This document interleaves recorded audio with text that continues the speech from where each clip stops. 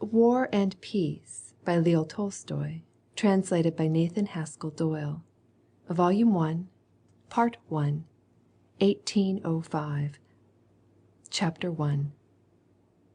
Well, Prince, Genoa and Lucca are now nothing more than the appanage, than the private property of the Bonaparte family.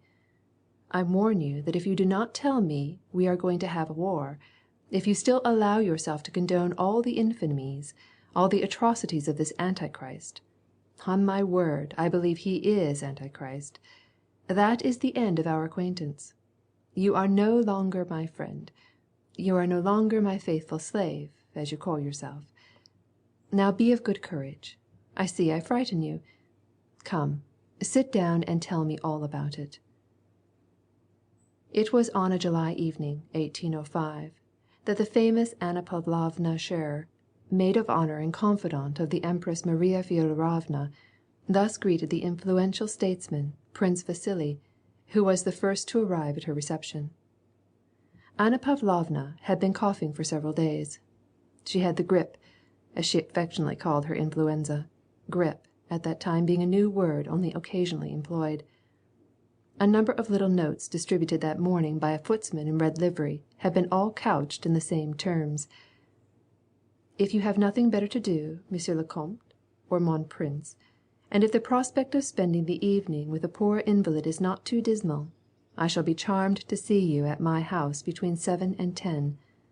Annette Scherer.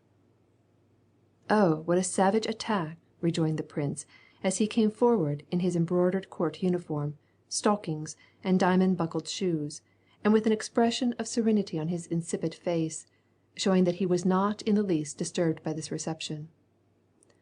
He spoke that elegant French in which Russians formerly not only talked but also thought, and his voice was low and patronizing, as becomes a distinguished man who has spent a long life in society and at court. He went up to Anna Pavlovna, kissed her hand, bending down to it his perfumed and polished bold head, and then he seated himself comfortably on the sofa. First tell me how you are, cher ami. Calm your friend's anxiety, said he, speaking in Russian, but not altering the tone of his voice, which, in spite of the gallant and sympathetic nature of his remark, still betrayed indifference and even raillery. How can one be well, when one's moral sensibilities are so tormented? Is it possible in these days for a person possessed of any feeling to remain calm? Exclaimed Anna Pavlovna. You will spend the evening with us, I hope? Ah, but the English ambassador's fête. It is Wednesday, you know. I must show myself there, said the prince. My daughter is coming for me, to take me there. I thought that had been postponed. I confess all these fêtes and fireworks are beginning to grow insipid. If they had known that it was your desire, they would have postponed the fête, said the prince, from habit, like a watch wound up, saying things which he had no expectation of being believed. Don't tease me. Well, what decision has been reached in regard to Novosiltsov's dispatch? You know everything. How can I tell you, said the prince, in a cold tone of annoyance, what decision has been reached? This, that Bonaparte has burnt his ships, and I believe that we are about to burn ours. Prince Vasily always spoke indolently, like an actor rehearsing an old part. Anna Pavlovna, on the contrary, in spite of her 40 years, was full of vivacity and impulses.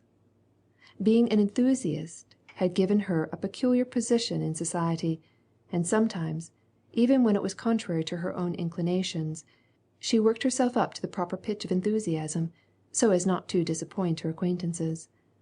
The suppressed smile constantly playing over her face, although incongruous with her faded features, expressed, just as in the case of spoiled children, the unfailing consciousness of a failing on the side of amiability, which she could not and would not correct, even if she thought it advisable. They got deep in a conversation about political matters, and Anna Pavlovna became thoroughly heated. Oh, don't say anything to me about Austria. Perhaps I do not know anything about it, but Austria has never wished for war, and she does not now. She is betraying us. Russia alone must be the salvation of Europe. Our benefactor realizes his high calling, and will be faithful to it. That is one thing in which I have a firm belief. The grandest part in the world lies before our kind and splendid sovereign, and he is so benevolent and good that God will not abandon him, and he will fulfill his mission of crushing the hydra of revolution, which is now more monstrous than ever, in the face of this murderer and scoundrel. We alone are called upon to redeem the blood of the just. On whom can we rely, I ask you? England with her commercial spirit does not understand, and cannot understand all the loftiness of soul of the Emperor Alexander. She has refused to evacuate Malta. She is anxious to find. She is seeking for some secret motive in our actions. What did they say to Novosiltsov? Nothing. They do not and they cannot understand the self-denial of our emperor, who wishes nothing for his own gain, but everything for the good of the world. And what have they promised? Nothing. Even what they have promised will not be performed. Prussia has already declared that Bonaparte is invincible, and that all Europe is powerless before him. And I have not the slightest faith in Hindenburg or Haugwitz. This famous Prussian neutrality is only a snare. I believe in God alone, and in the high destiny of our beloved emperor. He will save Europe. She suddenly paused, with a smile of amusement at her own impetuosity. I think, said the prince, smiling, that if you had been sent instead of our dear Witzengerode, you would have taken the King of Prussia's consent by storm. You are so eloquent. Will you give me some tea? Directly. Apropos, she added, becoming calm once more. This evening I shall have two very interesting men. Le Vicomte de Montmartre, connected with the Montmorencys, through the Rohans, one of the best families of France. He is one of the decent emigrants of the genuine sort. And then l'Abbé Morio. You know that profound mind. He has been received by the sovereign. Do you know him? Ah, I shall be most happy, said the prince.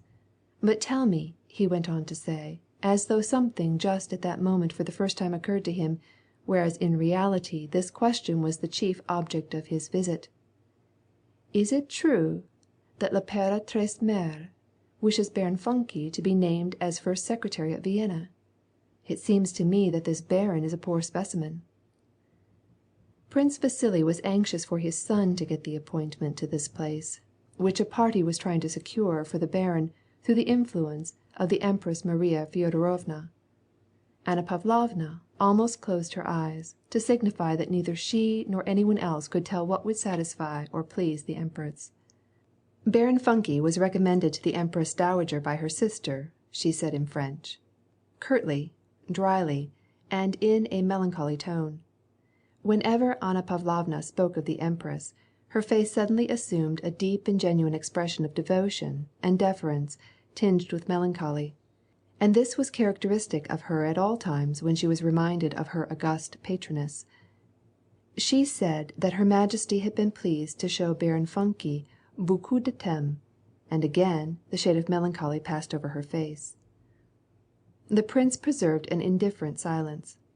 Anna Pavlovna, with a quickness and dexterity characteristic of a woman, and especially of one brought up at court, had taken pains to give the prince a rap because of his daring to speak in dispraise of a person who had been recommended to the empress, and at the same time she consoled him. Mais à propos de votre famille, she added, do you know that your daughter, since she came out, has roused the enthusiasm of all our best people? She is considered to be as lovely as the day. The prince bowed in token of his respect and gratitude. I often think, perused Anna Pavlovna, after a moment's silence, drawing a little closer to the prince and giving him a flattering smile, as though to imply that she had nothing more to say about politics and society, but was ready to enter into a confidential chat. I often think how unfairly happiness in life is distributed. Why should fate have given you two such splendid children? I don't count Anatole, your youngest, for I don't like him, she said decisively, in a way of parenthesis, and raising her brows. Two such lovely children, and really you do not appreciate them, and therefore do not deserve them. And she smiled her enthusiastic smile. Que voulez-vous? Lavater would have said that I lack the bump of philoprogenitiveness, said the prince. Now stop joking. I wanted to have a serious talk with you. You must know I am out of patience with your youngest son. Between you and me," here her face assumed its melancholy expression, "they have been talking about him at her majesty's, and pitying you." The prince made no reply, but she paused and looked at him significantly while waiting for his answer. Prince Vasily frowned. "What do you wish me to do?" he exclaimed at last. "You know I have done everything for their education that is in a father's power, and both have turned out des imbéciles. Hippolyte is nothing worse than an inoffensive idiot, but Anatole is one of quite an opposite stamp. There is that difference between them," said he, with a smile more natural and animated than usual, and at the same time allowing an unexpectedly coarse and disagreeable expression to be most distinctly manifest in the wrinkles around his mouth. "And why is it that such men as you have children? If you were not a father, I should not be able to find fault with you about anything," said Anna Pavlovna, lifting her eyes pensively.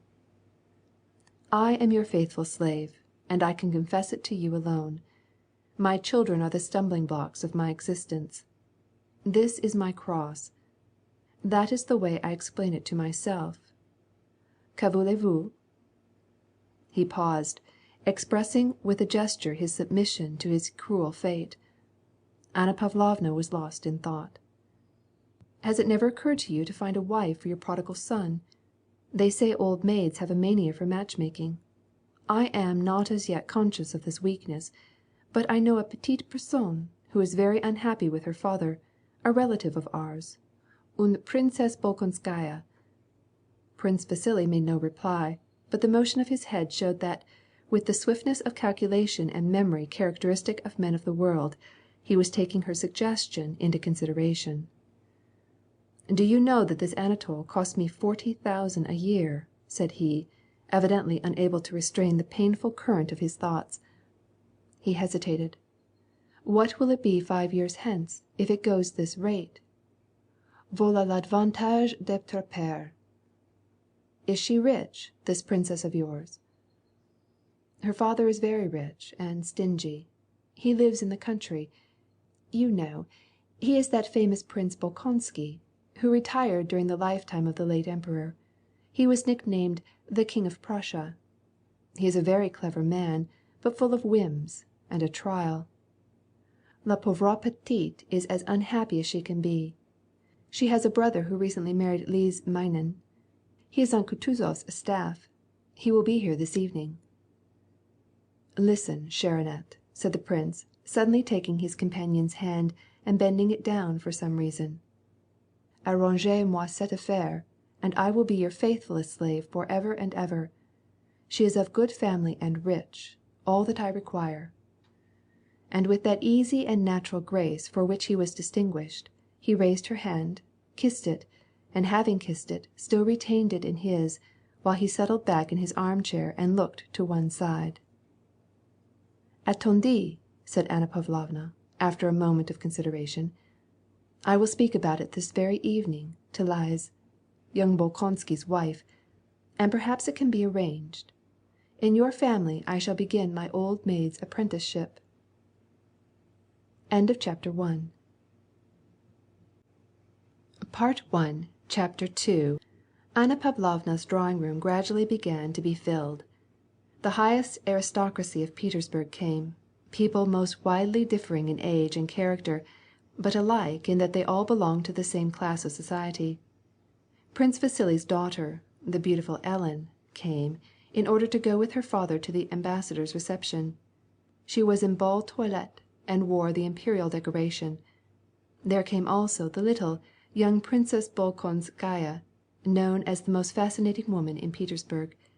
She had been married during the past winter, and now, owing to her expectations, had ceased to appear at large entertainments, but still went to small receptions. Prince Hippolyte, Prince Vasily's son, came with Montmartre, whom he was introducing to society. The Abbé Morio and many others also came. "Have you seen my aunt yet?" or "Do you know my aunt?" asked Anna Pavlovna of her guests as they came in, and with perfect seriousness she would lead them up to a little old lady wearing tremendous bows who had sailed out from the next room the moment the guests began to arrive, and she presented them by name, deliberately looking from guest to aunt and then going back to her place again. All the guests had to go through the formality of an introduction to this superfluous aunt, whom no one knew or cared to know. Anna Pavlovna, with a melancholy, rapturous expression of sympathetic approval, silently listened to their exchange of formalities. Ma tante spoke to all newcomers in precisely the same terms about their health, her own health, and the health of her majesty, which was better today, thank God. All those who fell into her clutches, though from politeness they showed no undue haste, made their escape with the consciousness of relief at having accomplished a disagreeable duty, and took pains not to stay near the old lady or to come into her vicinity again during the evening. The young Princess Bolkonskaya came, bringing some work in a gold-embroidered velvet bag. Her pretty little upper lip, just shaded by an almost imperceptible down, was rather alert, but all the more fascinating when it displayed her teeth, and more fascinating still when she drew it down a little and closed it against the underlip. As is always the case with perfectly charming women, her defect of a short lip and a half-open mouth seemed like a peculiar distinction and an addition to her beauty. It was a delight for all to look at this beautiful young woman so full of health and life, and so gracious with the promise of coming motherhood. Old men and surly young men, soured before their time, as they looked at her seemed to become like her, after being in her presence and talking with her for a little time. Whoever spoke with her and saw her bright smile and her shining white teeth displayed at every word was sure to go away with the impression that he had been unusually agreeable that day. And everyone felt the same. The young princess, with her work-bag in her hand, making her way along with short, quick steps, passed around the table, and joyously disposing her dress, sat down on the sofa near the silver samovar, as though all that she did was partie de plaisir for herself and all around her. "I have brought my work," she said in French, opening her reticule and addressing the whole company. "Now see here, Annette, don't play a naughty trick upon me," she went on to say, turning to the hostess. "You wrote me that it was to be a little informal soirée. See how unsuitably I am dressed," and she spread out her arms so as to display her elegant gray gown trimmed with lace and belted high with a wide ribbon. "Soyez tranquille, Lise," replied Anna Pavlovna. "You will always be the most beautiful of all." "You know my husband is deserting me," continued the young princess, still in French, and addressing a general. "He is going to meet his death. Tell me, why this wretched war?" she added, this time speaking to Prince Vasily, and without waiting for his rejoinder, she had some remark to make to Prince Vasily's daughter, the handsome Ellen. "Quelle délicieuse personne que cette petite Française," whispered Prince Vasily to Anna Pavlovna. Shortly after the young princess's arrival, a huge stout young man came in. His head was close cropped, he had on eyeglasses and wore stylish light trousers, an immense frill, and a cinnamon-colored coat. This stout young man was the illegitimate son of Count Bezukhoi, a famous grandee of Catherine's time, and now lying at the point of death in Moscow. He had not as yet entered any branch of the service, having just returned from abroad, where he had been educated, and this was his first appearance in society. Anna Pavlovna welcomed him with a nod reserved for men of the very least importance in the hierarchy of her salon. But notwithstanding this greeting, almost contemptuous in its way, Anna Pavlovna's face, as Pierre came toward her, expressed anxiety and dismay such as one experiences at the sight of anything too huge and out of place. Pierre was indeed rather taller than anyone else in the room, but the princess's dismay could have been caused only by the young man's intelligent and at the same time diffident glance, so honest and keen that it distinguished him from everyone else in the room. "It is very kind of you, Monsieur Pierre, to come and see a poor invalid," said Anna Pavlovna, looking up in alarm from her aunt, to whom she was conducting him. Pierre blurted out some incoherent reply, and continued to let his eyes wander around the assembly. With a gay, rapturous smile he bowed to the little princess as though she were an intimate friend, and was led up to the aunt.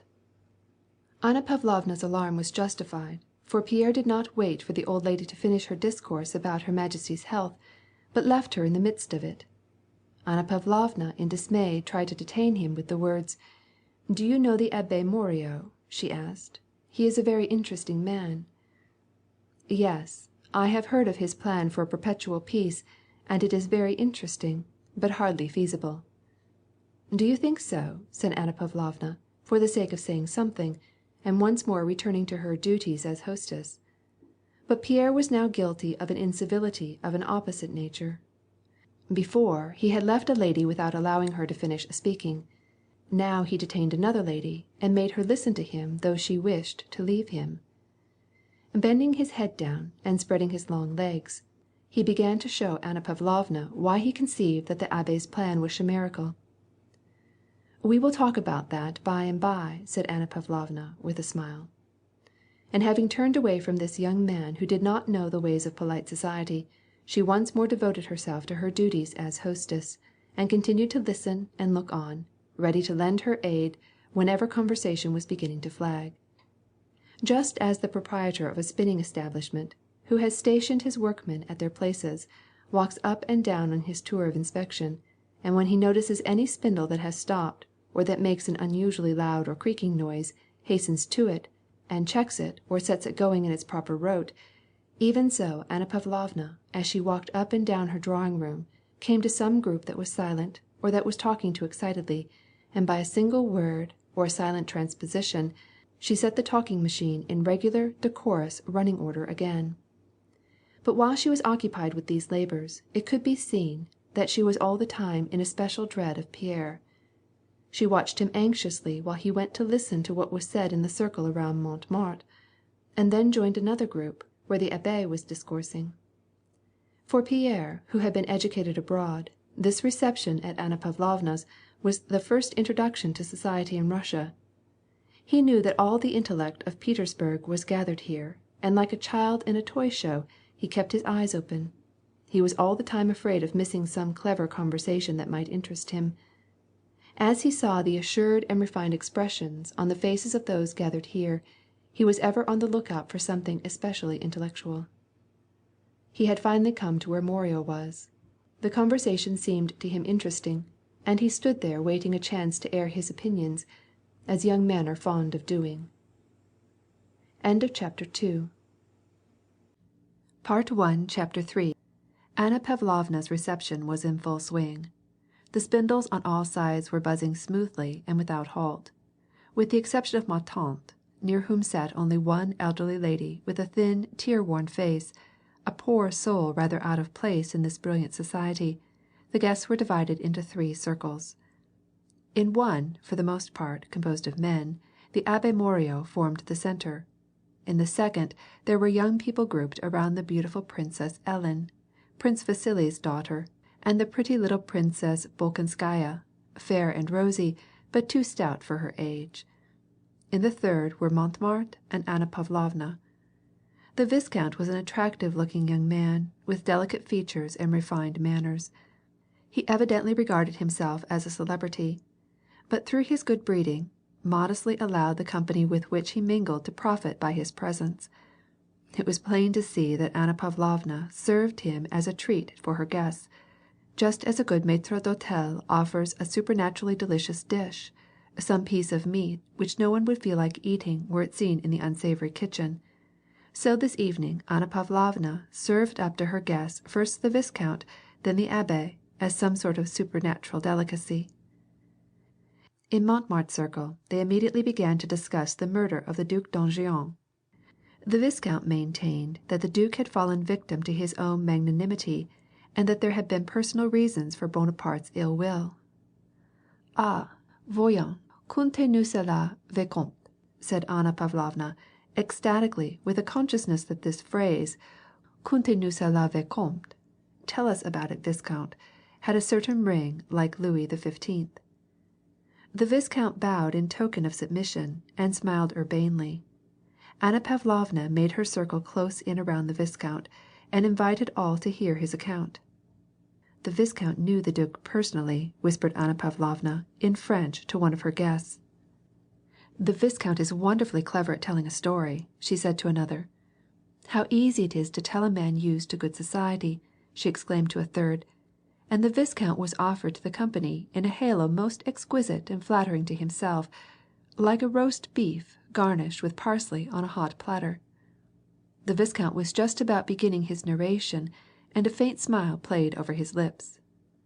"Come over here, chère, said Anna Pavlovna to the lovely young princess who was seated at some little distance, the center of the second group.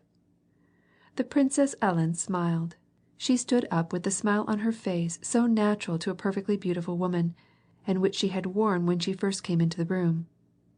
Lightly trailing her white ball dress, ornamented with smilax and moss, with shoulders gleaming white, with glossy hair and flashing gems, she made her way through the ranks of the men who stood aside to let her pass, and not looking at any one in particular, but smiling on all, and as it were, amiably granting each one the privilege of viewing the beauty of her form, of her plump shoulders, of her beautiful bosom and back, exposed by the low cut of the dress then in vogue. Seeming to personify the radiance of festivity, she crossed over to Anna Pavlovna's side. Ellen was so lovely that not only there was not a shade of coquetry to be perceived in her, but on the contrary, she was, as it were, conscience-stricken at her unquestionable and all-conquering maidenly beauty. She seemed to have the will, but not the power, to diminish the effect of her loveliness. "Quelle belle personne!" was remarked by all who saw her. The Viscount, as though overwhelmed by something quite out of the ordinary, shrugged his shoulders and dropped his eyes at the moment she took her seat in front of him and turned upon him the radiance of that perpetual smile. "Madame, I fear my ability is not on par with such an audience," said he, inclining his head with a smile. The young princess rested her bare round arm on the table, and did not think it incumbent upon her to say anything in reply. She smiled and waited. All the time that he was telling his story she sat upright, glancing occasionally now at her beautiful plump arm, which by its pressure on the table altered its shape, now at her still more beautiful bosom, on which she adjusted her diamond necklace. Once or twice she smoothed out the folds of her dress, and when the story was unusually impressive, she would look at Anna Pavlovna and for an instant assume the very same expression that was on the Fräulein's face, and then again relapse into her calm, radiant smile. The little Princess Bolkonskaya also left the tea table and followed Ellen. "Wait a moment, I am going to bring my work," she exclaimed. "Vous y en a quoi pensez-vous?" she added, turning to Prince Ippolit. "Bring me my work-bag." The young wife, smiling, and having a word for everyone, quickly effected her transmigration, and as she took her seat merrily arranged herself. "Now I am comfortable," she exclaimed, and begging the Viscount to begin, she set herself to her work again. Prince Ippolit brought her the bag, and, placing his chair near her, sat down. Le charmant Hippolyte struck one by his extraordinary likeness to his sister, the beautiful Ellen, and still more by the fact that in spite of this likeness he was astonishingly ugly. His features were the same as his sister's, but in her case all was illumined by her radiantly joyous, self-contented, unfailing smile of life and youth, and the remarkable classic beauty of her form. In the case of the brother, on the contrary, the face, though the same, was befogged with an idiotic expression, and looked always self-conceited and sulky, and his body was lean and feeble. Eyes, nose, mouth, all were fixed, as it were, in a perpetual grimace vaguely indicative of his discontented state of mind, while his arms and legs always assumed some unnatural attitude. "This is not a ghost story, is it?" he asked as he sat down near the princess and hastily put on his eyeglasses, as though without this instrument it were impossible for him to say a word. "Why no, my dear," replied the astonished narrator, shrugging his shoulders. "Because I detest ghost stories," he added, and it was plain from his tone that only after he had spoken these words he realized their significance. The self-assurance with which he spoke was so complete, no one could tell whether his remark was very witty or very stupid. He wore a dark green coat, pantaloons of a shade that he called cuisse de nymphe effraie, and stockings and pumps.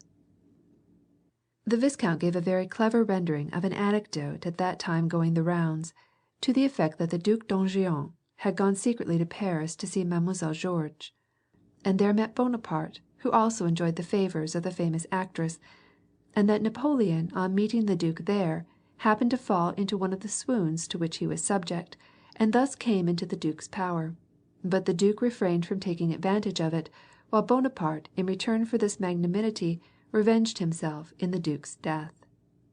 The story was very nice and interesting, especially at the place where the rivals suddenly recognized each other, and the ladies, it appeared, were moved. "Charmant!" exclaimed Anna Pavlovna, looking interrogatively at the little princess. "Charmant!" whispered the little princess, looking for her needle in her work, as though to signify that the interest and charm of the tale had prevented her from going on with her sewing.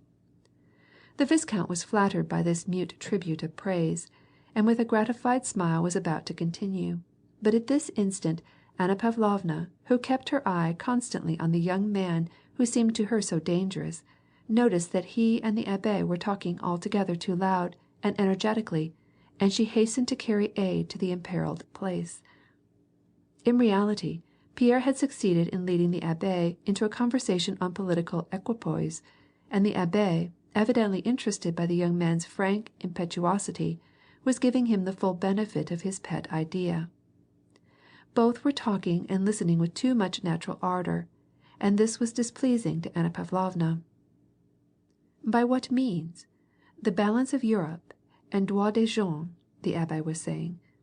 It is possible for one powerful empire like Russia, having the repute of being barbarous, to take her stand disinterestedly at the head of an alliance whose aim is the balance of Europe. And she would save the world. How would you bring about this balance of power? Pierre was beginning to ask, but just at this instant Anna Pavlovna joined them, and, giving Pierre a stern glance, asked the Italian how he bore the climate of Petersburg. The Italian's face instantly changed, and took on an offensively, affectedly soft expression, which was evidently habitual with him when he engaged in conversation with women. I am so enchanted by the charms of the wit and culture, especially among the women of the society into which I have the honor of being received, that I have not had time as yet to think of the climate," said he. Anna Pavlovna, making sure of Pierre and the Abbé, brought them into the general circle, so that she might keep them under her observation. At this moment a new personage appeared in the drawing-room. This new personage was the young prince, Andrei Bolkonsky, the husband of the little princess. Prince Bolkonsky was a very handsome youth of medium height, with strongly marked and stern features. Everything about him, from the weary, bored expression of his eyes to the measured deliberation of his step, presented a striking contrast with his little lively wife. He was not only acquainted, it seemed, with every one in the room, but found them so tedious that even to look at them and hear their voices was too much for his equanimity. Of all those faces there, apparently, the face of his lovely little wife was the one that bored him the most. With a grimace that disfigured his handsome face, he turned away from her. He kissed Anna Pavlovna's hand, and with half-closed eyes looked round at the assembly. "So, are you getting ready for war, Prince?" asked Anna Pavlovna. "General Kutuzov has been kind enough to desire me as his aide-de-camp." He spoke in French, and accented the last syllable of Kutuzov's name like a Frenchman. "Elise, votre femme?" "She will go into the country." "Isn't it a sin for you to deprive us of your charming wife?" "Andrei!" exclaimed the little princess, addressing her husband in the same coquettish tone that she employed towards strangers. "You should have heard the story the Viscount has been telling us about Mademoiselle Georges and Bonaparte." Prince Andrei frowned and turned away. Pierre, who from the moment that Prince Andrei entered the room had not taken his merry kindly eyes from him, now came to him and took him by the arm. Prince Andrei, without looking round, again contracted his face into a grimace expressing his annoyance that any one should touch his arm, but when he saw Pierre's smiling face, His face lighted up with an unexpectedly kind and pleasant smile. "What is this? You also in gay society?" said he to Pierre. "I knew that you would be here," replied Pierre. "I will go home to supper with you," he added in a whisper, so as not to disturb the viscount, who was proceeding with his story. "Can I?" "No, of course you can't," said Prince Andrei, laughing and by a pressure of the hand giving Pierre to understand that he had no need of asking such a question. He had something more on his tongue's end, but at this moment Prince Vasily and his daughter arose, and the two young men stood aside to give them room to pass. "You will excuse me, my dear viscount," said Prince Vasily, courteously insisting that the Frenchman should keep his seat. "This unfortunate ball at the embassy deprives me of a pleasure and compels us to interrupt you. I am very sorry to leave your delightful reception," he said to Anna Pavlovna. His daughter, the Princess Ellen, gracefully holding the folds of her dress, made her way among the chairs, and the smile on her lovely face was more radiant than ever. Pierre looked with almost startled though enthusiastic eyes at the beautiful creature as she passed by him. "Very handsome," said Prince Andrei. "Very," said Pierre. As he went by, Prince Vasily seized Pierre by the hand and turned to Anna Pavlovna. "Train this bear for me," said he. "He has been living a month at my house, and this is the first time that I have seen him in society. Nothing is so advantageous for a young man as the society of clever women." Chapter 4. Anna Pavlovna smiled and promised to look out for Pierre, who was, as she knew, on his father's side related to Prince Vasily. The elderly lady who had been sitting near ma tante jumped up hastily and followed Prince Vasily into the entry. Her face lost all its former pretense of interest. Her kind, tear-worn face expressed only anxiety and alarm. "What can you tell me, Prince, about my Boris?" she said, as she followed him. She pronounced the name Boris, with the accent on the first syllable. "I cannot stay any longer in Petersburg. Tell me what tidings I can take to my poor boy." Although Prince Vasily's manner in listening to the old lady was reluctant and almost uncivil, and even showed impatience, still she gave him a flattering and affectionate smile, and took his arm to detain him. "What would it cost you to say a word to the emperor, and then he would be at once admitted to the guards," she added. "Be assured that I will do all I can, princess," replied Prince Vasily, "but it is not easy for me to ask his majesty. I should advise you to appeal to Rumyantsev through Prince Golitsyn. That would be a wiser move." The elderly lady bore the name of the Princess Drubetskaya, belonging to one of the best families in Russia, but as she was poor, and had long been living in retirement, she had lost her former social position. She was now in Petersburg in the hopes of securing the admittance of her only son into the Imperial Guards. Merely for the sake of meeting Prince Vasily, she had accepted Anna Pavlovna's invitation to come to the reception. Merely for this she had listened to the viscount's story. She was dismayed at Prince Vasily's words. Her handsome face expressed vexation, but this lasted only an instant. She smiled once more and clasped Prince Vasily's arm more firmly. "Listen, prince," said she. "I have never asked anything of you, and I never shall ask anything of you again, and I have never reminded you of the friendship that my father had for you. But now I beg of you, in God's name, do this for my son, and I will look upon you as our benefactor," she added hastily. "No, don't be angry, but promise me this. I have asked Golitsyn. He refused. Soyez le bon enfant que vous avez été," she said, trying to smile, though the tears were in her eyes.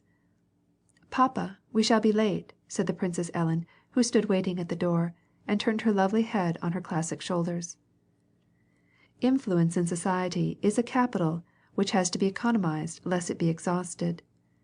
Prince Vasily understood this, and having once come to the conclusion that if he asked favors for everybody who applied to him, it would soon be idle to ask anything for himself, he rarely exerted his influence. The Princess Drubetskaya's last appeal, however, caused him to feel something like a pang of conscience. She had reminded him of the fact that he had owed to her father his early advancement in his career. Moreover, he saw by her actions that she was one of those women, notably mothers, who having once conceived a notion, do not rest until they attain the object of their desires, and, if opposed, are ready with fresh urgencies, and even scenes, at any day or any moment. This last consideration turned the scale with him. "Chère Anna Mikhailovna," said he, with his usual familiarity, and with a shade of ill humor in his voice, "it is almost impossible for me to do what you wish, but in order to show you how fond I am of you, and how much I honor your father's memory, I will do the impossible. Your son shall be admitted to the Guards. Here is my hand on it. Are you satisfied?" "My dear, you are our benefactor. I expected nothing less from you. I knew how kind you were." He started to go. "Wait, 2 words more. Une fois posé en garde." She hesitated. "You are good friends with Mikhail Ilarionovitch Kutuzov. Do recommend Boris to him as aide de camp. Then I should be content, and then—" Prince Vasily smiled. "That I can't promise. You have no idea how Kutuzov has been besieged since he was appointed commander-in-chief. He himself told me that all the ladies of Moscow had offered him all their children as adjutants. No, but you must promise. I will not let you go, my dear friend, my benefactor." "Papa," again insisted the beautiful Ellen, in the same tone, "we shall be late." "Well, au revoir. Good-bye. You see?" "Then to-morrow you will speak to his majesty?" "Without fail. But I cannot promise about Kutuzov." "No, but promise, Vasily," insisted Anna Mikhailovna, with a coquettish smile, which perhaps in days long gone by might have been becoming to her, but now ill suited her haggard face. She evidently forgot her age, and through habit put her confidence in her former feminine resources. But as soon as he was gone, her face again assumed the same expression as before, of pretended cool complacency. She returned to the group where the viscount was still telling stories, and again she made believe listen, though she was anxiously waiting for the time to go, now that her purpose was accomplished. "But what do you think of this last comedy, Du Sacre de Milan?" asked Anna Pavlovna, "and the new comedy of the people of Genoa and Lucca coming to offer their homage to Monsieur Bonaparte sitting on a throne and accepting the homage of nations? Oh, this is delicious! No, it is enough to make one beside oneself. You would think the whole world had gone mad." Prince Andrei looked straight into her face and smiled. "God has given me this crown. Beware of touching it," he said. Those were Bonaparte's words. "Dieu me les donne, qu'aurais-je qu'à toucher," at his coronation. They say he was very handsome as he pronounced these words, he added, and again repeated them in Italian. "Dieu me les donne, qui s'y la toucha." "I hope," pursued Anna Pavlovna, "that this will at last be the drop too much. The sovereigns cannot longer endure this man, who is a menace to each and every one of them." "The sovereigns? I do not refer to Russia," said the viscount politely, but in a tone of despair. "The sovereigns, madame? What have they done for Louis XVIII., for the Queen, for Madame Elizabeth? Nothing," he added, becoming animated. "And, believe me, they are suffering their punishment for having betrayed the cause of the Bourbons. The sovereigns! They sent ambassadors to compliment the usurper." And with an exclamation of contempt, he again changed his position. Prince Ippolit, who had long been contemplating the viscount through his lorgnette, suddenly at these words turned completely round to the little princess, and asking her for a needle, proceeded to show her what the escutcheon of Condé was, scratching it with the needle on the table. He interpreted this coat of arms for her benefit with such a businesslike expression that one would have supposed the princess had asked him to do it for her. "Bâton de gueule, un grelier de gueule d'azur mis en compte," he said. The princess listened with a smile. "If Bonaparte remains a year longer on the throne of France, things will have gone quite too far," said the viscount, still pursuing the same line of conversation, like a man, who without regard to the opinions of others, and considering himself the best informed on any given subject, insists on following the lead of his own thoughts. By intrigue, violence, proscriptions, and capital punishment, society, I mean good society, French society, will be utterly destroyed, and then—" He shrugged his shoulders and spread open his hands. Pierre was about to put in a word, the conversation interested him, but Anna Pavlovna, who was on the watch, broke in. "The Emperor Alexander," said she, with the melancholy which always accompanied any reference to the imperial family, "has declared that he will leave it to the French themselves to choose their own form of government, and it is my opinion that unquestionably the whole nation, when once freed from the usurper, will throw itself into the arms of its rightful king," said she, striving to say something flattering to the émigré and royalist. "That is doubtful," said Prince Andrei. "Monsieur le Vicomte is perfectly right when he remarks that things have already gone too far. I think that there are many difficulties in the way of returning to the old." "I have recently heard," remarked Pierre, again with a flushed face, venturing to take part in the conversation, "that almost all the nobility have gone over to Bonaparte." "That is what the Bonapartists say," replied the viscount, not looking at Pierre. "It is hard nowadays to know what the public opinion of France really is."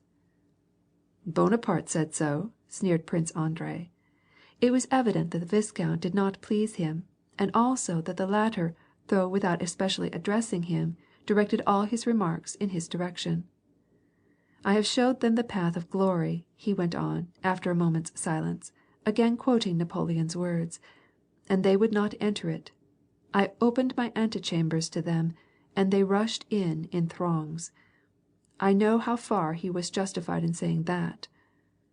"Not in the least," said the viscount. "After the assassination of the duke, even the most partial cease to look on him as a hero. Even if he has been a hero for certain people," continued the viscount, turning to Anna Pavlovna, "since the assassination of the duke, there is one martyr more in heaven, and one hero less on earth."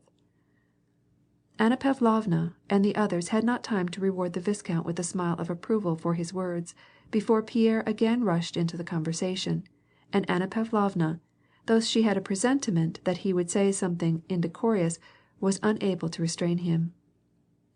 "The punishment of the Duc d'Enghien," said Monsieur Pierre, "was a political necessity, and I for one regard it as magnanimity in Napoleon not hesitating to assume the sole responsibility of this act."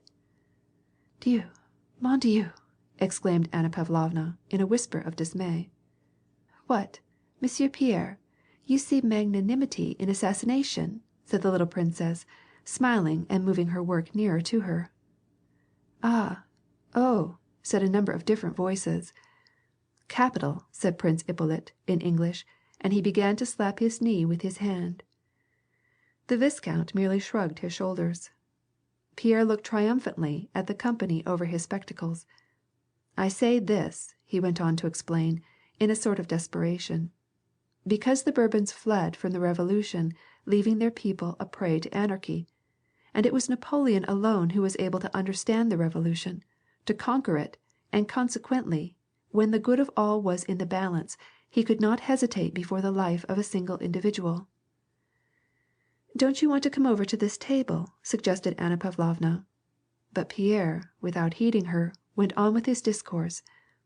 "No," said he, growing more and more excited. "Napoleon is great because he stands superior to the Revolution, because he has crushed out its abuses, preserved all that was good, the equality of citizens, and freedom of speech, and the press, and that was the only way that he gained the power."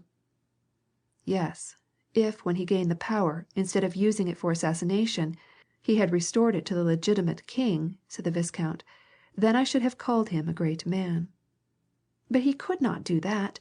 The power was granted him by the people, solely that he might deliver them from the Bourbons, and because they saw that he was a great man. The Revolution was a mighty fact," continued Monsieur Pierre, betraying by this desperate and forced proposition his extreme youth, and his propensity to speak out whatever was in his mind. "Revolution and regicide mighty facts! After this. But will you not come over to this table?" insisted Anna Pavlovna. "Rousseau's Contre Social," suggested the viscount, with a benign smile. I am not talking about regicide, I am talking about the idea." "Yes, the idea of pillage, assassination, and regicide," suggested an ironical voice.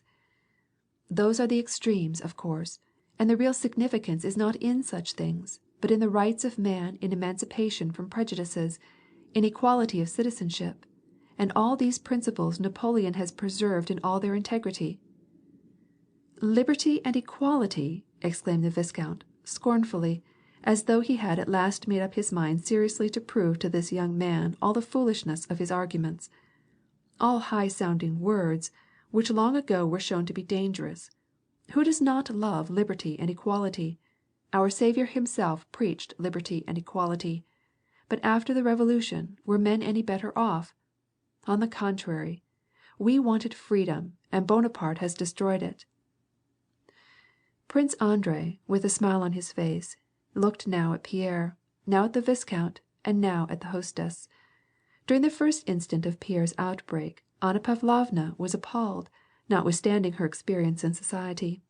But when she saw that Pierre's sacrilegious utterances did not make the viscount lose his temper, and when she became convinced that it was impossible to check him, she collected her forces, and taking the viscount's side, she attacked the young orator. "Mais mon cher, Monsieur Pierre," said Anna Pavlovna, "how can you call a man great who can put to death a duke, simply a man, when you come to analyze it, without trial and without cause?" "I should like to ask," said the viscount, "how Monsieur explains the 18th Brumaire. Was it not a fraud? It was a piece of trickery wholly unlike what a great man could have done." "And the prisoners of Africa, whom he killed?" suggested the little princess. "That was horrible," and she shrugged her shoulders. "C'était roturier, vous aurez beau dire." Monsieur Pierre did not know which one to answer. He looked at them all and smiled. His smile was unlike other men's, falsely compounded of seriousness. Whenever a smile came on his face, then suddenly, like a flash, all the serious and even stern expression vanished, and in its place came another, genial, frank, and like that of a child asking forgiveness.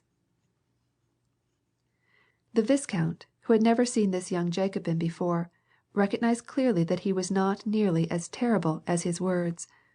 All were silent. "How can you expect him to answer all of you at once?" said Prince Andrei. "Besides, in all the actions of a statesman one must distinguish the actions of a private individual, a general, or an emperor. It seems to me so." "Yes, yes, of course," put in Pierre, delighted at this ratification of his ideas. "It is impossible not to acknowledge," pursued Prince Andrei, "that Napoleon was great as a man on the bridge at Arcola, or in the hospital at Jaffa, when he shook hands with the plague-stricken soldiers, but there are other actions of his which it is hard to justify." Prince Andrei, who had evidently been desirous of smoothing over Pierre's awkwardness, got up with the intention of leaving and giving his wife the hint.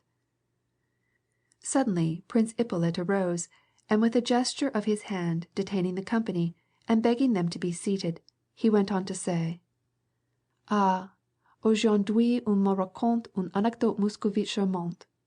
Il faut que je vous en régale. Vous m'excuserez, vicomte. Il faut que je raconte en russe. Autrement, on ne sentira pas le zèle de l'histoire." And Prince Ippolit began to speak in Russian with much the same fluency as Frenchmen who have spent a year in Russia usually attain. All stopped to listen because Prince Ippolit had been so strenuously urgent in attracting their attention to his story. "In Moscow there is a lady, une dame, and she is very miserly. She has to have 2 valets de place behind her carriage, and very tall ones. That was her hobby. And she had une femme de chambre, who was also very tall. She said," here Prince Ippolit paused to think, evidently at a loss to collect his wits. "She said, yes, she said, 'Girl,' à la femme de chambre, 'put on livery and go with me, behind my carriage, faire des visites.'" Here Prince Ippolit burst out into a regular guffaw, and his laugh so completely failed to be echoed by his hearers that it produced a very disheartening effect upon the narrator. However, a few, including the elderly lady and Anna Pavlovna, smiled. She drove off. Suddenly a strong wind blew up. The girl lost her hat, and her long hair came down. Here he could not hold in any longer, but through his bursts of broken laughter he managed to say these words, "And every one knew about it." That was the end of the anecdote. Although it was incomprehensible why he told it, and why he felt called upon to tell it in Russian rather than French, still Anna Pavlovna and the others appreciated Prince Ippolit's cleverness in so agreeably putting an end to Monsieur Pierre's disagreeable and stupid freak. The company, after the anecdote, broke up into little groups, busily engaged in the insignificant small talk about some ball that had been, or some ball that was to be, or the theatre, or when and where they should meet again. End of chapter 4. Part 1, Chapter 5, congratulating Anna Pavlovna on what they called her charmante soirée, the guests began to take their departure. Pierre, as has been already said, was awkward. Stout, of more than the average height, broad-shouldered, with huge red hands, he had no idea of the proper way to enter a drawing-room, and still less the proper way of making his exit. In other words, he did not know how to make some especially agreeable remark to his hostess before taking his leave. Moreover, he was absent-minded. He got up, and instead of taking his own cap, he seized the plumed three-cornered hat of some general, and held it, pulling at the feathers until the general came and asked him to surrender it. But all his absent-mindedness and clumsiness about entering a drawing-room, and his zeal in putting forward his own ideas, were redeemed by his expression of genuine goodness, simplicity, and modesty. Anna Pavlovna turned to him, and with Christian sweetness, expressing her forgiveness for his behavior, nodded to him, and said, "I hope I shall see you again, but I shall hope also that you will change your opinions, my dear Monsieur Pierre," said she. He could find no words to answer her. He only bowed, and again they all saw his smile, which really said nothing, except this: "Opinions are opinions, and you can see what a good and noble young man I am." And all, Anna Pavlovna included, could not help feeling that this was so. Prince Andrei went into the entry, allowed the lackey to throw his mantle over his shoulders, and with cool indifference listened to the chatter of his wife and Prince Ippolit, who had also come into the entry. Prince Ippolit stood near the pretty little princess, and stared straight at her through his eyeglasses. "Go back, Annette. You will take cold," said the little princess, by way of farewell to Anna Pavlovna. "It is all understood," she added in an undertone. Anna Pavlovna had already had a chance to speak a word with Lisa in regard to the suggested match between Anatole and the little princess's sister-in-law. "I shall depend upon you, my dear," said Anna Pavlovna, also in an undertone. "You write to her and tell me comment le père envisage la chose, how the father will look at it. Au revoir," and she went back from the entry. Prince Ippolit came to the little princess, and bending his face down close to her began to talk to her in a half-whisper. Two lackeys, one the princess's, holding her shawl, the other his, with his overcoat, stood waiting until they should finish talking, and listened to their chatter, which being in French was incomprehensible, but their faces seemed to say, "We understand, but we do not care to show it."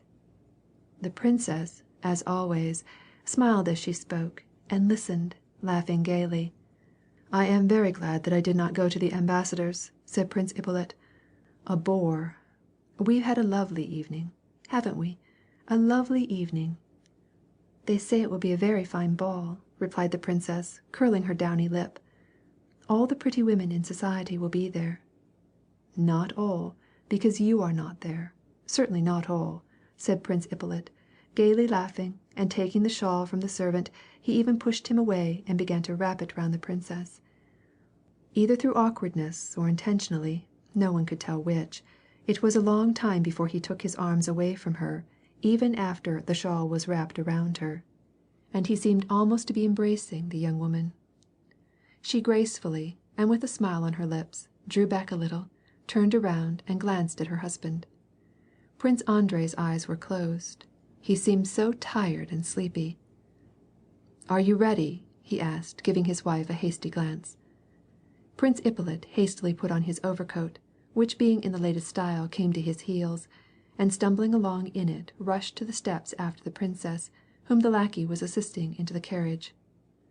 "Princess, au revoir," he cried, his tongue as badly entangled as his feet. The princess, gathering up her dress, took her seat in the darkness of the carriage. Her husband was arranging his sword.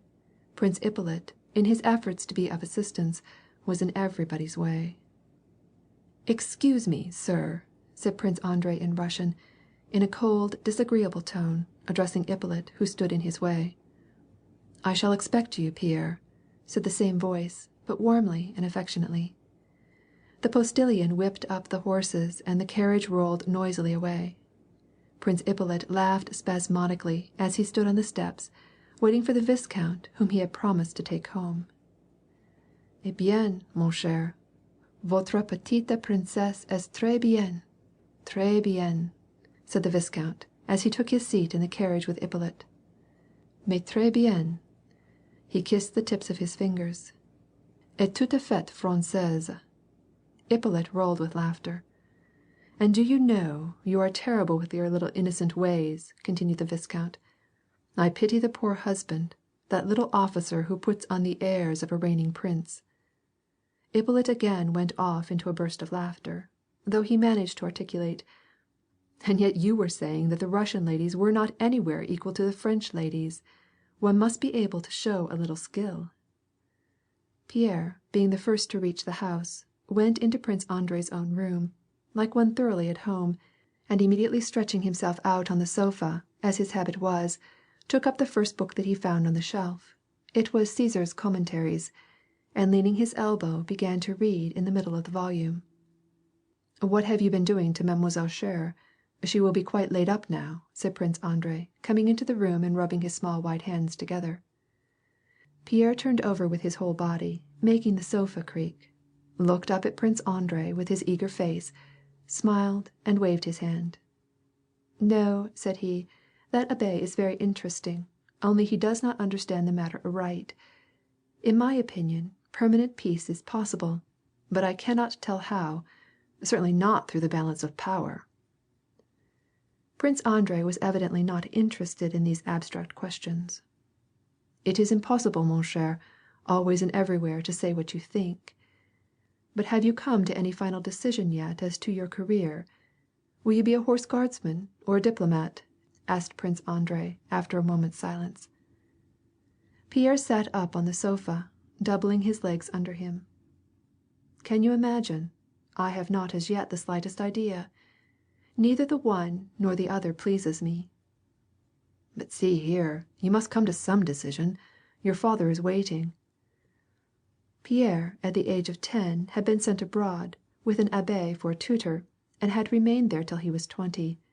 On his return to Moscow, his father dismissed the abbé and said to the young man, "Now go to Petersburg, look about, and take your choice. I give my consent to anything. Here is a letter to Prince Vasily, and here is money for you. Write me about everything, and I will help you in any way."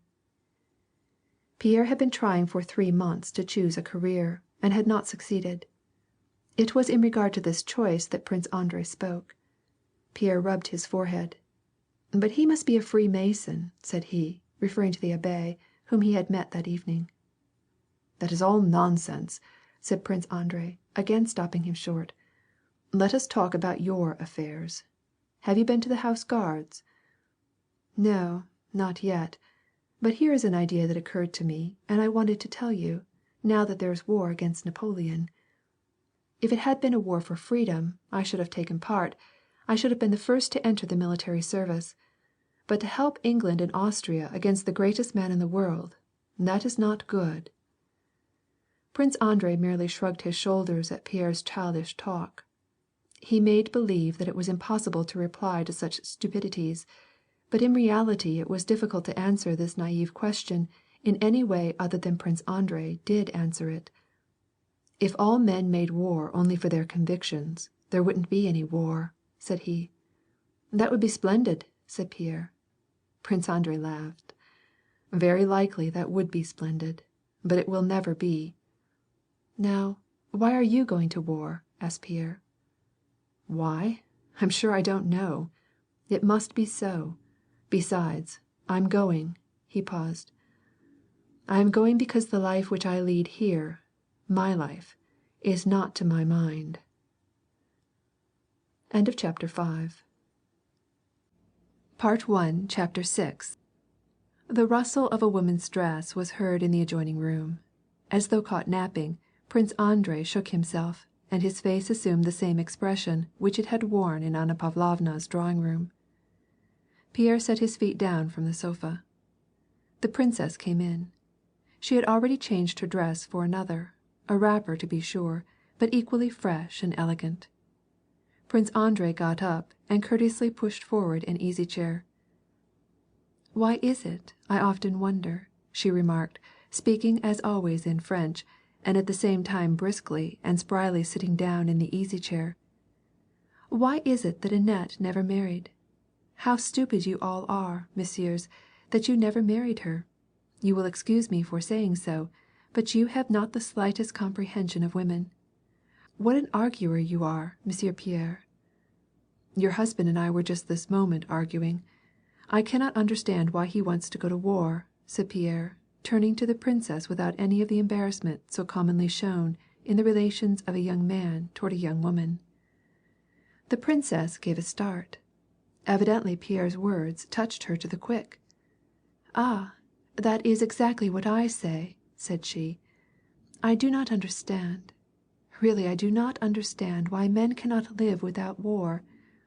Why is it that we women wish nothing and need nothing? Now you be the judge. I will tell him just as it is. Here he is adjutant to uncle, a most brilliant position. Everybody knows him. Everybody esteems him. The other day, at a Praskin's, I heard a lady asking, 'C'est ça la femme au présent? Mes paroles d'honneur?'" She began to laugh. "And he is received so everywhere.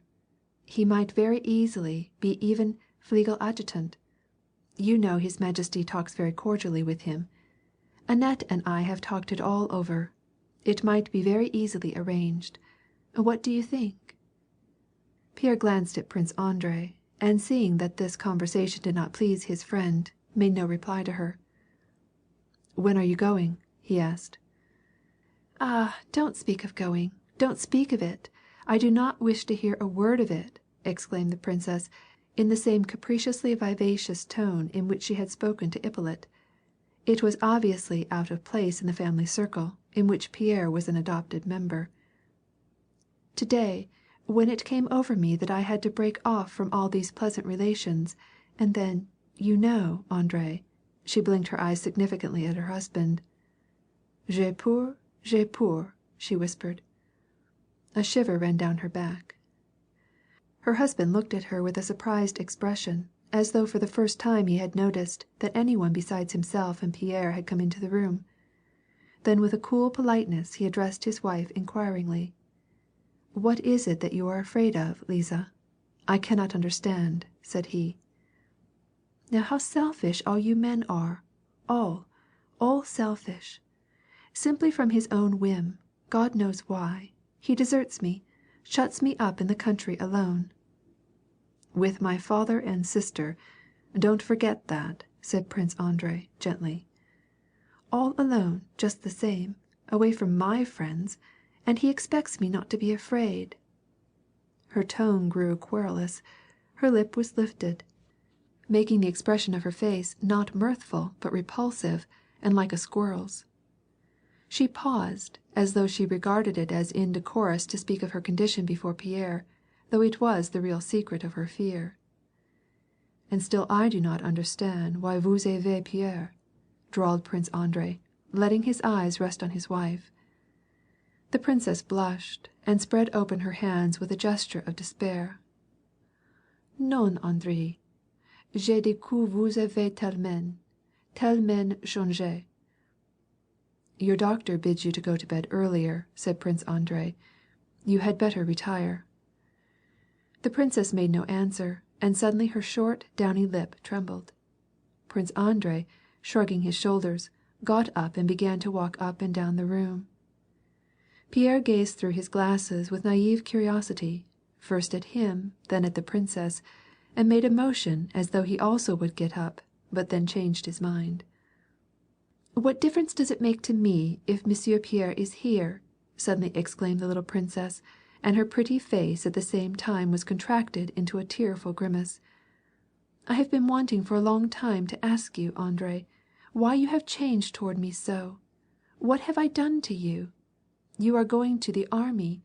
You are not sorry for me at all. Why is it?"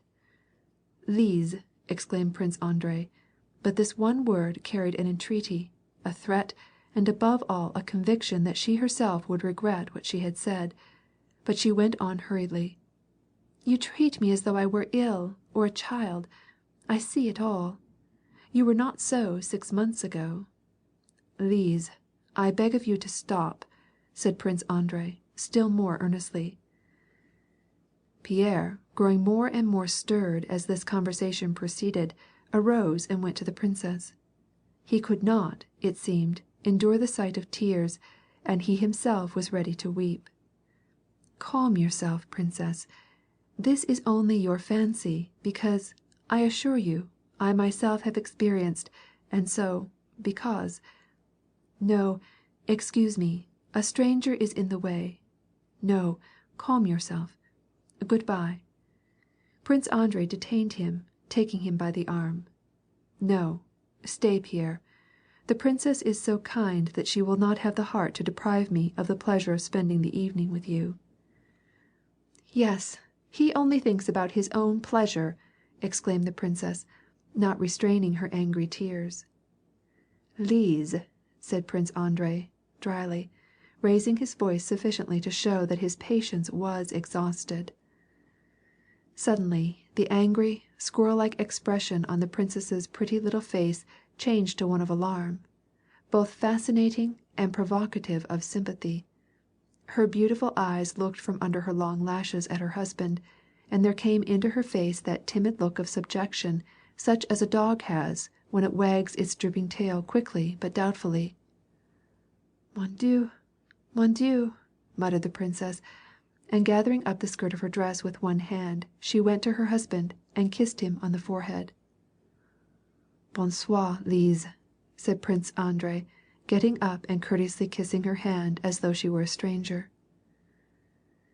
The friends were silent. Neither the one nor the other felt like being the first to speak. Pierre looked at Prince Andrei. Prince Andrei rubbed his forehead with his slender hand. "Let us have some supper," said he, with a sigh, getting up and going to the door. They went into the elegant dining room, newly furnished in the richest style. Everything, from the napkins to the silver, the faience and the glassware, had that peculiar imprint of newness which is characteristic of the establishment of a young couple. In the midst of supper Prince Andrei leaned forward on his elbows, and, like a man who has for a long time had something on his heart and suddenly determines to confess it, he began to talk with an expression of nervous exasperation such as Pierre had never before beheld in his friend. "Never, never get married, my friend. This is my advice to you. Do not marry until you have come to the conclusion that you have done all that is in your power to do, and until you have ceased to love the woman whom you have chosen. Until you have seen clearly what she is. Otherwise you will make a sad and irreparable mistake. When you are old and good for nothing, then get married. Otherwise, all that is good and noble in you will be thrown away. All will be wasted in trifles. Yes, yes, yes, don't look at me in such amazement. If ever you have any hope of anything ahead of you, you will be made to feel at every step that, as far as you are concerned, all is at an end, all closed to you, except the drawing room, where you will rank with the court lackeys and idiots. That's a fact." He made an energetic wave of his hand. Pierre took off his spectacles, and this made his face, as he gazed in amazement at his friend, even more expressive than usual of his goodness of heart. "My wife," continued Prince Andrei, "is a lovely woman. She is one of those few women to whom one can feel that his honor is safely entrusted. But my God, what I would not give at this moment if I were not married. You are the first and only person to whom I have whispered this, and it is because I love you." Prince Andrei, in saying this, was still less like the Bolkonsky who, that same evening, had been comfortably ensconced in Anna Pavlovna's easy-chairs, and murmuring French phrases as he blinked his eyes. Every muscle in his spare face was quivering with nervous animation.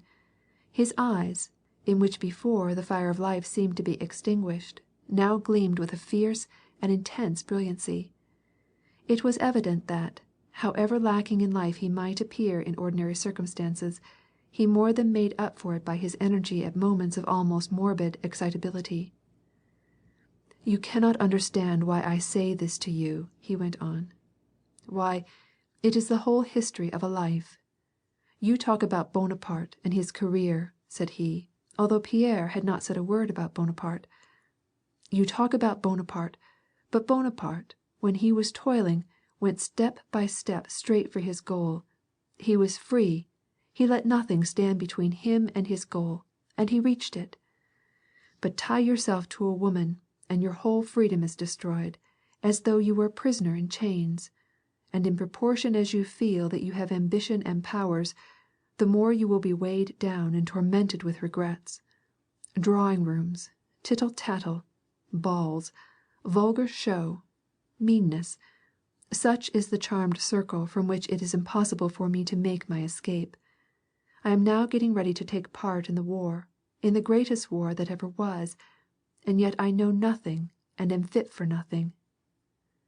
Je suis très aimable et très coûte de coup," continued Prince Andrei, "and at Anna Pavlovna they hang upon my lips, and this stupid society, without which my wife cannot live, and these women. If you could only know what toutes les femmes distinguées and women in general amount to. My father is right. Egotism, ostentation, stupidity, meanness in every respect. Such are women when they show themselves in their real light. You see them in society and think that they amount to something, but they are not. Not. No, don't marry, my dear heart, don't marry," said Prince Andrei in conclusion. "It seems ridiculous to me," said Pierre, "that you should regard yourself as incapable and your life as spoiled. Everything is before you, everything. And you—" He did not finish his sentence, but his very tone made it evident how highly he prized his friend and how much he expected from him in the future. How can he speak so, thought Pierre, who considered Prince Andrei the model of all accomplishments, for the very reason that Prince Andrei united in himself to the highest degree all those qualities that were lacking in Pierre, and which more nearly than aught else can express the concept, will-power. Pierre always admired Prince Andrei's ability to meet with perfect ease all sorts of people, his extraordinary memory, his breadth of knowledge. He had read everything, he knew about everything, he had ideas on every subject, and, above all, his powers of work and study. And if Pierre was often struck by Andrei's lack of aptitude for speculative philosophy, which was his own specialty, he at least regarded it not as a fault but as a sign of strength. In all the best relations, however friendly and simple, flattery or praise is indispensable, just as grease is indispensable for making wheels move easily. "Je suis un homme fini," said Prince Andrei. "What is there to say about me?" "Let us talk about yourself," said he, after a short silence, and smiling at his consoling thoughts. This smile was instantly reflected on Pierre's face. "But what is there to say about me?" asked Pierre, his lips parting in a careless, merry smile. "What am I, anyway?" "Je suis un bâtard." And suddenly a purple flush dyed his cheeks. It was evident that he had exerted great effort to say that. "Sans nom, sans fortune, and yet it is true." He did not say what was true. "I am free for the present, and I like it. Only I don't know what to take up next. I should like to have a serious talk with you on the subject." Prince Andrei looked at him with kindly eyes, but in his glance, friendly and flattering as it was, there was betrayed the consciousness of his superiority. "I am fond of you, especially for the reason that you are the only living man in all our circle. You are happy. Choose whatever you like, it is all the same. You will be happy anywhere. But there's one thing. Stop going to those Kuragins and leading their kind of life. That sort of thing does not become you. All those revels, that wild life and all." "Que voulez-vous, mon cher?" exclaimed Pierre, shrugging his shoulders. "Les femmes, mon cher, les femmes." "I don't understand it," replied Andrei. "Les femmes comme il faut, that is another thing. But such as have to do with Kuragin, les femmes et le vin, I can't understand it." Pierre had been living at Prince Vasily Kuragin's and had been taking part in the dissipated life of his son Anatol, the very same young man to whom it had been proposed to marry Prince Andrei's sister in order to reform him. "Do you know," said Pierre, as though a happy thought had come unexpectedly into his mind, "seriously, I have been thinking about it for some time. Since I have been leading this sort of life, I have not been able to think or to come to any decision. My head aches. I have no money. This evening he invited me, but I did not go." "Give me your word of honor that you will not go with him again." "Here's my word on it." End of chapter 6. Part 1, Chapter 7. It was already 2:00 when Pierre left his friend. It was a luminous June night, characteristic of Petersburg. Pierre took his seat in the hired carriage, with the intention of going home, but the farther he rode, the more impossible he found it to think of sleeping on such a night, which was more like twilight or early morning. He could see far down through the empty streets. On the way it occurred to him that the gambling club were to meet as usual that evening, at Anatoly Kuragin's, after which they were accustomed to have a drinking bout, topping off with one of Pierre's favorite entertainments. It would be good fun to go to Kuragin's, said he to himself, but instantly he remembered that he had given Prince Andrei his word of honor not to go there again. But, as it happens to men of no strength of character, this was immediately followed by such a violent desire to have one more last taste of this dissipated life, so well known to him, that he determined to go. And, in excuse for it, the thought entered his mind that his promise was not binding, because, before he had given it to Prince Andrei, he had also promised Anatol to be present at his house. Moreover, he reasoned that all such pledges were merely conditional and had no definite meaning, especially if it were taken into consideration that perhaps by the next day he might be dead, or something might happen to him so extraordinary that the distinctions of honorable and dishonorable would entirely vanish.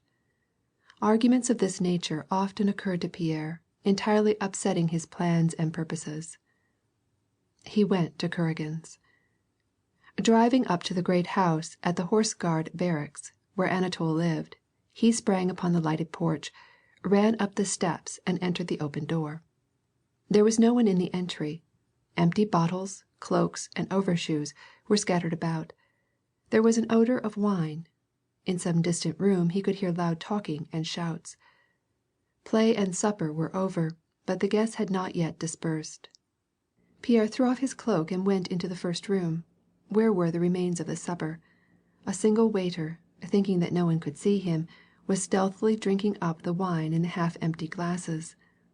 In a third room were heard the sounds of scuffling, laughter, the shouts of well-known voices, and the growl of a bear. 8 young men were eagerly crowding around an open window. 3 were training with the cub, which one of their number was dragging by a chain and trying to frighten the others with. "I bet 100 on Stevens," cried one. "See that he doesn't hold on," cried a second. "I bet on Dolokhov," cried a third. "Get those fellows away from the bear, Kuragin." "There, let Mishka go. The wager is here." "1 pull or he loses," cried a fourth. "Yakov, bring the bottle. Yakov," cried the host of the evening, a tall, handsome fellow, standing in the midst of the crowd, in a single thin shirt, thrown open at the chest. Hold on, gentlemen. Here he is. Here is our dear friend, Petrushka," he cried, turning to Pierre.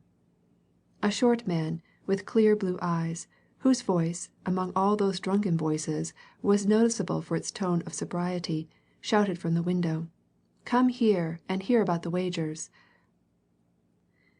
This was Dolokhov, an officer of the Semyonovsky regiment, a well-known gambler and bully, whose home was with Anatol. Pierre smiled, as he gaily looked around him. "I don't understand it all. What's up?" "Hold on! He's not drunk! Bring a bottle!" cried Anatol, and taking a glass from the table, went up to Pierre. "First of all, drink." Pierre proceeded to drain glass after glass, at the same time closely observing and listening to his drunken companions, who had again crowded around the window. Anatol kept his glass filled with wine, and told him how Dolokhov had laid a wager with Stevens, an English navalman who happened to be there, that he, Dolokhov, was to drink a bottle of rum, sitting in the third-story window with his legs hanging out. "There, now, drink it all," said Anatol, handing the last glass to Pierre. "I shan't let you off." "No, I don't wish any more," replied Pierre, and pushing Anatol aside, he went to the window. Dolokhov was holding the Englishman by the arm, and was clearly and explicitly laying down the conditions of the wager, turning more particularly to Anatol and Pierre as they approached. Dolokhov was a man of medium height, with curly hair and bright blue eyes. He was 25 years old. Like all infantry officers, he wore no mustache, so that his mouth, which was the most striking feature of his face, was wholly revealed. The lines of the mouth were drawn with remarkable delicacy. The upper lip closed firmly over the strong lower one in a sharp curve at the center, and in the corners hovered constantly something in the nature of two smiles, one in each corner. And all taken together, and especially in conjunction with a straightforward, bold, intelligent look, made it impossible not to take notice of his face. Dolokhov was not a rich man, and he had no influential connections. But although Anatol spent 10,000 rubles a year, and it was known that Dolokhov lived with him, nevertheless, he had succeeded in winning such a position that Anatol and all who were acquainted with the two men had a higher regard for him than for Anatol. Dolokhov played nearly every kind of a game, and almost always won. However much he drank, he never was known to lose his head. Both Kuragin and Dolokhov were at this time notorious among the rakes and spendthrifts of Petersburg. The bottle of rum was brought. Two lackeys, evidently made timid and nervous by the orders and shouts of the boon companions, tried to pull away the sash that hindered anyone from sitting on the outer slope of the window seat. Anatol, with his swaggering way, came up to the window. He wanted to smash something. He pushed the lackeys away and tugged at the sash, but the sash would not yield, so he broke the window panes. "Now you try it, you man of muscle," said he, turning to Pierre. Pierre seized hold of the crossbar, gave a pull, and the oaken framework gave way with a crash. "Take it all out, or they'll think I clung to it," said Dolokhov. "The Englishman accepts it, does he? All right?" asked Anatol. "All right," said Pierre, glancing at Dolokhov, who took the bottle of rum and went to the window, through which could be seen the sky where the evening and morning light were beginning to mingle. He leaped upon the window sill with the bottle in his hand. "Listen," he cried as he stood there and looked back into the room. All were silent. "I wager," he spoke French so that the Englishman might understand him, and spoke it none too well either. "I wager 50 imperials, or perhaps you prefer 100?" he added, addressing the Englishman. "No, 50," replied the Englishman. "Very well, then, 50 it is. That I will drink this whole bottle of rum without taking it once from my mouth, drink it sitting in this window, in that place there," he bent over and pointed to the sloping projection of the wall outside the window, "and not holding on to anything. Is that understood?" "Very good." Anatol turned to the Englishman, and holding him by the button of his coat and looking down upon him, for the Englishman was of small stature, began to repeat the terms of the wager in English. "Hold!" cried Dolokhov, thumping the window with the bottle in order to attract attention. Hold, Kuragin, listen. If anyone else does the same thing, then I will pay down 100 imperials. Do you understand?" The Englishman nodded his head, though he did not make it apparent whether or no he were prepared to accept this new wager. Anatol still held him by the button, and, in spite of the nods that he made to signify that he understood all that was said, Anatol insisted on translating Dolokhov's words for him into English. A lean young Lipusar, who had been playing a loser game all the evening, climbed upon the window, leaned over, and gazed down. "Ooh, ooh, ho!" he exclaimed as he looked down from the window to the flagstones below. "Hush!" cried Dolokhov, and he pulled the officer back from the window, who, getting his feet entangled in his spurs, awkwardly leaped down into the room. Placing the bottle on the window sill so as to be within reach, Dolokhov warily and coolly climbed into the window. Letting down his legs and spreading out both hands, he measured the width of the window, sat down, let go his hands, moved to the right, then to the left, and took up the bottle. Anatol brought 2 candles and set them on the window seat, although it was now quite light. Dolokhov's back, in the white shirt, and his curly head were illuminated on both sides. All gathered around the window. The Englishman stood in the front row. Pierre smiled and said nothing. One of the older men present suddenly stepped forward with a stern and frightened face, and attempted to seize Dolokhov by the shirt. "Gentlemen, this is folly. He will kill himself," said this man, who was less foolhardy than the rest. Anatol restrained him. "Don't touch him. You will startle him, and then he might fall. What if he should, eh?" Dolokhov turned around, straightening himself up, and again stretching out his hands.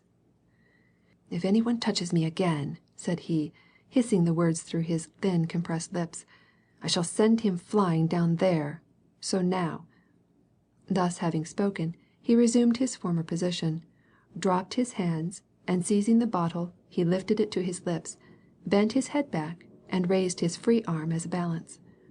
One of the lackeys, who had begun to clear away the broken glass, paused in his work, and, without straightening himself up, fixed his eyes on the window and Dolokhov's back. Anatol stood straight with staring eyes. The Englishman, thrusting out his lips, looked askance. The man who had tried to stop the proceeding repaired to one corner of the room and threw himself on a sofa, with his face to the wall.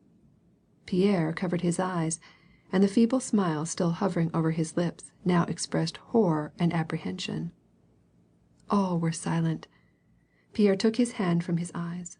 Dolokhov was still sitting in the same position, only his head was thrown farther back, so that the curly hair in the nape of his neck touched his shirt collar, and his hand holding the bottle was lifted higher and higher, trembling under the effort. The bottle was evidently nearly empty, and consequently had to be held almost perpendicularly over his head. "Why should it take so long?" thought Pierre. It seemed to him as though more than a half hour had elapsed.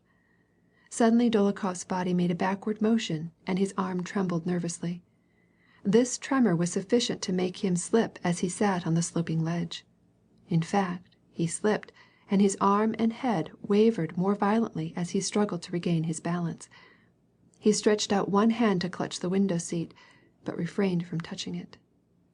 Pierre again covered his eyes, and declared to himself that he would not open them again. Suddenly he was conscious that there was a commotion around him. He looked up. Dolokhov was standing on the window seat. His face was pale but radiant. "Empty!" He flung the bottle at the Englishman, who cleverly caught it on the fly. Dolokhov sprang down from the window. He exhaled a powerful odor of rum. "Capital!" "Bravo!"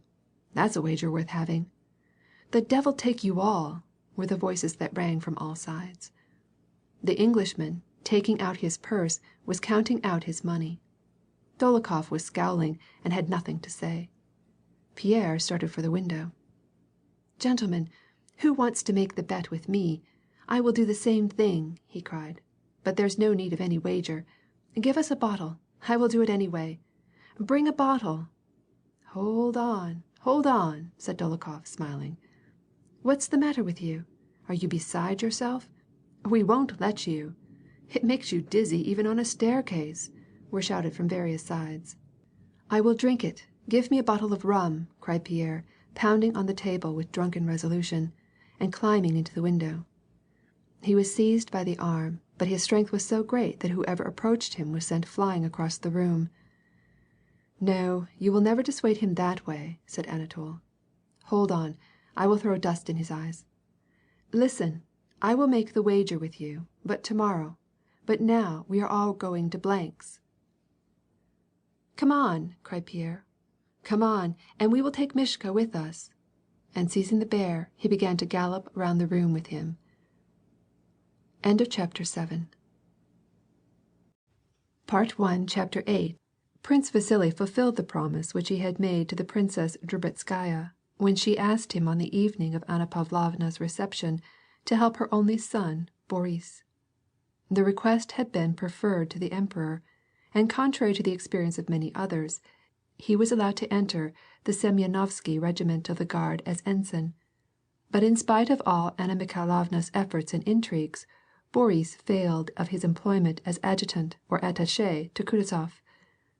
Shortly after Anna Pavlovna's reception, the princess returned to Moscow and went straight to her rich relations, the Rostovs, at whose house she always stayed when visiting in Moscow, and where her idolized Borenka had been educated from early childhood and had lived some years, waiting to be transferred from the line to his position as ensign of the Guard.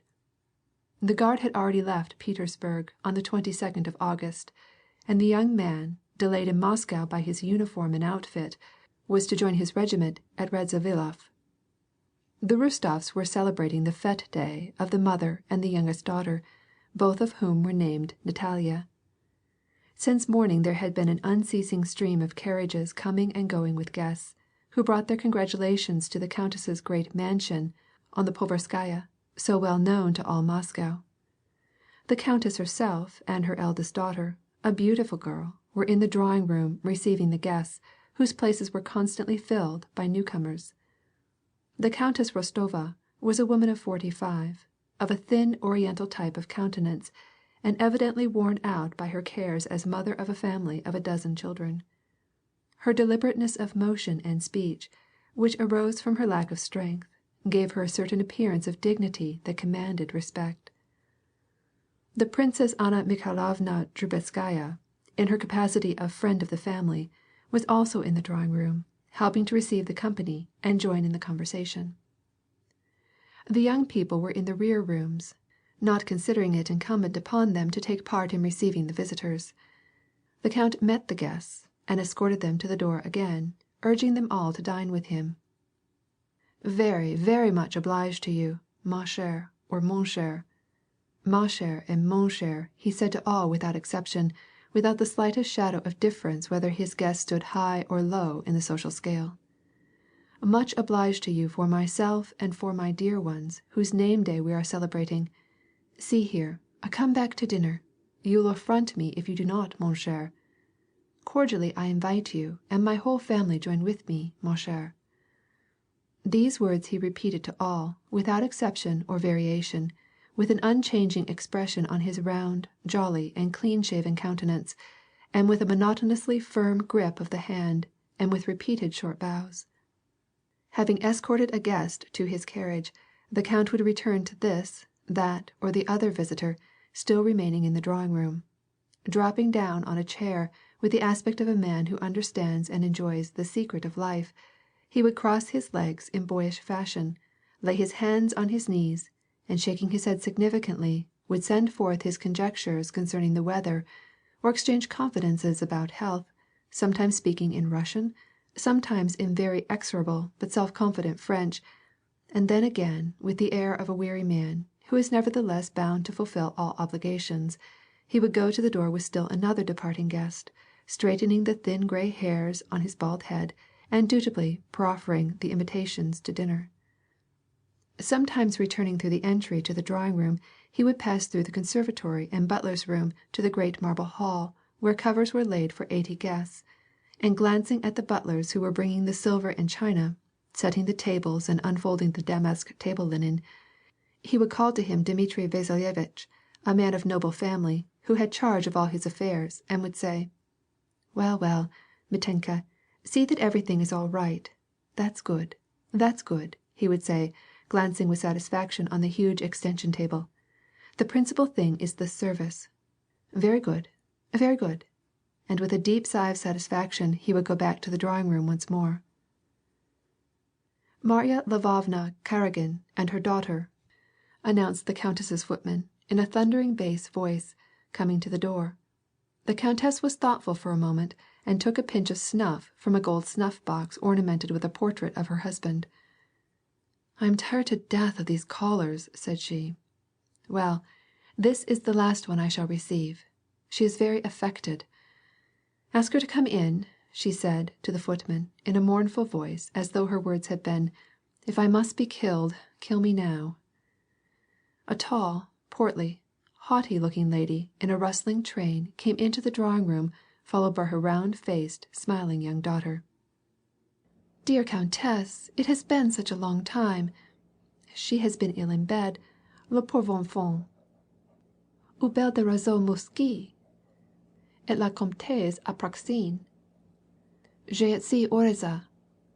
Such were the phrases spoken by lively feminine voices, and mingling with the rustle of silks and the moving of chairs. That sort of conversation had begun which is, by unanimous consent, maneuvered in such a way that at the first pause the visitor is ready to get up with the rustling garments to murmur, "Je sais bien charmer. La santé de maman. À la comtesse approxine," and again with rustling garments to beat a retreat into the entry, to throw on the shuba or the cloak, and to depart. The conversation was turning on the chief item of city news at that time, namely, the illness of the famous old Count Bezukhoi, one of the richest and handsomest men of Catherine's time, and also about his illegitimate son, Pierre, the same young man who had behaved in such an unseemly manner at Anna Pavlovna's reception. "I am very sorry for the old count," said one of the ladies. "His health is so wretched, and now to have to suffer this mortification on account of his son. It will be the death of him." "What is that?" asked the countess, as though she were not aware of what the visitor was talking about, although she had heard 50 times already the cause of Count Bezukhoi's mortification. "It all comes from the present system of education, sending them abroad," pursued the lady. "This young man has been left to shift for himself, and now they say that he has been carrying on so horribly in Petersburg that the police had to interfere and send him out of the city." "Pray tell us about it," urged the countess. "He made a bad choice of friends," remarked the Princess Anna Mikhailovna. "Prince Vasily's son, this Pierre, and a young man named Dolokhov, they say, have been doing, heaven only knows what, but all of them have had to suffer for it. Dolokhov has been reduced to the ranks, and Bezukhoi's son has been sent to Moscow, and Anatol Kuragin has been taken in charge by his father. At all events, he has been sent away from Petersburg." "Yes, but what is it, pray, that they did?" asked the countess. "They acted like perfect cutthroats, especially Dolokhov," said the visitor. "He is a son of Marya Ivanovna Dolokhova, such an excellent woman. Just think of it. Can you imagine it? The 3 of them somehow got hold of a bear, took it with them into a carriage, and carried it to the house of some actresses. The police hastened to apprehend them. They seized the officer and tied him back to the bear, and then threw the bear into the Moskva. The bear started to swim, with the police officer on his back." "Capital, mon cher! What a figure this officer must have cut!" cried the count, bursting with laughter. "Oh, how terrible! What can you find to laugh at, count?" But the ladies had to laugh in spite of themselves. "It was with difficulty that they rescued the unfortunate man," pursued the visitor. "And to think that a son of Count Kirill Vladimirovitch Bezukhoi should find amusement in such intellectual pursuits," she added sarcastically. "But they say that he is so well educated and so clever. That shows what educating young men abroad makes of them. I hope that no one will bring him here, though he is so rich. They wanted to give him an introduction to me. I most decidedly refused. I have daughters, you know." "What made you say that this young man was so rich?" asked the countess, bending away from the younger ladies, who immediately pretended not to hear what she was saying. You see, he has only illegitimate children, it appears, and Pierre is also illegitimate. The guest waved her hand. I imagine he has a score of them. The Princess Anna Mikhailovna took part in the conversation, with the evident desire of showing off her powerful connections and her acquaintance with all the details of high life. This is the truth of the matter, said she, significantly, and also in a half whisper. Count Kirill Vladimirovitch's reputation is notorious. As for his children, he has lost count of them, but this Pierre was his favorite. How handsome the old man, said the countess, and only last year, too. I never saw a handsomer man. Now he is very much changed, said Anna Mikhailovna. As I was going to say, on his wife's side, Prince Vasily is the direct heir to all his property, but the old man is very fond of Pierre, has taken great pains with his education, and has written to the emperor about him, so that no one knows, if he should die. He is so weak that it may happen any moment, and Dr. Lorraine has come up from Petersburg. No one knows, I say, which will get his colossal fortune, Pierre or Prince Vasily. He has 40,000 souls and millions. I know all about this because Prince Vasily himself told me. Yes, and besides, Kirill Vladimirovitch is my great-uncle on my mother's side, and he is also Boris's godfather, she added, pretending that she attributed no significance to this circumstance. Prince Vasily came to Moscow yesterday. He is on some official business, I was told, said the guest. Yes, but entre nous, said the princess, it's a mere pretext. He has come principally on account of Count Kirill Vladimirovitch, because he knew that he was so sick. At all events, mon cher, that's a splendid joke, said the count. And perceiving that the elderly visitor did not hear him, he turned his attention to the young ladies. Charming figure, that cut by the police officer. I can imagine it. And as he waved his arms in imitation of the unfortunate police officer, he again burst into a ringing bass laugh, which made his portly frame fairly shake, as is the way with men who always live well, and especially those who indulge in generous wines. So glad to have you dine with us, said he. End of chapter 8. Part 1, Chapter 9. A silence ensued. The countess looked at the guest, smiling pleasantly, but nevertheless making no pretense of the fact that she would not be sorry if she got up and took her departure. The daughter was already arranging her dress and looking inquiringly at her mother, when suddenly there was heard in the next room the noise of several persons running towards the door, then the catching and upsetting of a chair, and instantly into the drawing-room darted a maiden of 13, holding something in her short muslin skirt. She halted in the middle of the room, and it was evident that her wild frolic had carried her farther than she had intended. At the same instant there appeared in the door a student with a crimson collar, a young officer of the guard, a maiden of 15, and a plump, rosy-faced little boy in a frock. The count jumped up, and swinging his arms, threw them around the little girl who had come running in. Ah, here she is, he cried with a jolly laugh. Her name-day, mon cher, her name-day. Mon cher, il y a un temps pour tout, said the countess, feigning severity. You are always spoiling her, Elie, she added, addressing her husband. Bonjour, mon cher. Je vous félicite, said the visitor. Que les disiez enfants, she added, turning to the mother. The little maiden, with her black eyes and her large mouth, was not pretty, but was full of life, her childish shoulders still breathlessly rising and sinking from the effort of her exciting running, were bare. Her dark locks were thrown back in confusion. She had thin, bare arms, and wore pantalettes trimmed with lace, and low slippers on her dainty feet. She was at that charming age when the girl is no longer a child, but when the child is not yet a young lady. Tearing herself away from her father, she ran to her mother, and giving no heed to her stern reproof, hid her blushing face in the lace folds of her mother's mantilla, and went into a fit of laughter. The cause of her laughter was the doll which she took out from under her skirt, trying to tell some fragmentary story about it. Do you see? It's my doll. Mimi, you see," and Natasha was unable to say any more. It seemed to her so ludicrous.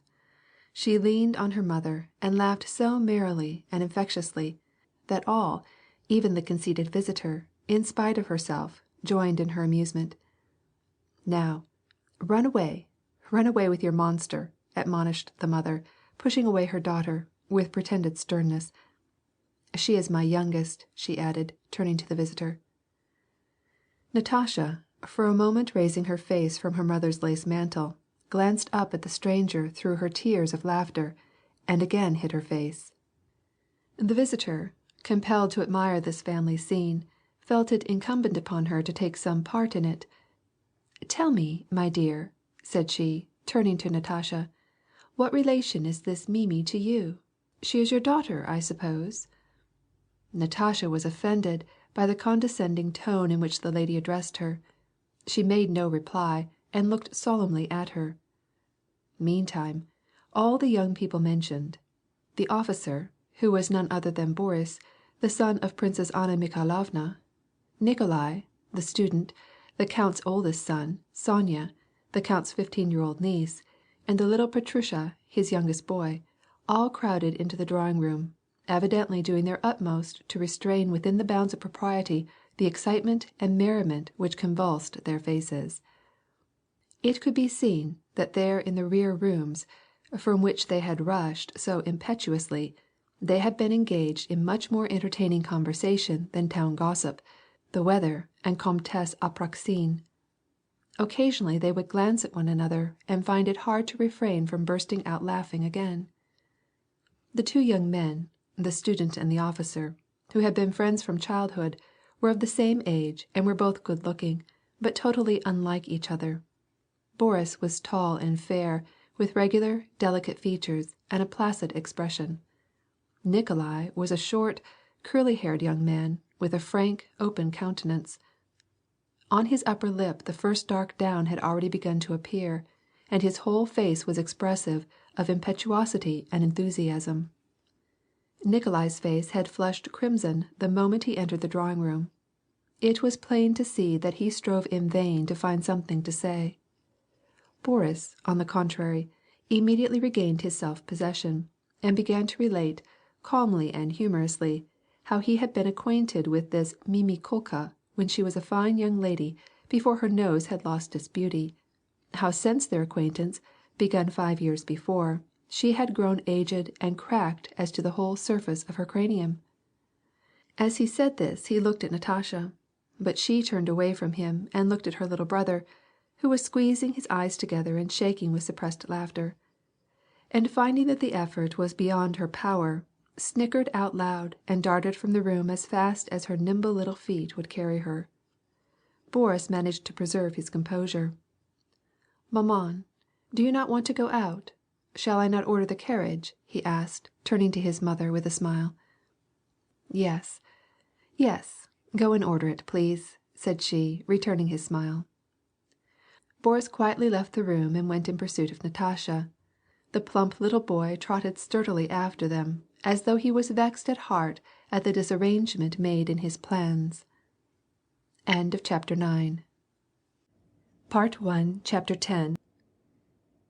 Of the young people, not reckoning Miss Kuragina and the cousin's oldest daughter, who was 4 years older than her sister and regarded herself as already grown up, only Nikolai and the niece Sonia remained in the drawing-room. Sonia was a miniature little brunette, with a tawny tinted complexion especially noticeable on her neck and bare arms, which were slender but graceful and muscular. She had soft eyes shaded by long lashes, and she wore her black hair in a long braid twined twice about her head. By the easy grace of her movements, by the suppleness and softness of her slender limbs, and by a certain cunning and coyness of manner, she reminded one of a beautiful kitten which promises soon to grow into a lovely cat. She evidently considered it the right thing to manifest her interest in the general conversation by a smile, but her eyes against her will shot glances of such passionate girlish adoration from under their long, thick lashes at her cousin, who was soon to join the army, that her smile could not for an instant deceive anyone, and it was plain to see that the kitten had only crouched down in order to jump and play all the more merrily with her cousin, as soon as the two followed the example of Boris and Natasha and left the drawing-room. "Yes, ma chère," said the old count, turning to Mrs. Kuragina and pointing to Nikolai. "His friend Boris here has been appointed an officer of the guard, and they are such good friends that they cannot be separated, so he throws up the university and his old father, and is going into the military service, ma chère. And yet there was a place all ready for him in the department of the archives, and all. That's what friendship is," concluded the count, with a dubious shake of the head. "Yes, there's going to be a war, they say," said the visitor. "They have been saying so for a long time," replied the count, "and they will say so again, and keep saying so, and that will be the end of it. Mon cher, that's what friendship is," he repeated. "He is going to join the hussars." The visitor, not knowing what reply to make, shook her head. "It is not out of friendship at all," declared Nikolai, flushing up, and spurning the accusation as though it were a shameful aspersion on his character. "It is not from friendship at all, but simply because I feel drawn to a military life." He glanced at his cousin and at the young lady visitor. Both were looking at him with a smile of approbation. "Colonel Schubert, of the Pavlogradsky regiment of hussars, is going to dine with us tonight.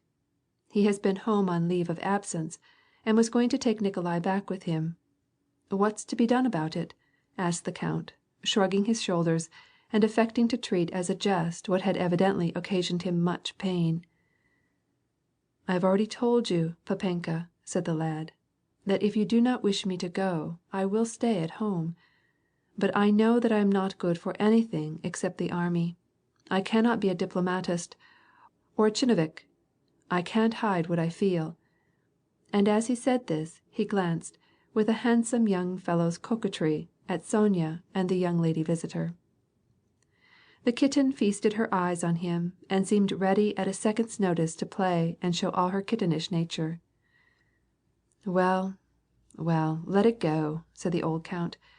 "He's all on fire. This Bonaparte has turned all their heads. They all think what an example he gave them in rising from a lieutenant to be an emperor. Well, good luck to them," he added, not noticing his visitor's sarcastic smile. They began to talk about Napoleon. Julie Karagina turned to young Rostov. "How sorry I was that you didn't come last Thursday to the Arkharofs'. It was lonesome there without you," said she, giving him an affectionate smile. The young man, much flattered, drew his seat nearer to her and engaged the smiling Julie in a confidential conversation, entirely oblivious that this coquettish smile cut as with a knife the jealous heart of poor Sonia, who flushed and tried to force a smile. In the midst of this conversation he happened to glance at her. She gave him a look of passionate anger, and, scarcely able to hold back her tears, and with the pretended smile still on her lips, got up and left the room. All Nikolai's animation deserted him. He availed himself of the first break in the conversation, and with a disturbed countenance left the room in search of Sonia. "How the secrets of these young folks are sewed with white threads!" exclaimed Anna Mikhailovna, nodding in the direction of the vanishing Nikolai. "Cousinage dangereux visionnage," she added. "Yes," replied the countess, when, as it were, the very light of the sun had departed from the room, together with these young people, and then, as though she were answering a question which no one had asked, but which was constantly in her mind, "How much suffering, how much unrest must be gone through with in order that at last we may have some joy in them. And even now, truly there's more sorrow than joy. You're always in apprehension, always in apprehension. This is the age when there are so many perils for both young girls and for boys." "It all depends upon the education," said the visitor. "Yes, you are right," continued the countess. "So far I have been, thank God, the confidant of my children, and enjoy their perfect confidence," declared the countess, repeating the air of many parents who cherish the illusion that their children have no secrets in which they do not share.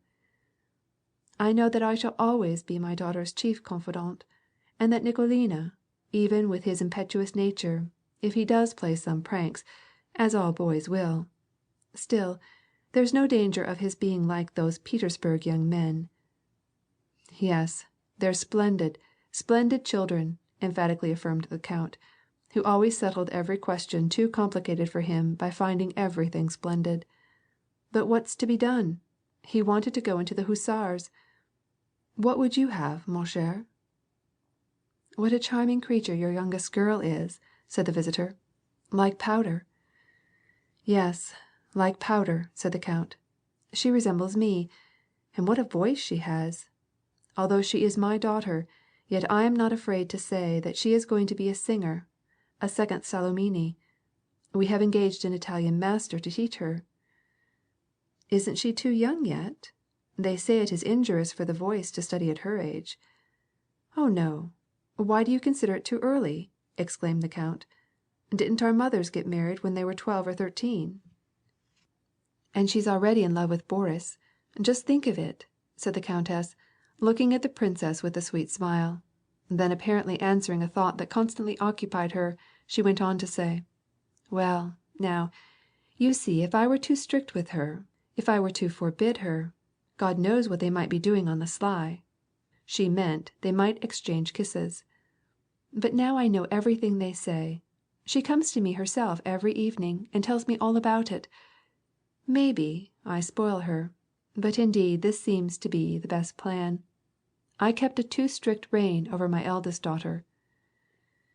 "Yes, I was brought up in an entirely different way," said the oldest daughter, the handsome Countess Viera, smiling.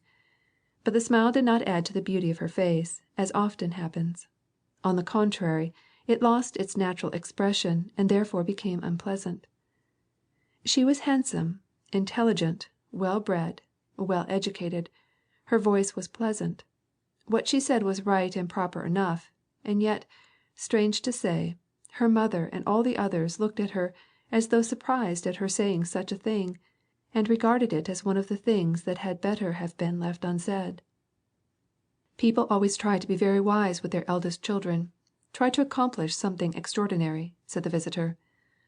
"How naughty to prevaricate, mon cher. The little countess tried to be very wise with Viera," said the count. "Well, on the whole, she has succeeded splendidly," he added, winking approvingly at his daughter. The visitors got up and took their departure, promising to return to dinner. "What manners! I thought they were going to stay forever," remarked the countess, after she had seen her visitors to the door. Chapter 11. When Natasha left the drawing room, she ran only as far as the conservatory. There she paused, listening to the chatter in the drawing room and expecting Boris to follow her. She was already beginning to grow impatient, and stamped her foot, on the very verge of crying because he did not follow her instantly, when she heard the noisy, deliberate steps of a young man. Natasha hastily sprang between some tubs of flowers and concealed herself. It was Boris, who paused in the center of the room, looked around him, brushed the dust from the sleeve of his uniform, and then going to the mirror, contemplated his handsome face. Natasha, holding her breath, peered out from her hiding place and waited to see what he would do. He stood for some moments in front of the mirror, then smiling with satisfaction, went toward the entrance door. Natasha was just about to call to him, but then she thought better of it. "Let him find me," she said to herself. As soon as Boris had left the conservatory, Sonia came in from the other door, all flushed and angrily muttering to herself. Natasha restrained her first impulse to run to her, and kept in her hiding place, as though under an invisible cap, looking at what was going on in the world. She was experiencing a new and peculiar enjoyment. Sonya was still muttering something, and looking expectantly towards the drawing room. Then Nikolai made his appearance. "Sonya, what is the matter? How can you do so?" asked the lad, going up to her. "No, no, leave me alone!" and Sonya began to sob. "Well, I know what the trouble is." "If you know, so much the better. Go back to her then." "Sonya, one word. How can you torment me and torment yourself for a mere fancy?" asked Nikolai, taking her hand. Sonia did not withdraw her hand and ceased weeping. Natasha, not moving, and hardly breathing, peered from her concealment. "What will they do now, I wonder?" she said to herself. "Sonia, the whole world is nothing to me. Thou alone art all to me," said Nikolai, "and I will prove it to thee. I don't like it when you talk so with—" "Well, I won't do so any more. Only forgive me, Sonia." He drew her to him and kissed her. "Ah, how nice," thought Natasha, and when Sonia and Nikolai had left the room, she followed them and called Boris to her. "Boris, come here," said she, with her face full of mischievous meaning. "I want to tell you something. Here, come here," she said, and drew him into the conservatory, to the very place among the tubs where she had been hiding. Boris, smiling, followed her. "What may this something be?" he inquired. She grew confused, glanced around her, and espying the doll which she had thrown on one of the tubs, she took it up. "Kiss the doll," said she.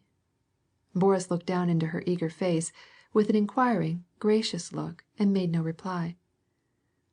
"Don't you care to? Well, then come here," said she, and made her way deeper among the flowers, at the same time throwing away the doll. "Nearer, nearer," she whispered. She seized the officer's coat by the cuff, and her flushed face expressed eagerness and apprehension. "Then will you kiss me?" she whispered, so low as hardly to be heard, looking up at him and smiling, and almost crying with emotion. Boris reddened. "How absurd you are!" he exclaimed, but he bent over to her, reddening still more violently, but not quite able to make up his mind whether to do it or not.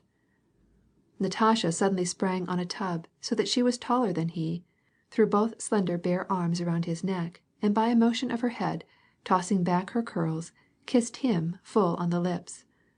Then she slipped away between the flower pots, and hanging her head, stood still on the other side. "Natasha," said he, "you know that I love you, but—" "Are you in love with me?" asked Natasha, interrupting him. "Yes, I am. But please let us not do this again. In 4 years, then I will ask for your hand." Natasha pondered. 13, 14, 15, 16, said she, reckoning on her delicate fingers. "Good. Then it is decided?" And a smile of joy and satisfaction lighted up her animated face. "Yes, it is decided," said Boris. "Forever and ever," said the girl, "till death itself." And taking his arm, she went with a happy face into the divan room with him. End of chapter 11. Part 1, chapter 12. The countess was now so tired of receiving that she gave orders not to admit any more visitors, and the Swiss was told to invite anyone else who came to return to dinner. The countess was anxious to have a confidential talk with the friend of her childhood, the Princess Anna Mikhailovna, whom she had scarcely seen since her return from Petersburg. Anna Mikhailovna, with her rather sad but pleasant face, drew her chair nearer to the countess. "I will be perfectly frank with you," said she. "We have very few of our old friends left, and that's why I prize your friendship so highly." She glanced at Viera and paused. The countess pressed her hand. Then, turning to her eldest daughter, who was evidently not her favorite, she said, "Viera, haven't you any perception at all? Cannot you see that you are in the way?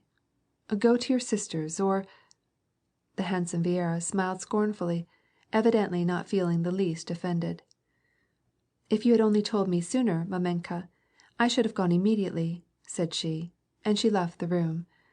But as she was going past the divan room, she saw that 2 couples were snugly ensconced in the embrasures of the 2 windows.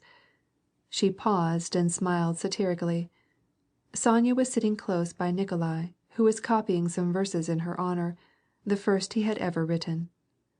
Boris and Natasha were sitting in the other window, and stopped talking as Viera passed. Both of the girls looked up at her with guilty, yet happy faces. It was both amusing and touching to see these 2 girls, so head over ears in love, but the sight of them evidently did not rouse pleasant thoughts in Viera's mind. "How many times have I asked you not to touch my things?" said she. "You have your own room." And she took the inkstand away from her brother.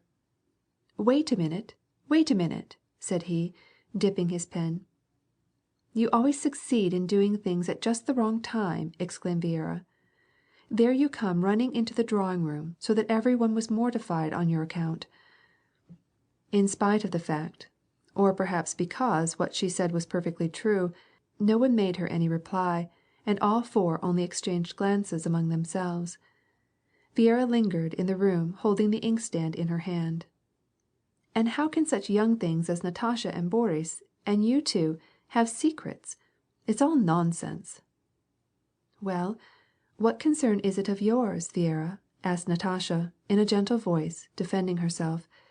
She was evidently more than ordinarily sweet, and well disposed to every one just at the time. "It's very stupid," said Viera. "I blush for you. What sort of secrets?" "Every one has his own. We don't disturb you and Berg," said Natasha, hotly. "I suppose you don't disturb me," said Viera, "and because you can't find anything improper in my behavior. But I'm going to tell mamenka how you behaved to Boris." "Natalia Ilyinishna behaves very well to me," said Boris. "I cannot complain of it." "Stop, Boris. You are such a diplomat."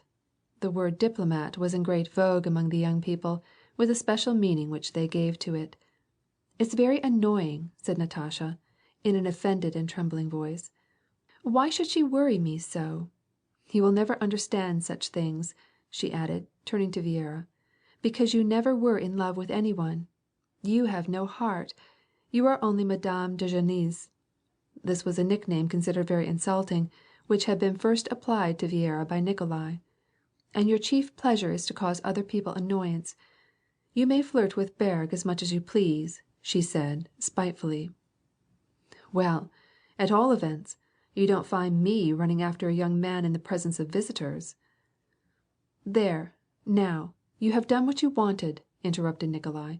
"You have said all sorts of unpleasant things, and disturbed us all. Let's go to the nursery." All four, like a frightened bevy of birds, jumped up and flew out of the room. "It's you who have been saying unpleasant things, but I haven't said anything to any one," cried Viera. "Madame de Genlis! Madame de Genlis!" shouted the merry voices from the other room, through the open door. The handsome Viera, who found a sort of pleasure in doing these unpleasant and irritating things, smiled, evidently undisturbed by what was said of her, went to the mirror and rearranged her sash and hair. As she caught a glimpse of her pretty face, she became to all appearances cooler and more self-satisfied. Meantime, the ladies in the drawing-room continued their talk. "Ah, chère," said the countess, "in my life, tout n'est pas rose. I cannot help seeing that at the rate we are going, our property will not hold out much longer. And then his club, and his easy ways. Even if we live in the country, how much rest do we get? Theatricals, hunting, and heaven knows what all. But what's the use of my talking? Now tell me how you manage to get along. I often marvel at you, Annette. How is it that you, at your time of life, fly about so in your carriage, alone, in Moscow, in Petersburg, to all the ministers, to all the notables, and succeed in getting around them all? I marvel at it. Now tell me, how do you do it? I cannot understand it at all."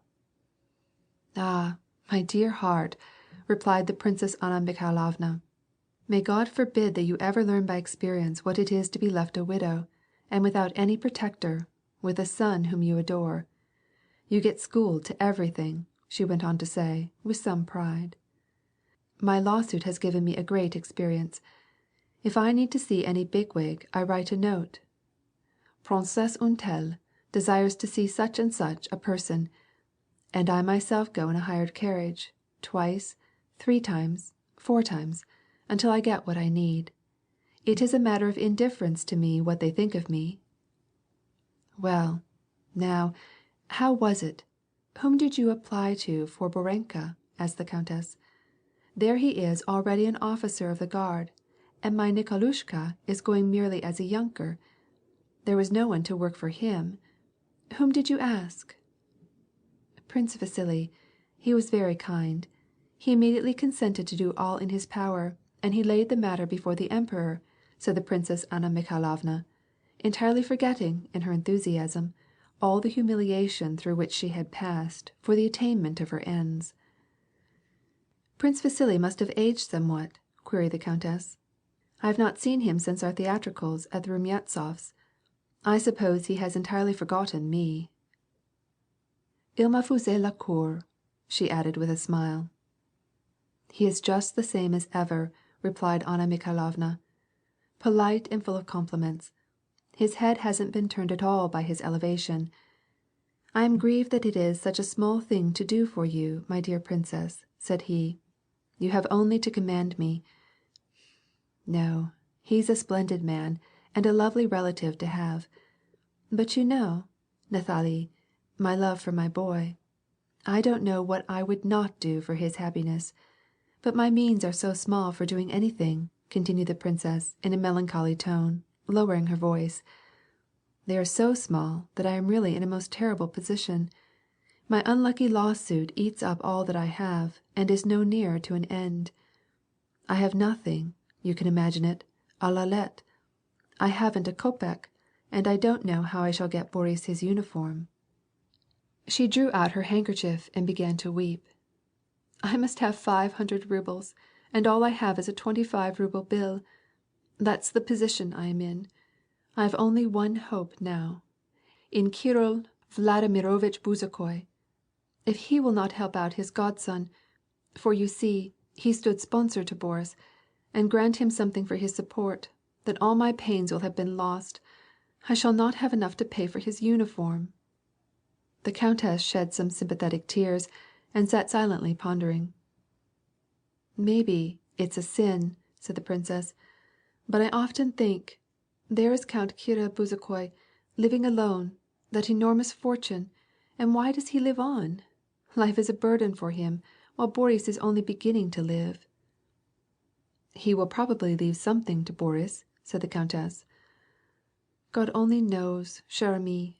These rich men and grandees are so selfish. But, nevertheless, I am going right away to see him with Boris, and I am going to tell him plainly how things are. Let them think what they please of me. It is all the same to me, when my son's fate depends upon it." The princess got up. "It is now 2 o'clock, and you dine at 4. I shall have plenty of time to go there." And with the decision of the true Petersburg lady of business, who knows how to make the best use of her time, she called her son and went with him to the entry. "Good bye, dear heart," she said to the countess, who accompanied her to the door. "Wish me luck," she added in a whisper so that her son might not hear. "So you are going to Count Kirill Vladimirovitch, ma chère," said the count, coming out from the dining room into the entry. "If he is better, ask Pierre to come and dine with me. You see, he used to be here a great deal, and danced with the children. Now we shall see how splendidly Taras will do by us to-day. He declares that Count Orloff never had such a dinner as we are going to have." End of chapter 12. Part 1, chapter 13.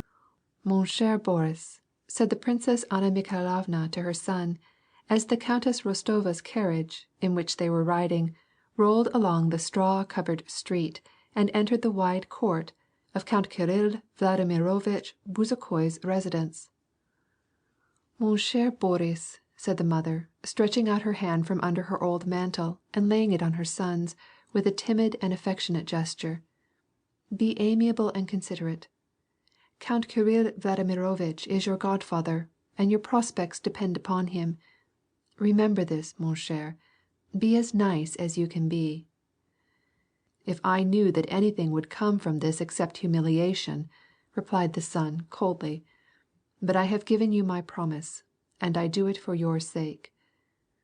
Though it was a respectable carriage that drove up to the steps, the Swiss, noticing the lady's well-worn mantle, looked askance at mother and son, who without sending the footman to announce them had walked straight into the mirror-lined vestibule between two rows of statues standing in niches, and asked them who they wished to see, the young princesses or the count, and when they said the count, he told them that his excellency was worse and could not receive anyone to-day. "Then let us go," said the son in French. "Mon ami!" exclaimed the mother, in a supplicating voice, again laying her hand on his arm, as though her touch had the effect of calming or encouraging him. Boris said no more, but without removing his cloak looked dubiously at the mother. "My dear," said the princess, in a wheedling tone, turning to the Swiss, "I know that Count Kirill Vladimirovitch is very ill.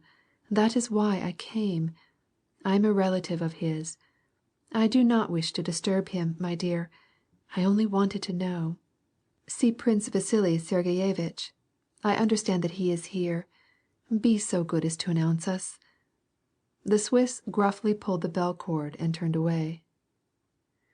"Princess Drubetskaya for Prince Vasily Sergeyevitch," he called to the footman in small clothes, pumps, and dress coat, who ran to the head of the stairs and looked over from above.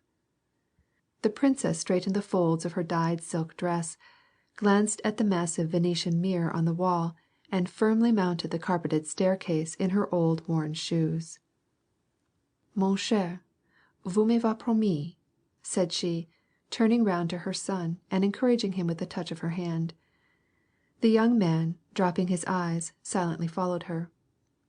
They went into a hall which led into the suite of rooms occupied by Prince Vasily. Just as the mother and son started to walk through this room, and were about to ask the way of an elderly footman, who had sprung to his feet on their approach, the bronze door-knob of one of the heavy doors turned, and Prince Vasily himself, dressed in a velvet fur-trimmed coat with a single star, as though he were at home, came in, escorting a handsome black-bearded man. This man was the celebrated Petersburg doctor Lorrain. "C'est donc positif," the prince was saying. "Mon prince, errare humanum est, mais," replied the doctor, who swallowed his R's and spoke the Latin words "to err is human" with a strong French accent. "C'est bien, c'est bien." Perceiving Anna Mikhailovna and her son, Prince Vasily dismissed the doctor with a bow, and advanced in silence and with an inquiring look toward them. The son noticed that his mother's eyes suddenly took on an expression of deep concern and grief, and he laughed in his sleeve. "Under what melancholy circumstances we meet again, prince. Well, how is our dear invalid?" said she, as though she did not notice the cold, insulting glance fastened upon her. Prince Vasily looked questioningly at her and then at Boris, as though he were surprised to see them there. Boris bowed civilly. Prince Vasily, entirely ignoring it, replied to Anna Mikhailovna's question by a significant motion of his head and lips, giving her to understand that there was very slim hope for the sick man. "Is it possible?" cried Anna Mikhailovna. "Ah, this is terrible, fearful to think. This is my son," she added, pointing to Boris. "He was anxious to thank you in person." Boris again bowed politely. "Be assured, prince, that a mother's heart will never forget what you have done for us." "I am glad if I have been able to be of service to you, my dear Anna Mikhailovna," said Prince Vasily, adjusting his frill and manifesting both in tone and manner, here in Moscow before Anna Mikhailovna, whom he had put under deep obligation, a far more consequential air than at Petersburg at Annette Scherer's reception. "Do your best to serve with credit and prove yourself deserving," he added, turning to Boris. "I am glad. Are you here on leave of absence?" he asked in an apathetic tone. "I am waiting for orders, your excellency, before setting out for my new position," replied Boris, manifesting not the slightest resentment of the prince's peremptory tone, nor any inclination to pursue the conversation, but bearing himself with such dignity and deference that the prince gave him a scrutinizing glance. "Do you live with your mother?" "I live at the Countess Rostova's," said Boris, again taking pains to add, "your excellency." "It is that Ilya Rostov, who married Nathalie Shishina," said Anna Mikhailovna. I know," returned Prince Vasily in his monotonous voice. "I could never understand how Nathalia made up her mind to marry that unlicked bear. A perfectly stupid and absurd creature, and a gambler besides, they say." "Mais très brais homme, mon prince," remarked Anna Mikhailovna, smiling with a touching smile, as though she too knew very well that Count Rostov deserved such an opinion of him, but did her best to say a good word for the poor old man. "What do the doctors say?" asked the princess, after a short silence, and again allowing an expression of deep grief to settle upon her careworn face. "Very little hope," said the prince. "I wanted so much to thank my uncle once more, for all his kindnesses to me and Boris. He's his godson," she added in French, in such a tone as though this piece of information must be highly delightful to the prince. Prince Vasily sat pondering and knitting his brows. Anna Mikhailovna realized that he was apprehensive lest she were a rival for the count's inheritance. She hastened to reassure him. "If it were not for my true love and devotion to my uncle," said she, uttering the words "my uncle" with remarkable effrontery and unconcern. "I know his noble, straightforward character, but you see, he has only the young princesses with him. They are both so inexperienced." She inclined her head and added in a whisper, "Has he yet fulfilled the last duty, prince? How precious are these last moments! Things couldn't be worse. He should be prepared at once, if he is so ill. We women, prince," she smiled with self-importance, "always understand how to put these things. It's indispensable that I should see him, however hard it may be for me. But then, I am accustomed to sorrow." The prince evidently knew only too well, just as he had known at Annette Scherer's, that he would have no little difficulty in getting rid of Anna Mikhailovna. "This interview might be injurious to him, chère Anna Mikhailovna. Better wait till evening. The doctors have been expecting a crisis." "But it is impossible to wait, prince, at such moments. Pensez, il y avait du salut de son âme. Ah, c'est terrible, les devoirs d'un chrétien." A door opened and from an inner chamber appeared one of the count's nieces, a young lady with a sour, cold face, and with a waist disproportionately long for her stature. Prince Vasily went toward her. "Well, how is he?" "Just about the same, but what could you expect? This noise," said the princess, staring at Anna Mikhailovna as though she were a stranger. "Ah, chère, I did not recognize you," exclaimed Anna Mikhailovna, with a beaming smile, and ambling lightly forward toward the count's niece. "I have just come, and I am at your service to help you take care of my uncle. I can imagine how much you have suffered," she added, still in French, and sympathetically turning up her eyes. The count's niece made no reply, nor did she even smile, but immediately left the room. Anna Mikhailovna took off her gloves and established herself in an armchair as though ready to endure a siege, and motioned to the prince to sit down near her. "Boris," she said to her son, with a smile, "I am going to see the count, my uncle. In the meantime, mon ami, you go and find Pierre, and don't forget to give him the invitation from the Rostovs. They asked him to dinner. I think very likely he may not wish to come," she suggested, turning to the prince. "On the contrary," returned the prince, evidently very much annoyed. "I should be very glad to have him taken off my hands. He stays in his own room. The count has not asked for him once." He shrugged his shoulders. A footman conducted the young man downstairs and then up, by another flight, to Pierre's quarters. Chapter 15. Pierre had not succeeded in choosing a career for himself when he was sent to Moscow on account of his disorderly conduct. The story which had been related at Count Rostov's was correct. Pierre had been one of the young men who had tied the policeman on the bear's back. He had arrived in Moscow a few days previous and taken up his abode as usual in his father's house. Although he foresaw that the story would be noised abroad in Moscow, and that the ladies who formed his father's household, and who were always hostile to him, would take advantage of this occurrence to irritate the count against him, he nevertheless, on the very day of his arrival, started to go to his father's apartments. As he went into the drawing-room, where the princesses usually sat, he stopped to pay his respects to the ladies, who were there busy with their embroidery frame and in listening to a book which one of them was reading aloud. There were 3 of them. The oldest, a severely prim old maid with a long waist, the very one who had made the descent upon Anna Mikhailovna, was the reader. The younger ones, both rosy-cheeked and rather pretty, and exactly alike, except that one of them had a little mole on her lip, decidedly adding to her beauty, were engaged at the embroidery frame. Pierre was received like a ghost or a leper. The oldest princess ceased reading and silently looked at him with eyes expressive of alarm. The one without the mole did the same. The third, who had the mole and some sense of the ludicrous, bent over the embroidery to conceal a smile, caused by what she thought promised to be an amusing scene. She drew the thread down and bent over, as though studying the pattern, but in reality to hide her laugh. "Bonjour, ma cousine," said Pierre. "Vous ne me reconnaissez pas?" "I know you very well, altogether too well." "How is the count? Can I see him?"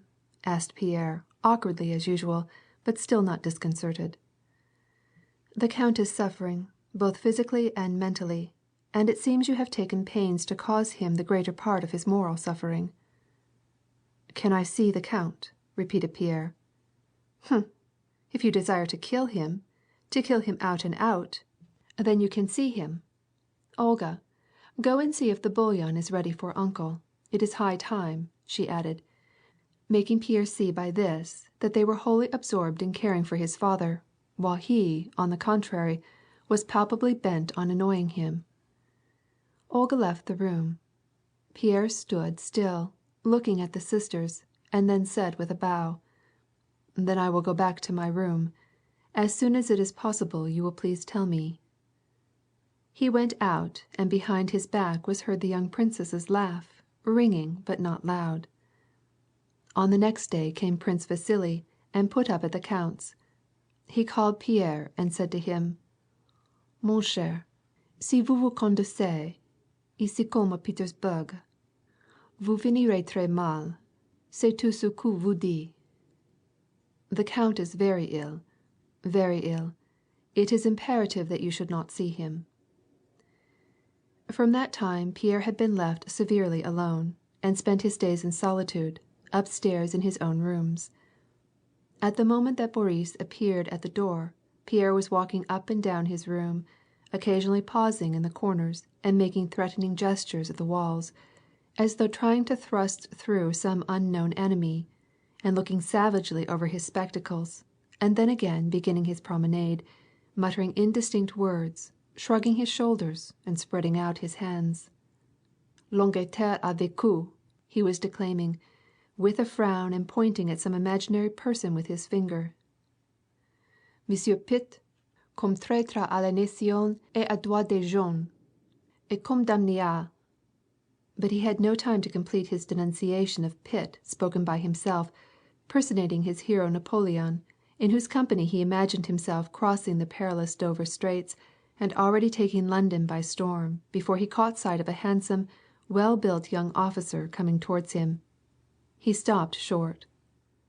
Boris was a lad of 14 when he had last seen him, and he did not recognize him at all. But, nevertheless, he seized him by the hand in his impulsive, cordial way, and smiled affectionately. "Do you remember me?" asked Boris, calmly, with a pleasant smile. "I came with my mother to see the count, but it seems he is too ill to receive us." "Yes, he is very ill. They keep him stirred up all the time," returned Pierre, striving to recollect who this young man was. Boris was certain that Pierre did not recognize him, but he did not think it necessary to tell him his name, and without manifesting the slightest awkwardness, he looked him full in the face. "Count Rostov invites you to dine with him this afternoon," said he, after a rather long silence that made Pierre feel uncomfortable. "Ah, Count Rostov!" exclaimed Pierre, joyfully. "Then you are his son, Ilya.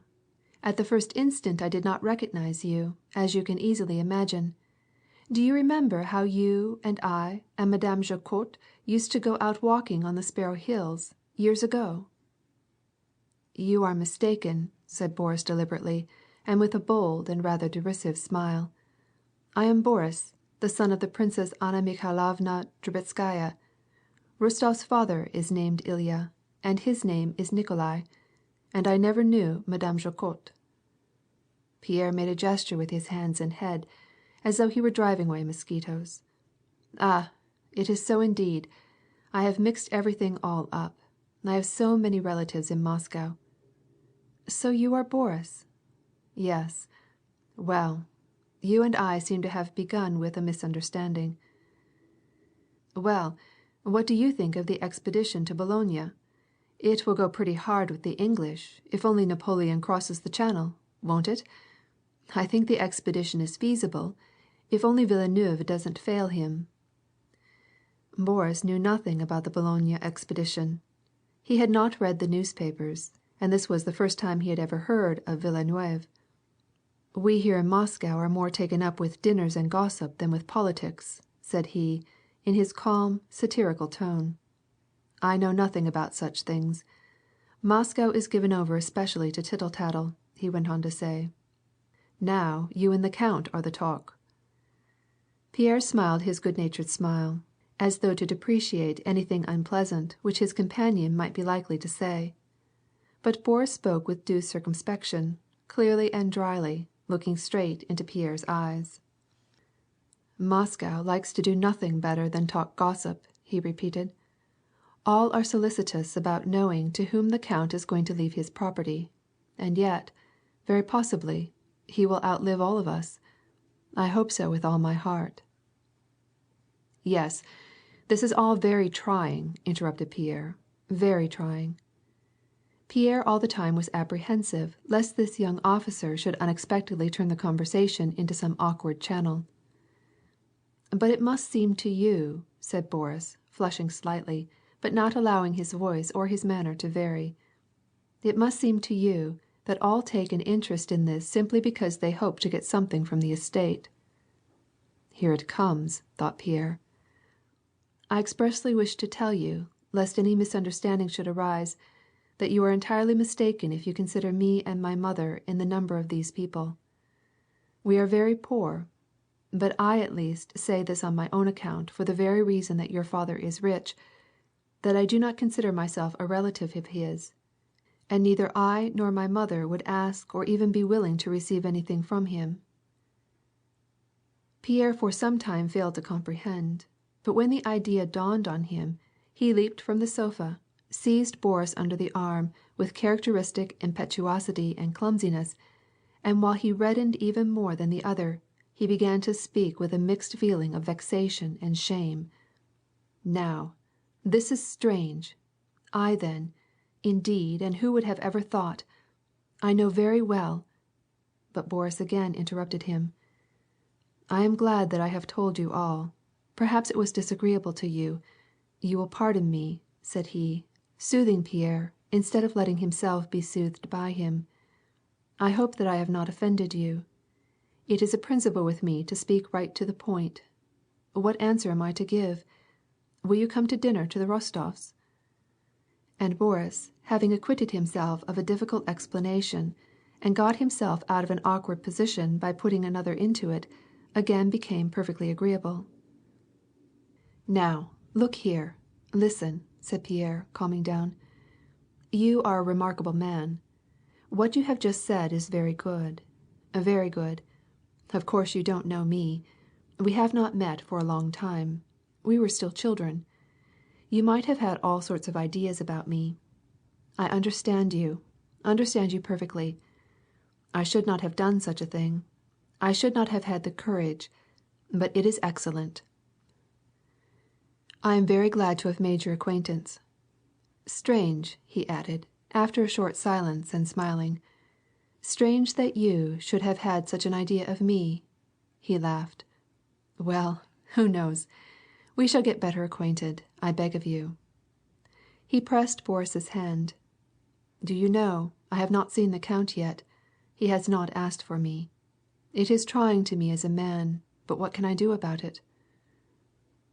"And do you think that Napoleon will succeed in getting his army across?" asked Boris with a smile. Pierre understood that Boris wanted to change the conversation, and taking his cue, he began to expound the advantages and disadvantages of the Boulogne expedition. A footman came to summon Boris to his mother. The princess was ready to start.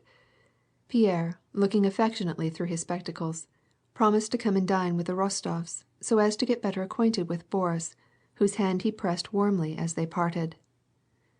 After he was left alone, Pierre still paced for a long time up and down the room, no longer threatening an invisible enemy with the sword, but smiling at the thought of this likable young man who was so intelligent and clever and decided. As often happens in early youth, and especially when a man is lonesome, he felt an inexplicable affection for the lad, and promised himself that they should become good friends. Prince Vasily escorted the princess to the door. The good lady held her handkerchief to her eyes, and there were traces of tears on her cheeks. "This is terrible, terrible!" she exclaimed. "But, so far as in me lay, I fulfilled my duty. I will come back and spend the night. It is impossible to leave him in such a state. Every moment is precious. I cannot understand why the princesses have delayed about it. Perhaps God will enable me to find some means of preparing him. Adieu, mon prince. Que le bon Dieu vous soutienne." "Adieu, ma bonne," replied Prince Vasily, as he turned away from her. "Ah, he is in a frightful state," said the princess to Boris, after they had again taken their seats in the carriage. "He scarcely knows anyone." "I cannot understand, mamenka, what his feelings are in regard to Pierre. Can you?" asked the son. "Everything will be made clear by his will, my dear. Our fate also depends upon that." "What makes you think he is going to leave anything to us?" "Ah, my dear, he is so rich, and we are so poor." "Well, that is a most inconclusive reason, mamenka." "Ah, my God, how ill he is!" exclaimed the mother. End of chapter 14. Part 1, Chapter 15. After Anna Mikhailovna and her son had gone to Count Bezukhoi's, the Countess Rostova sat for some time alone, applying her handkerchief to her eyes. At last she rang the bell.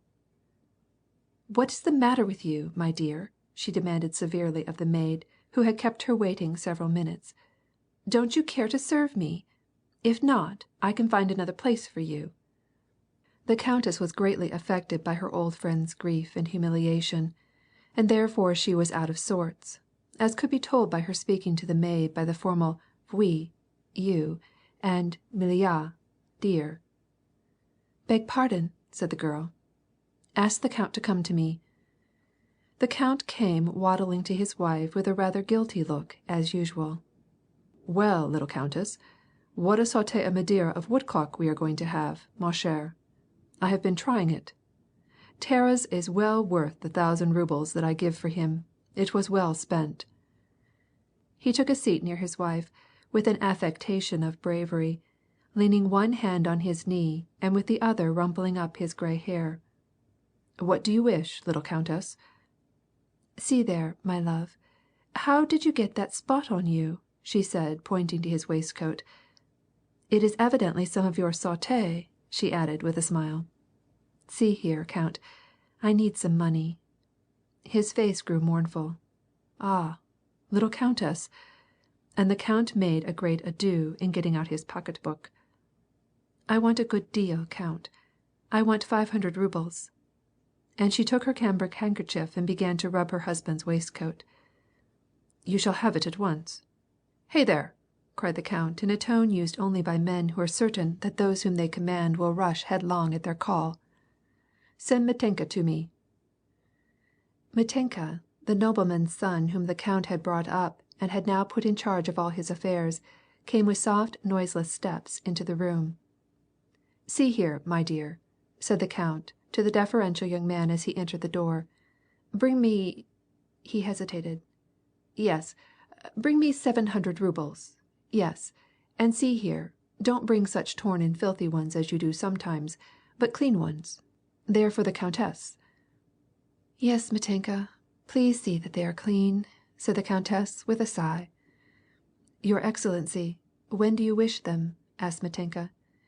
"You will deign to know that However, don't allow yourself to be uneasy," he added, perceiving that the count was already beginning to breathe heavily and rapidly, which was always a sign of a burst of rage.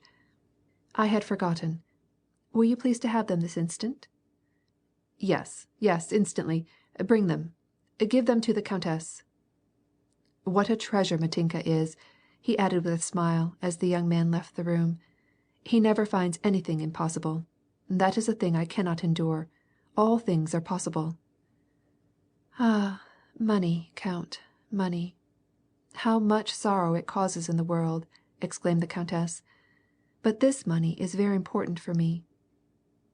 "Little countess, you are a terrible spendthrift," declared the count, and kissing his wife's hand, he disappeared again into his own apartment. When Anna Mikhailovna returned from her visit to Bezukhoi, the money, all in new clean banknotes, was laying on a stand under a handkerchief in the countess's room. Anna Mikhailovna noticed that the countess was excited over something. "Well, my dear?" asked the countess. "Oh, he's in such a terrible state. You would never know him. He is so ill, so ill. I stayed only a short minute, and didn't say 2 words." "Annette, for heaven's sake don't refuse me," suddenly exclaimed the countess, taking out the money from under the handkerchief, while her old, thin, grave face flushed in a way that was strange to see. Anna Mikhailovna instantly understood what she meant, and was already bending over so as to embrace the countess gracefully at the right moment. "It is from me to Boris, for his outfit." Anna Mikhailovna interrupted her by throwing her arms around her and bursting into tears. The countess wept with her.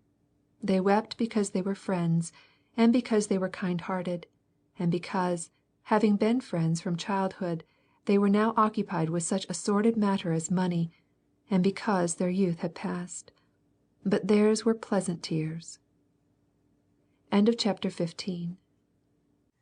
Part 1, chapter 16. The Countess Rostova, with her daughters and a considerable number of guests, were sitting in the drawing-room. The count had taken the men into his cabinet and was showing them his favorite collection of Turkish pipes. Occasionally he would go out and ask, "Hasn't she come yet?" They were waiting for Marya Dmitrievna Akhrosimova, called in society La Terrible Dragonne, a lady who was distinguished not for her wealth or her titles, but for the honesty of her character and her frank, simple ways. The imperial family knew her, all Moscow knew her, and all Petersburg, and both cities, while they laughed at her on the sly and related anecdotes of her brusque manners, nevertheless, without exception, respected and feared her. The conversation in the cabinet, which was full of smoke, turned on the war which had just been declared through a manifesto, in regard to the recruiting.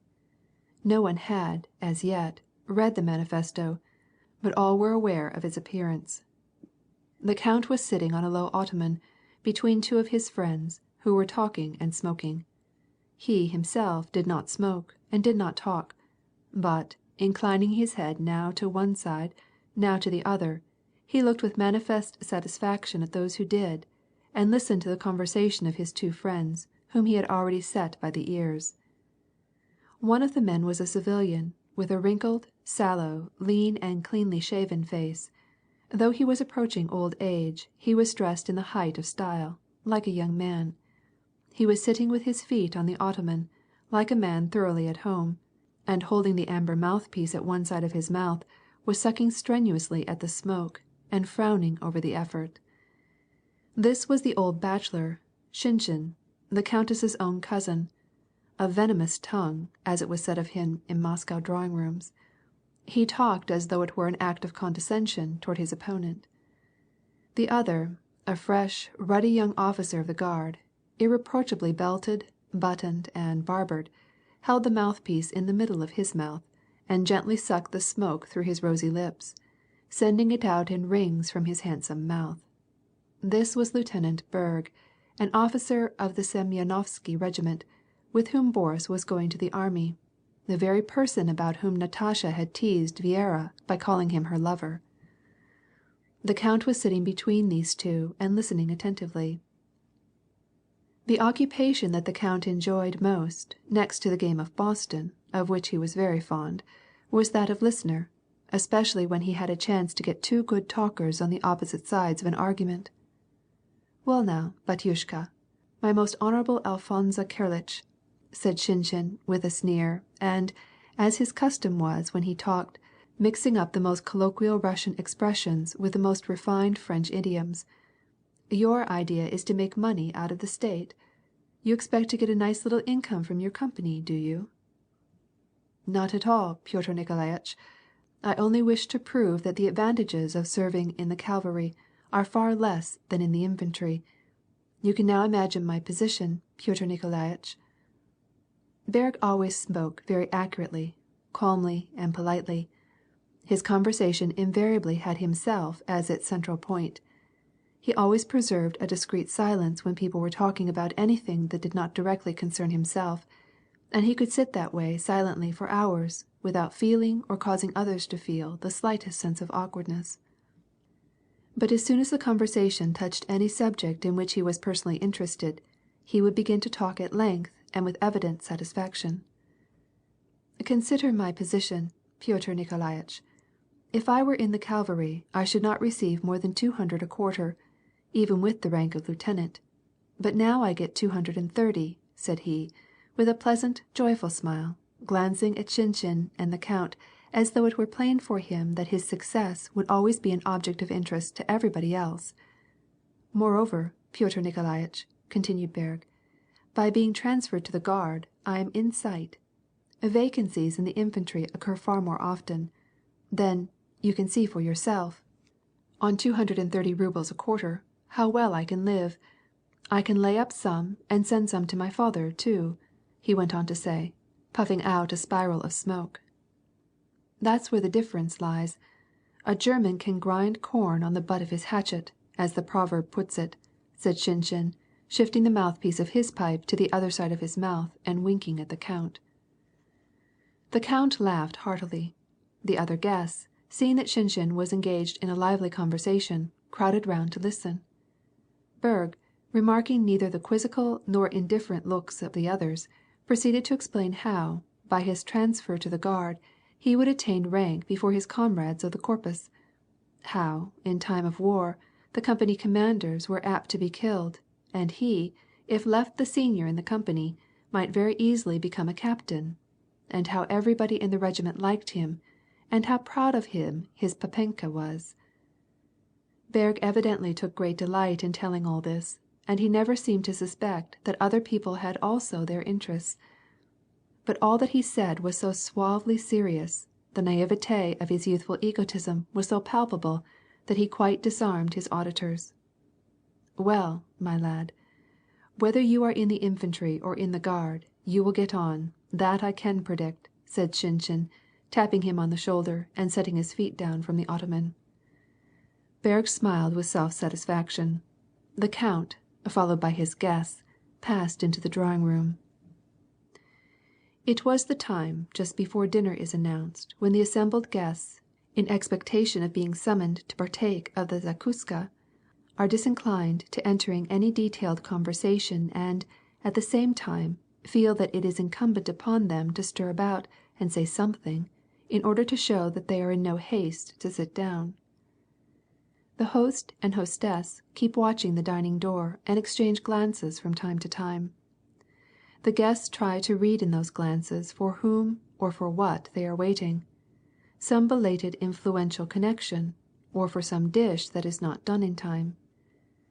Pierre came in just before the dinner hour, and awkwardly sat down in the first chair that he saw, right in the middle of the drawing-room, so that he was in everybody's way. The countess tried to engage him in conversation, but he merely answered her questions in monosyllables, and kept looking naively around him through his spectacles, as though in search of someone. It was exceedingly annoying, but he was the only person who did not notice it. The majority of the guests, knowing about his adventure with the bear, looked curiously at this big, tall, quiet-looking man, and found it difficult to believe that such a burly, unassuming creature could have played such a trick on a police officer. "Have you only just come?" asked the countess.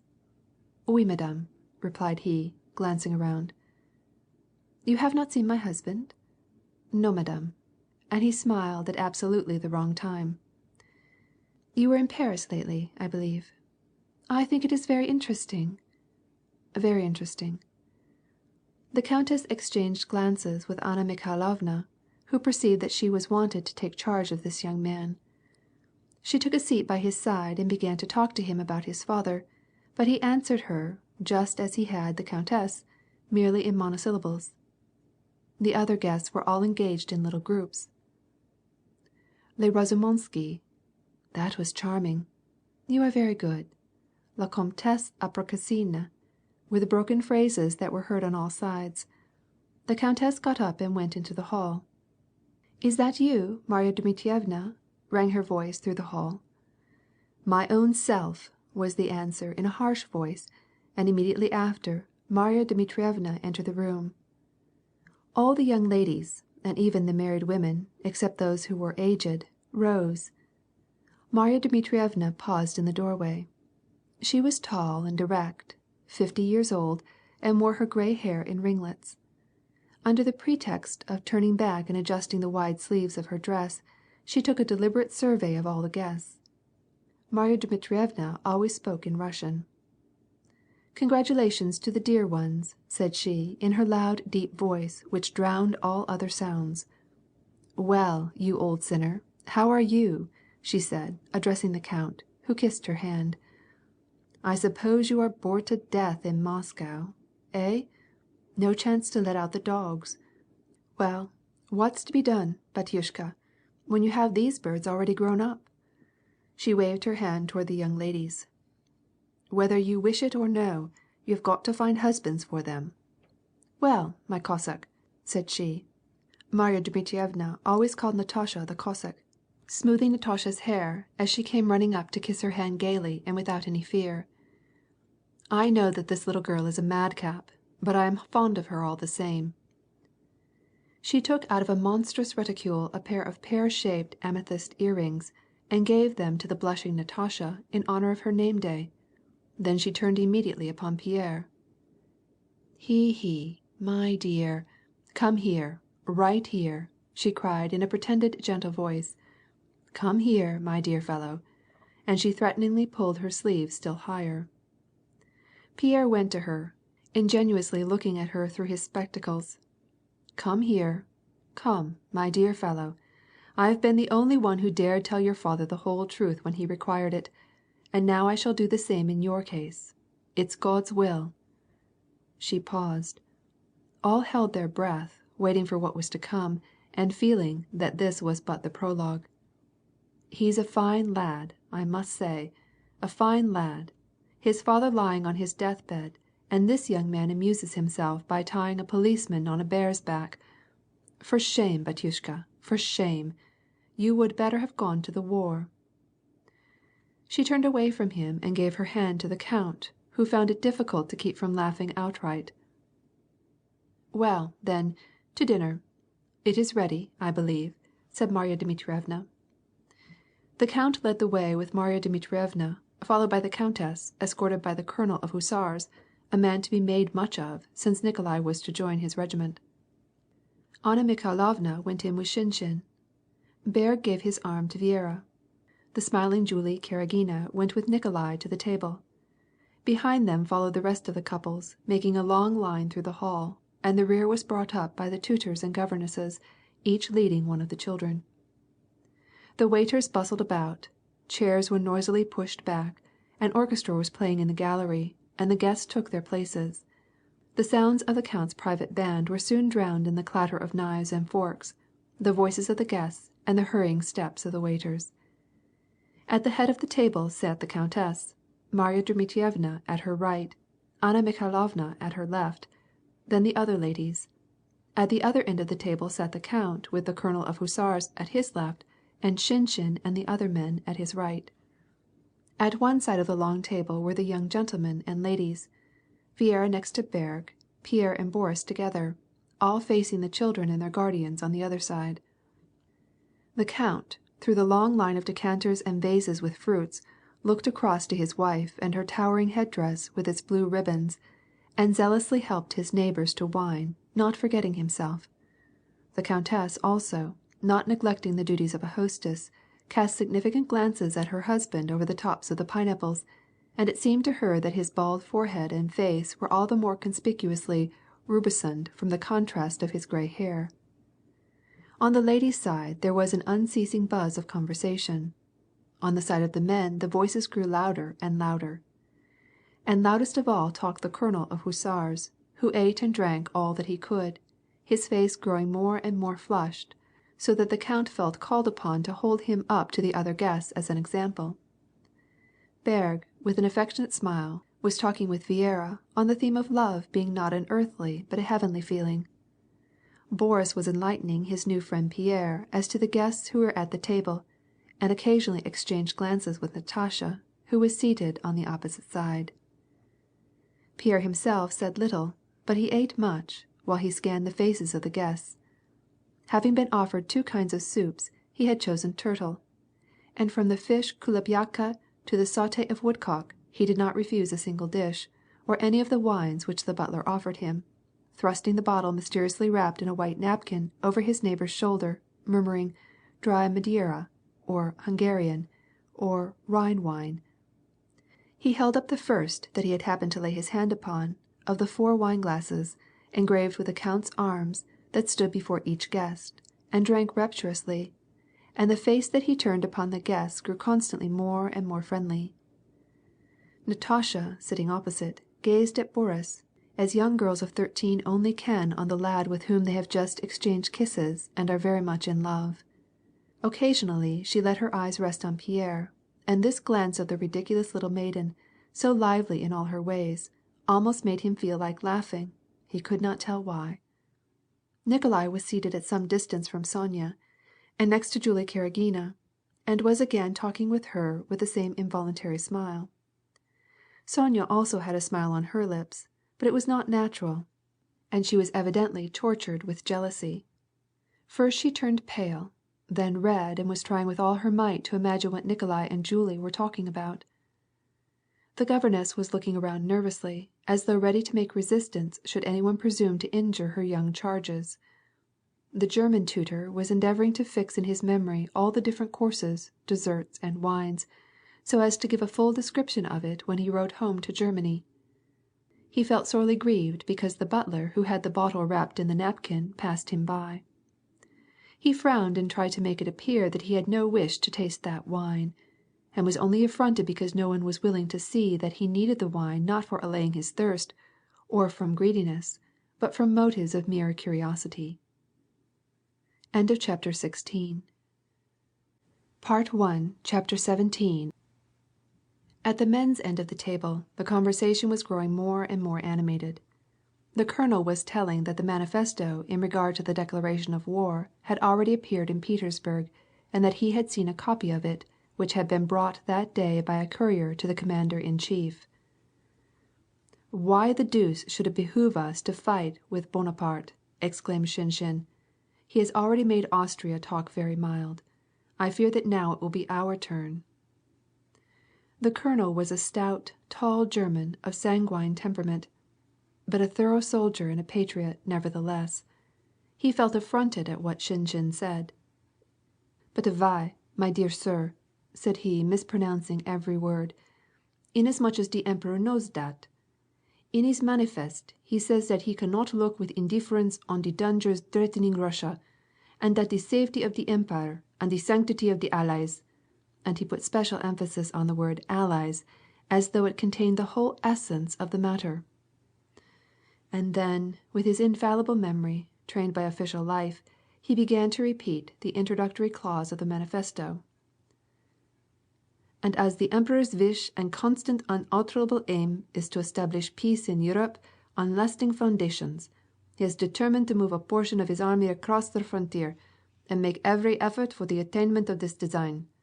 And that is the reason," My dear sir," said he, in conclusion, edifyingly draining his glass of wine and glancing at the count for encouragement. "Do you know the proverb, Eurema, Eurema, you'd better stay at home and twirl the spindle?" said Shinshin, frowning and smiling. "That fits us to a T. Even Suvarof was cut all to pieces, and where shall we find a Suvarof nowadays? What do you think about it?" asked he, incessantly changing from Russian to French. "We must fight to the last drop of our blood," said the colonel, thumping on the table. "We must be willing to perish for our emperor, and then all will be well. Und argue as little as possible, he repeated, giving a strong stress to the word possible, and looking again at the count. "That's the way the old hussars look at it. Und how do you look at it, young man and young hussar?" he added, turning to Nikolai, who, quite neglecting his fair companion, now that the talk turned on the war, was looking with all his eyes at the colonel and drinking in all that he had to say. "I agree with you entirely," returned Nikolai, in a glow, and turning his plate round and rearranging his wine glasses with a resolute and desperate face, as though at that very instant he were going to be called upon to face a great peril. "I am convinced that we Russians must either conquer or die," said he, and then instantly felt just as the rest did after the words were out of his mouth, that he had spoken more enthusiastically and bombastically than the occasion warranted, and had, therefore, been guilty of a solecism. "What you just said was splendid," said Julie, with a sigh. Sonia was all of a tremble and blushed to her ears and even to her shoulders while Nikolai was speaking. Pierre listened to the colonel's speeches and nodded his head in approval. "Here, that's splendid," said he. "You're a real hussar, young man," cried the colonel, again thumping on the table. "What are you making such a noise about there?" suddenly spoke up Marya Dmitrievna, her deep voice ringing across the table. "Why are you pounding on the table?" she demanded of the hussar. "What are you getting so heated about, pray? One would really think that the French were right here before you." "I am telling the truth," said the hussar, smiling. "Always talking about the war," cried the count across the table. "You see I have a son who is going. Marya Dmitrievna, my son is going." "Well, I have 4 sons in the army, but I don't mourn over it. God's will rules all. You may die at home lying on your oven, or God may bring you safe out of battle," rang Marya Dmitrievna's loud voice without any effort from the further end of the table. "That is so." And the conversation was again confined among the ladies at their end of the table and among the men at theirs. "You won't dare to ask it," said Natasha's little brother to her. "I tell you, you won't dare." "Yes, I will too," replied Natasha. Her face suddenly kindled and expressed a desperate and mischievous resolution. She started up with a glance, causing Pierre, who was sitting opposite to her, to listen, and addressing her mother, "Mamma," rang her childish chest voice across the table. "What is it you wish?" asked the countess, alarmed, but seeing by her daughter's face that it was some prank, she shook her finger sternly at her and shook her head warningly. There was a lull in the conversation. "Mamma, what sort of pastry is coming?" cried the little voice, even more clearly and without any hesitation. The countess tried to look severe but could not. Marya Dmitrievna shook her stout finger at the little girl. "Cossack!" said she. The majority of the guests looked at the old ladies and did not know what to make of this freak. "You will see what I shall do to you," said the countess. "Mamma, tell me what pastry we are going to have?" cried Natasha again, all in a giggle, and assured in her own merry little heart that her prank would not be taken amiss. Sonia and the stout little Petya were struggling with suppressed laughter. "There, I did ask," whispered Natasha to her little brother and to Pierre, on whom she again fastened her eyes. "Ices, but you are not to have any," said Marya Dmitrievna. Natasha saw that there was nothing to be afraid of, and therefore she had no fear of Marya Dmitrievna.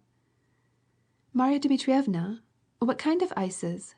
I don't like ice cream." "Carrot." "No, what kind? Marya Dmitrievna, Tell me what kind," she almost screamed. Marya Dmitrievna and the countess laughed, and the rest of the guests did the same.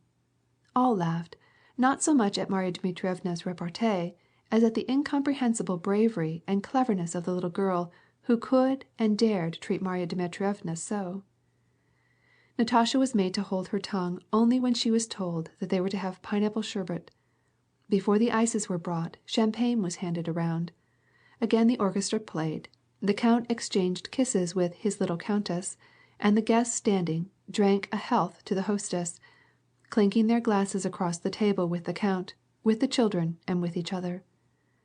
Again the waiters bustled about, there was the noise of moving chairs, and in the same order, but with more flushed faces, the guests returned to the drawing room and to the count's cabinet. Chapter 17. Part 1, Chapter 18. The card tables were brought out, partners were selected, and the count's guests scattered through the two drawing rooms, the divan room, and the library. The count, having arranged his cards in a fan shape, found it difficult to keep from indulging in his usual after-dinner nap, and laughed heartily at everything. The young people, at the countess's instigation, gathered around the clavichord and the harp. Julie, first, by general request, played a piece with variations on the harp, and then she joined with the rest of the girls in urging Natasha and Nikolai, whose musical talent was known to all, to sing something. Natasha was evidently very much flattered by this request, and at the same time it filled her with trepidation. "What shall we sing?" she asked. "The fountain?" suggested Nikolai. "Well, give me the music quick. Boris, come here," said Natasha. "But where is Sonia?" She looked around, and seeing that her cousin was nowhere in the room, she started to find her. She ran into Sonia's room, and not finding her there, hastened to the nursery, but she was not there. Natasha then came to the conclusion that Sonia might be in the corridor on the great chest. The great chest in the corridor was the place of mourning for all the young women of the house of Rostov. There in fact Sonia was found in her airy pink frock, all crumpled, lying flat on her face on a dirty striped pillow that belonged to the nurse, and, hiding her face in her hands, was crying as though her heart would break, while her poor bare shoulders shook under her sobs. Natasha's face, which had been so radiant all through her name day, suddenly changed. Her eyes grew fixed, then her throat contracted, and the corners of her mouth drew down. "Sonia, what is the matter? Tell me what it is. What is the matter with you? Oh, oh." And Natasha, opening her large mouth and becoming perfectly ugly, cried like a child, without knowing any reason for it except that Sonia was crying. Sonia tried to lift up her head, tried to answer, but found it impossible, and hid her face again. Natasha sat down on the blue cushion and threw her arms around her dear cousin. At length Sonia put forth an effort, sat up, and began to wipe away her tears, saying, "Nikolenka is going away in a week. His papers have come. He himself told me so. But I should not have wept." She held out a little piece of paper which she had been reading. It contained the verses which Nikolai had written for her. "I should not have wept for that. But you cannot understand. No one can understand. What a noble heart he has." And once more her tears began to flow at the thought of what a noble heart he had. "You are happy. I do not envy you. I love you and Boris too," she said, composing herself by an effort. "He is good. For you there are no obstacles. But Nikolai is my cousin. We should have the Archbishop himself, else it would be impossible. And that of Mamenka," Sonia always regarded the countess as her mother and called her so, "she will say that I am spoiling Nikolai's career, that I am heartless and ungrateful, and she would be right too. But God is my witness," here she crossed herself, "I love her so, and all of you, except only Viera. And why is it? What have I done to her? I am so grateful to you that I would gladly make any sacrifice for you. But it's no use." Sonia could say no more, and again she buried her face in the cushion and her hands. Natasha tried to calm her, but it could be seen by her face that she understood all the depth of Sonia's woe. "Sonia!" she exclaimed, suddenly, as though surmising the actual reason of her cousin's grief. "Truly, didn't Viera say something to you after dinner? Tell me." "Nikolai wrote these verses himself, and I copied off some other ones. And she found them on my table, and said that she was going to show them to Mamenka. And she said too that I was ungrateful, that Mamenka would never let him marry me, and that he was going to marry Julie. You saw how he was with her all the time, Natasha. Why should it be so?" And again she began to sob, more bitterly than before. Natasha tried to lift her up, threw her arms around her, and smiling through her tears, began to console her. "Sonia, don't you believe her, dear heart. Don't believe her. Don't you remember we three and Nikolenka talked together in the divan room after lunch? Why we thought it all out, how it should be. I don't exactly remember how it was, but you know it will be all right, and everything can be arranged. There was Uncle Shinshin's brother married his own cousin, and we are only second cousins. And Boris said that that was perfectly possible. You know I tell him everything, for he is so very clever and so kind," said Natasha. "Now, Sonia, don't cry any more, dear dove, sweetheart, Sonia," and she kissed her and laughed merrily. "Viera is spiteful, I'm sorry for her. But all will be well, and she won't say anything to Mamenka. Nikolenka himself will tell her. And then again, he doesn't care anything about Julie." And she kissed her on her hair. Sonia jumped up, and again the kitten became lively. Its eyes danced, and it was ready, waving its tail, to spring down on its soft little paws and to play with the ball again, as was perfectly natural for it to do. "Do you think so? Truly? Do you swear it?" said she quickly, smoothing her crumpled dress and hair. "Truly, I swear it," replied Natasha, tucking an unruly tuft of curly hair back under her cousin's braid. "Well, now, let us go and sing the fountain." "Come on." "But do you know, that stout Pierre who sat opposite me is so amusing," suddenly exclaimed Natasha, stopping short. "Oh, it is such fun!" and the girl danced along the corridor. Sonia, shaking off some down, and hiding the verses in her bosom, her face all aglow, followed Natasha with light, merry steps along the corridor into the divan room. According to the request of the guests, the young people sang the quartet, entitled "The Fountain," which was universally acceptable. Then Nikolai sang a new song which he had just learned. "The night is bright, the moon is sinking. How sweet it is to tell one's heart That someone in the world is thinking, My own true only love thou art. That she her lovely hand is laying Upon the golden harp to night, While passionate harmonies are swaying Her soul and thine to new delight. One day, 2 days, then paradise. Alas, thy love on her deathbed lies." He had hardly finished singing the last word, when preparations began to be made for dancing, and the musicians made their way into the gallery with a tramping of feet and coughing. Pierre was sitting in the drawing room with Shinshin, who, knowing that he had recently returned from abroad, was trying to induce a political conversation that was exceedingly tedious to the young man.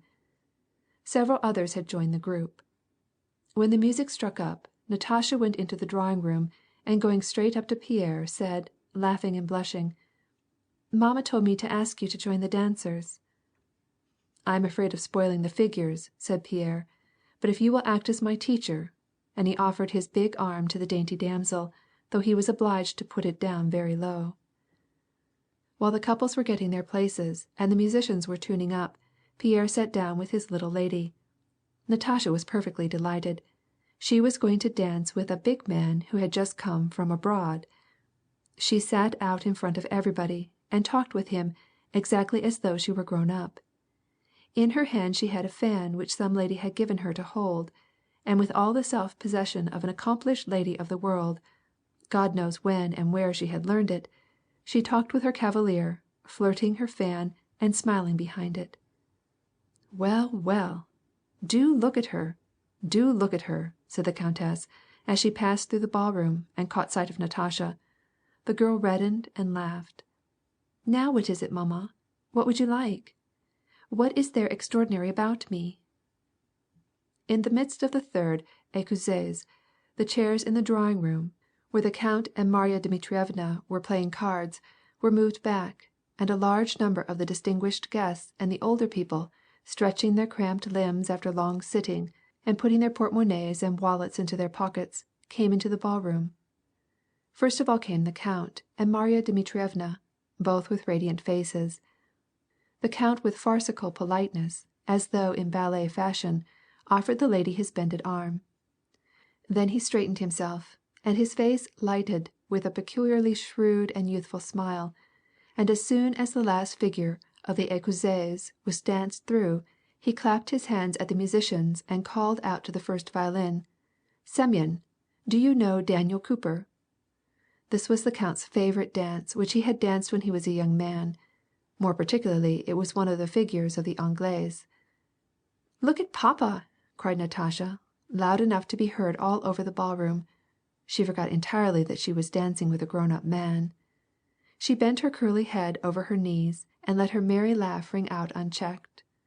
Indeed, all who were in the hall gazed with a smile of pleasure at the jolly man standing with the dignified Marya Dmitrievna, who was considerably taller than her partner, holding his arms in a bow, straightening his shoulders, and turning out his toes, slightly beating time with his foot, while a beaming smile spread more and more over his round face, and gave the spectators an inkling of what was to follow.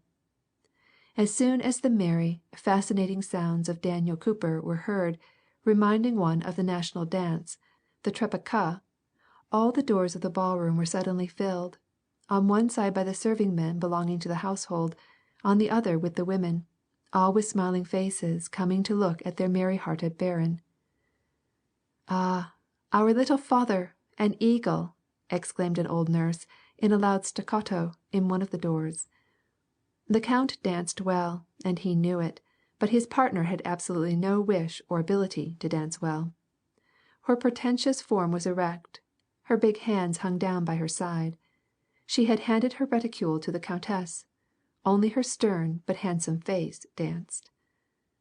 What was expressed in the whole rotund person of the count was expressed in Marya Dmitrievna merely in her ever more and more radiantly smiling face and loftier lifted nose. But while the count, growing ever more and more lively, captivated the spectators by the unexpectedness of his graceful capers and the light gambols of his lissom legs, Marya Dmitrievna, by the slightest animation on her part, by the motion of her shoulders or the bending of her arms in turning about or beating time, produced the greatest impression, for the very reason that every one always felt a certain awe before her dignity of bearing and habitual severity. The dance grew livelier and livelier. The other dancers could not for an instant attract attention to themselves and did not even try. All eyes were fastened on the count and Marya Dmitrievna. Natasha kept pulling at the sleeves and dresses of all who were near her to make them look at her papenka, but even without this reminder, they would have found it hard to take their eyes off the two dancers. The count, in the intervals of the dance, made desperate efforts to get his breath, waved his hands, and cried to the musicians to play faster.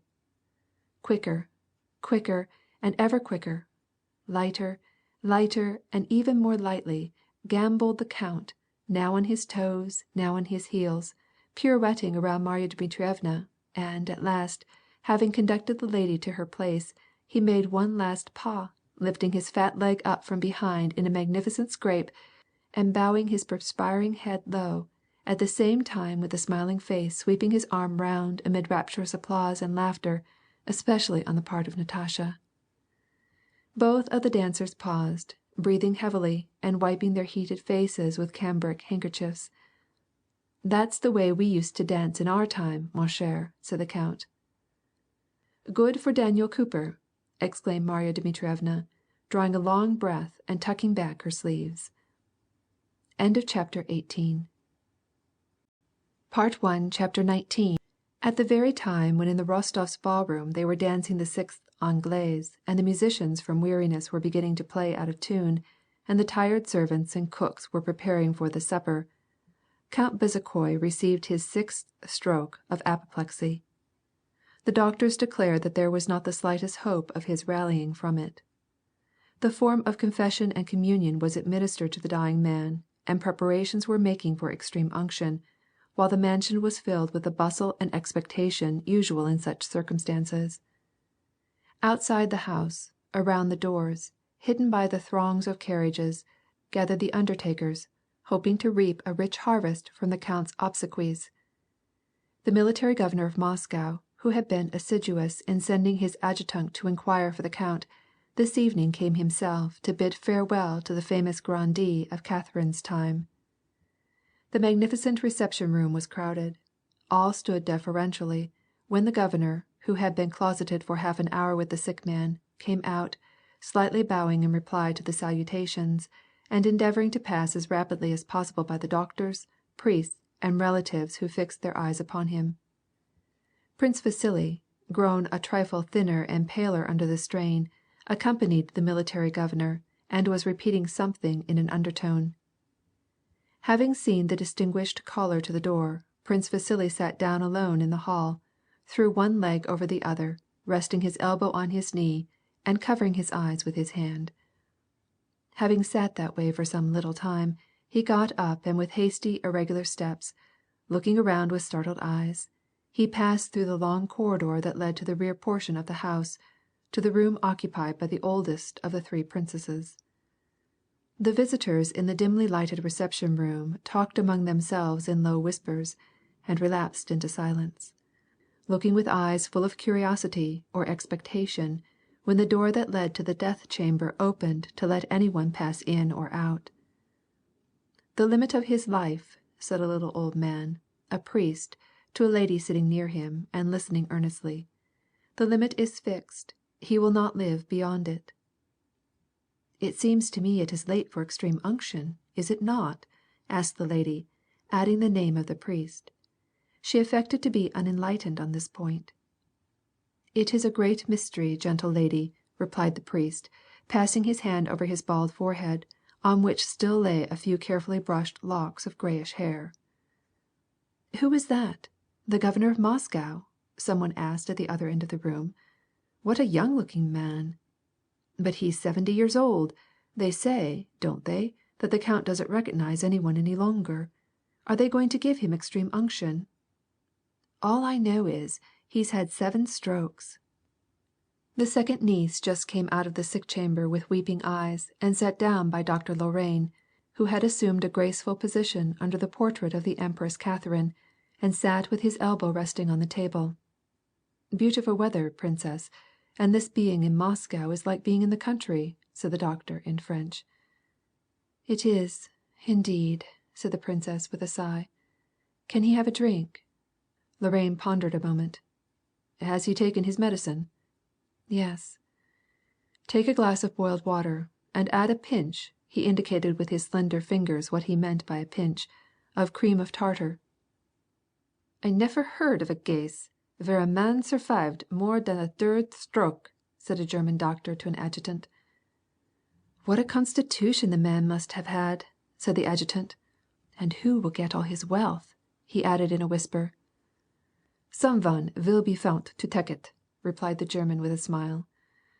Again they all looked at the door. It opened to let the young princess pass with the drink which Lorraine had suggested for the sick man. The German doctor went over to Lorraine. "Do you think he will last till tomorrow morning?" he asked, in atrocious French. Lorraine thrust out his lips and made a motion of severe negation with his fingers in front of his nose. "Tonight, at latest," said he in a low voice, with a slight smile of self-satisfaction at being able to understand and express the state of his patient. Then he went out. Meantime, Prince Vasily had opened the door to the princess's apartment. It was almost dark in the room. 2 little lamps were burning before the holy pictures, and there was a pleasant odor of incense and flowers. The whole room was furnished with small articles of furniture, chiffoniers, cabinets, and little tables. Behind a screen could be seen the white curtain of a high post bedstead. A little dog came running out and barking. "Ah, is it you, mon cousin?" She got up and smoothed her hair, which, as always, was so extraordinarily smooth that one would have thought it made of one piece with her head, and then covered with varnish. "What is it? What has happened?" she asked. "You startled me so." "Nothing. There is no change. I only came to have a talk with you, Katish, about business," said the prince, wearily sitting down in the chair from which she had just risen. "How warm you are here!" he exclaimed. "However, sit down there. Let us talk." "I thought something must have happened," said the princess, and she took a seat in front of him, with her face hard and stony as usual, and prepared to hear what he had to say. "I was trying to get a nap, mon cousin, and I could not." "Well, my dear," said Prince Vasily, taking the princess's hand and doubling it over in a way peculiar to himself. It was evident that this "well, my dear," referred to a number of things, which though unspoken, were understood by both of them. The princess, with her long thin waist, so disproportionate to the rest of her body, looked at the prince full in the face from her prominent gray eyes. Then she shook her head and, with a sigh, glanced at the holy pictures. This action might have been taken as an expression of grief and resignation, or as an expression of weariness and hope of a speedy respite. Prince Vasily explained this action as an expression of weariness. "That's the way with me," said he. "Do you suppose it's any easier for me? I am as played out as a post horse, but still, I must have a talk with you, Katish, and a very serious one." Prince Vasily became silent, and his cheeks began to twitch nervously, first on one side, then on the other, giving his face an unpleasant look such as it never had when he was in company. His eyes, also, were different from usual. At one moment they gleamed impudently malicious, at the next a sort of fear lurked in them. The princess, holding the little dog in her dry, thin hands in her lap, scrutinized the prince sharply, but it was plain to see that she did not intend to break the silence by asking any question, even though she sat till morning. "Do you not see, my dear princess and cousin, Katerina Semyonovna," continued Prince Vasily, evidently bringing himself, not without an inward struggle, to attack the subject. "At such moments as this, we must think about all contingencies. We must think about the future, about yourselves. I love all of you as though you were my own children. You know that." The princess gazed at him immovably, betraying no sign of her feelings. "In a word, it is necessary, also, to think of my family," continued Prince Vasily, testily giving the stand a push. "You know, Katish, that you three Mamontov sisters and my wife are the count's only direct heirs. I know how hard it is for you to speak and think about such things, and it is no easier for me, but, my dear, I am 60 years old, I must be ready for anything. Do you know that I have had to send for Pierre?" The count pointed directly at his portrait, signifying that he wanted to see him. Prince Vasily looked questioningly at the princess, but he could not make out whether she had comprehended what he had said to her or was simply looking at him. "I do not cease to pray God for him, mon cousin," she replied, "that he will pardon him and grant his noble soul a peaceful passage from this—" "Yes, of course," hastily interposed Prince Vasily, rubbing his bald forehead and again testily drawing toward him the table that he had just pushed away.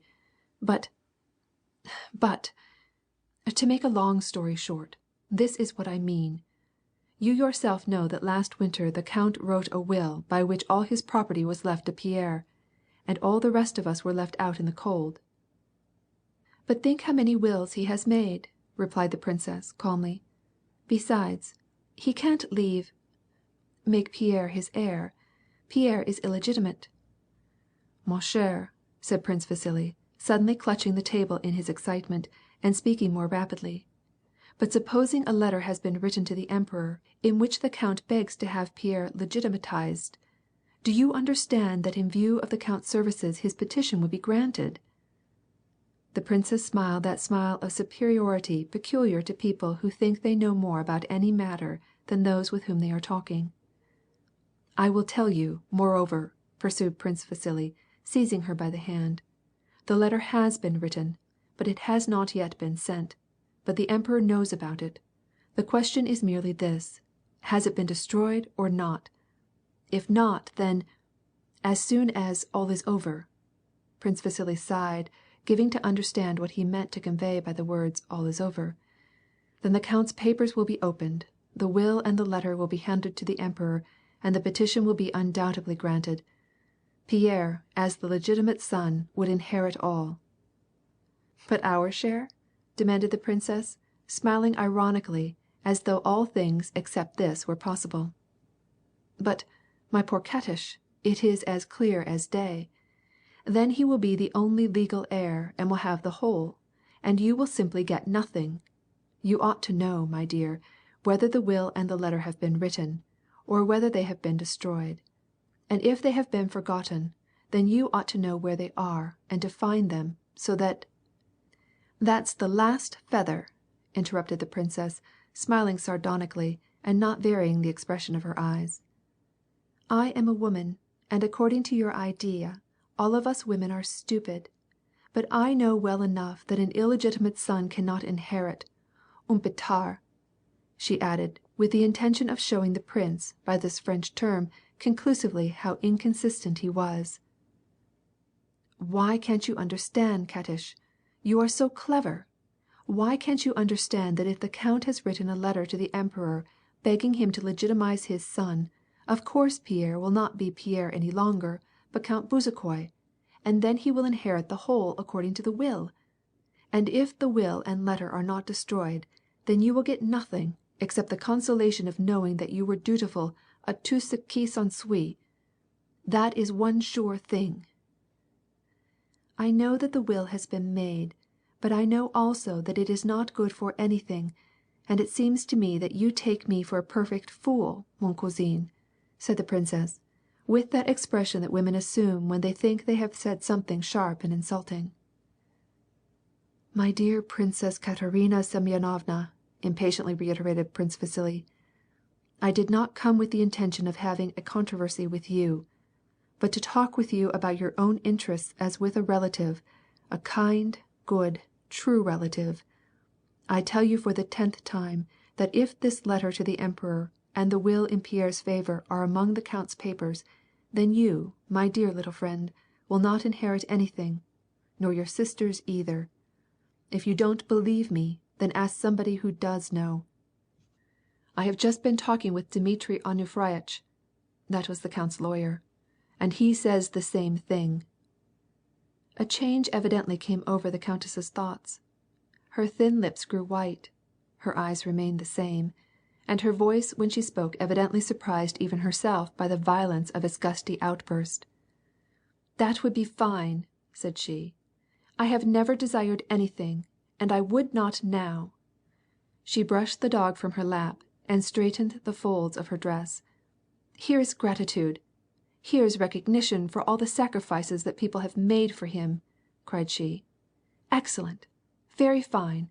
I don't need anything, Prince." "Yes, but it is not you alone. You have sisters," replied Prince Vasily. The princess, however, did not heed him. "Yes, I have known for a long time, but I had not realized it, that I had nothing to expect in this house except baseness, deception, envy, intrigue, except ingratitude, the blackest ingratitude." "Do you know or do you not know where the will is?" asked Prince Vasily, his cheeks twitching even more than before. "Yes, I was stupid. I have always had faith in people, and loved them, and sacrificed myself. But those only are successful who are base and low. I know through whose intrigues this came about." The princess wanted to get up, but the prince detained her by the arm. The princess's face suddenly took on the expression of one who has become soured against the whole human race. She looked angrily at her relative. "There is still time enough. You must know, my dear Katish, that all this may have been done hastily, in a moment of pique, of illness, and then forgotten. Our duty, my dear, is to correct his mistake, to soothe his last moments, so that he cannot in decency commit this injustice. We must not let him die with the idea that he was making unhappy those who sacrificed everything for him," interrupted the princess, taking the words out of his mouth. Again she tried to get up, but still the prince would not allow her. "And he has never had the sense to perceive it. No, mon cousin," she added with a sigh. "I shall yet live to learn that in this world it is idle to expect one's reward, and that in this world there is no such thing as honor or justice. In this world one must be shrewd and wicked." "Well, voyons, calm yourself. I know your good heart." "No, I have a heart full of wickedness." "I know your heart," repeated the prince. "I prize your friendship, and I could wish that you had as high an opinion of me. Now calm yourself, and parlons raison. Now is the golden time, a few hours at most, perhaps a few moments. Now tell me all you know about this will, and above all where it is. You must know. He has probably forgotten all about it. Now we must take it and show it to the count. Probably he has forgotten all about it, and would wish it to be destroyed. You understand that my sole desire is sacredly to carry out his wishes. That is why I came here. I am here only to help him and you." "Now I understand all. I know whose intrigues it was. I know," said the princess. "That is not the point, my dear heart. It is your protégée, your dear Princess Drubetskaya, Anna Mikhailovna, whom I would not take for my chambermaid, that filthy, vile woman." "Let us not lose time," said the prince in French. "Ah, don't speak to me. Last winter she sneaked in here, and she told the count such vile things, such foul things about all of us, especially about Sophie. I cannot repeat them. So that the count was taken ill, and for 2 weeks would not see any of us. It was at that time, I know, that he wrote that nasty, vile paper, but I suppose that it did not mean anything." "That is just the point. Why haven't you told me before?" "In the mosaic portfolio which he keeps under his pillow. Now I know," again went on the princess. "Yes, if I have any sins on my soul, the greatest sin is my hatred of that horrid woman," almost cried the princess, her face all convulsed. "And why did she sneak in here? But I will tell her my whole mind, that I will. The time will come." End of chapter 19. Part 1, chapter 20. At the time that these various conversations were going on in the reception room and in the princess's apartment, the carriage with Pierre, who had been sent for, and with Anna Mikhailovna, who found it essential to accompany him, drove into Count Bezukhoi's courtyard. When the carriage wheels rolled noiselessly upon the straw scattered under the windows, Anna Mikhailovna turned to her companion with consoling words, but was surprised to find him asleep in the corner of the carriage. She wakened him, and, as he followed her from the carriage, it dawned upon him for the first time that a meeting with his dying father was before him. He noticed that they had drawn up not at the state entrance but at the rear door. Just as he left the carriage, 2 men in merchant garb skulked down from the doorway and hid in the shadow of the wall. Stopping a moment to look around, he saw several other similar figures on both sides in the shadow. But neither Anna Mikhailovna nor the lackey nor the coachman, though they could not have helped seeing these men, paid any attention to them. "Why, of course it must be all right," said Pierre to himself, and followed Anna Mikhailovna. Anna Mikhailovna, with hurried steps, tripped up the dimly lighted narrow stone stairway and beckoned to Pierre, who loitered behind her.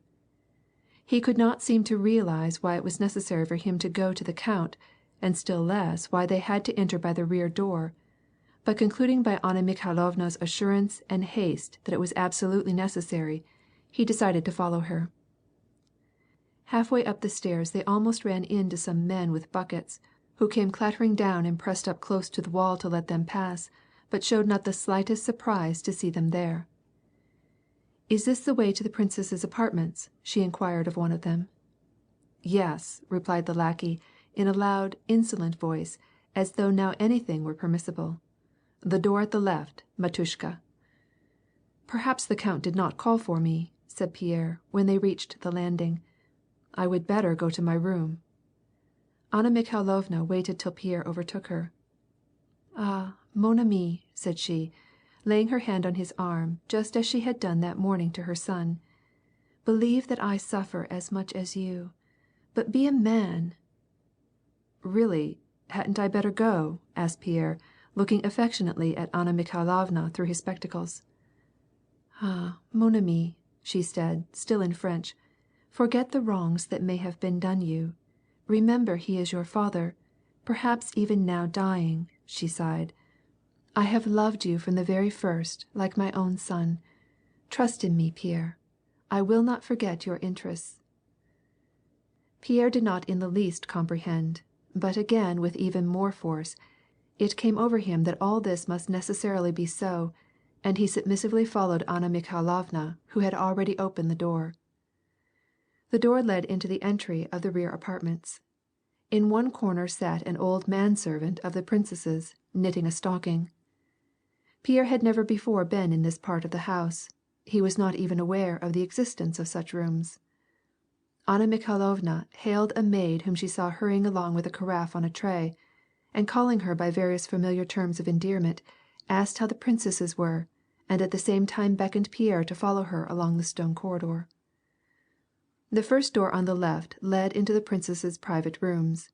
The chambermaid with the carafe, in her haste, everything was done in haste at this time in this mansion, failed to close the door, and as Pierre and Anna Mikhailovna passed by, they involuntarily glanced into the room where sat the oldest of the nieces in close conference with Prince Vasily. Seeing them passing, Prince Vasily made a hasty movement and drew himself up. The princess sprang to her feet, and in her vexation slammed the door to with all her might. This action was so unlike the princess's habitual serenity, the apprehension pictured on the princess's face was so contrary to his ordinary expression of self-importance, that Pierre paused and looked inquiringly at his guide through his spectacles. Anna Mikhailovna manifested no surprise. She merely smiled slightly and sighed, as though to signify that all this was to be expected. "Soyons, mon ami. I will watch over your interests," said she, in answer to his glance, and tripped along the corridor even more hastily than before. Pierre did not comprehend what the trouble was, and still less her words, "watch over your interests," but he came to the conclusion that all this must be so. They went from the corridor into a dimly lighted hall which adjoined the count's reception room. It was one of those cold and magnificent apartments in the front of the house which Pierre knew so well. But even in this room, right in the middle stood a forgotten bathtub from which the water was leaking into the carpet. A servant and a clergyman carrying a censer came toward them on their tiptoes, but paid no attention to them. Then they entered the reception room, with its two Italian windows, its door leading into the winter garden, and adorned with a colossal bust and full-length portrait of the Empress Catherine. The room was filled with the same people in almost the same attitudes, sitting and whispering together. They all stopped talking and stared at Anna Mikhailovna as she entered with her pale, tear-stained face, followed by the stout, burly Pierre, submissively hanging his head.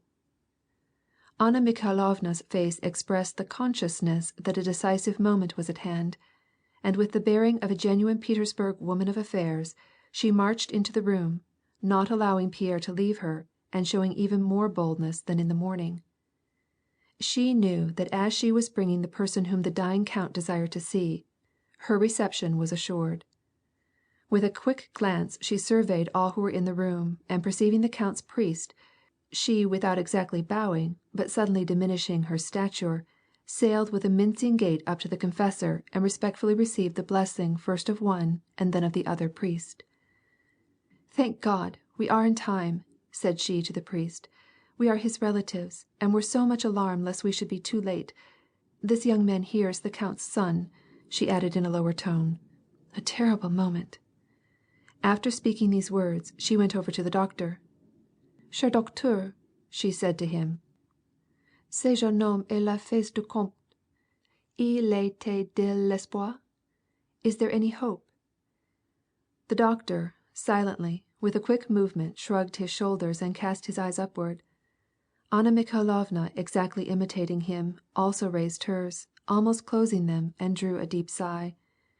Then she turned from the doctor to Pierre. Her manner was respectful and affectionate, with a shade of sadness. "Have confidence in His mercy," said she in French, pointing him to a small sofa where he should sit and wait for her, while she noiselessly directed her steps toward the door which was the attraction for all eyes, and noiselessly opening it disappeared from sight. Pierre, making up his mind in all things to obey his guide, went to the little sofa which she pointed out to him. As soon as Anna Mikhailovna was out of sight, he noticed that the eyes of all who were in the room were fastened upon him with more curiosity than sympathy. He noticed that all were whispering together, nodding toward him with a sort of aversion and even servility.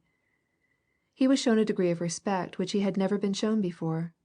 A lady whom he did not know, the one who had been talking with the two priests, got up from her place and motioned to him to sit down.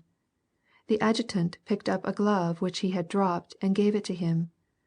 The doctors preserved a respectful silence as he passed by them and fell back to make way for him. At first Pierre was inclined to sit down in another place so as not to disturb the lady, was inclined to pick up his own glove, and to turn out for the doctors, though they were not at all in his way, but, on second thought, it suddenly occurred to him that this would not be becoming. He felt that this night he was a person expected to fulfill some terrible and obligatory ceremony, and therefore he was in duty bound to accept the services of all these people. He silently received the glove from the adjutant, took the lady's place, laying his huge hands on his evenly plated knees in the naive poise of an Egyptian statue, and saying to himself that all this was just as it was meant to be, and that, lest he should lose his presence of mind and commit some absurdity, it behooved him this evening above all to give up all idea of self-guidance, but commit himself wholly to the will of those who assumed the direction of him. Not 2 minutes had passed when Prince Vasily, in his kaftan with 3 stars on his breast, carrying his head majestically, came into the room. He seemed thinner than when Pierre had last seen him. His eyes opened larger than usual when he glanced about the room and caught sight of Pierre. He went straight up to him, took his hand, a thing which he had never done before, and bent it down as though trying by experiment whether it had any power of resistance. "Courage, courage, mon ami, he has asked to see you. That is good." And he started to go away. But Pierre felt that it was suitable to ask, "How is he?" he stammered, not knowing exactly how to call the dying count. He was ashamed to call him father. "He had another stroke half an hour ago. Courage, mon ami." Pierre was in such a dazed condition of mind that at the word coup he imagined that someone had hit him. He looked at Prince Vasily in perplexity, and it was only after some time that he was able to gather that coup meant an attack of apoplexy. Prince Vasily, as he went by, said a few words to Lorraine and went into the bedroom on his tiptoes. He was not used to walking on his tiptoes, and his whole body jumped as he walked. He was immediately followed by the oldest princess. Then came the confessor and priests. Some of the house servants also joined in the procession and passed into the sleeping room. There was heard some stir, and finally Anna Mikhailovna, with the same pale countenance, firmly bent on the fulfillment of her duties, came running out and touching Pierre on the arm said, "The goodness of God is inexhaustible. The ceremony is about to begin. Come."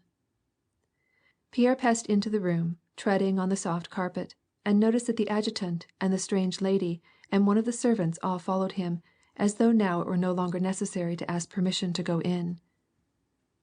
End of chapter 20. Part 1, chapter 21. Pierre well knew this great room, divided by columns and an arcade, and all hung with Persian tapestries. The part of the chamber behind the columns, where on one side stood a huge mahogany bedstead with silken curtains, and on the other a monstrous kyot or shrine with images, was all brightly and beautifully lighted, just as churches are usually lighted for evening service.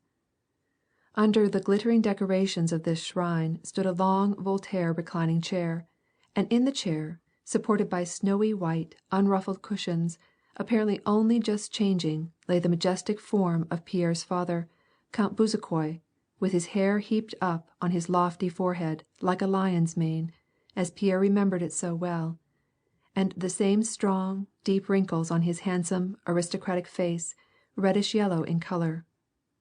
He was wrapped to the waist in a bright green quilt, and lay directly under the holy pictures. Both of his great stout arms were uncovered and lay on the quilt. In his right hand, which lay palm down, a wax taper was placed between the thumb and forefinger, and an old servant bending over the chair held it upright.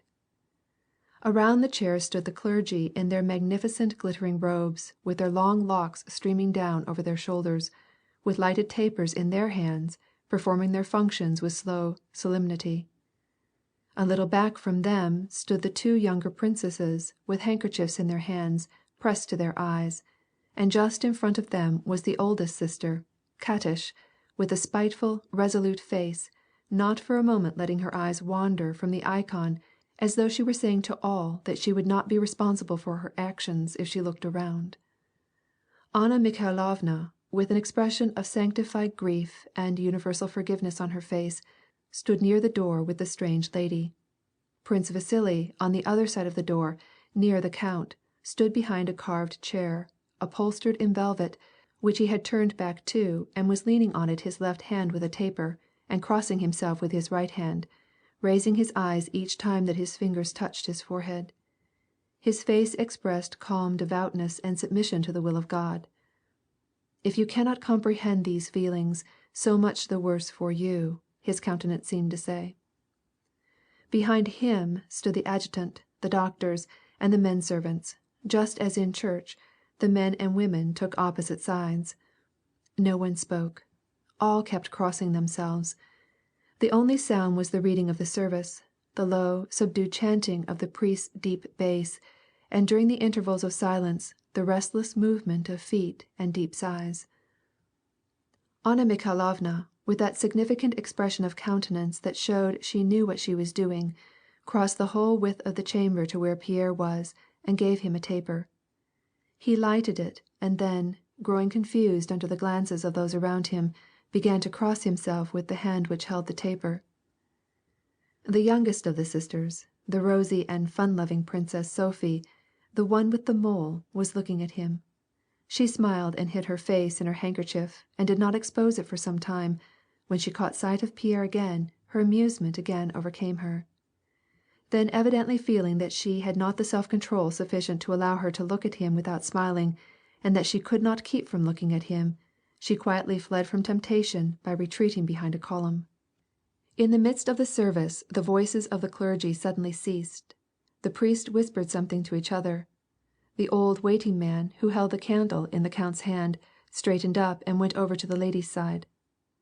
Anna Mikhailovna stepped forward, and bending over the sick man, beckoned to Dr. Lorraine without turning around.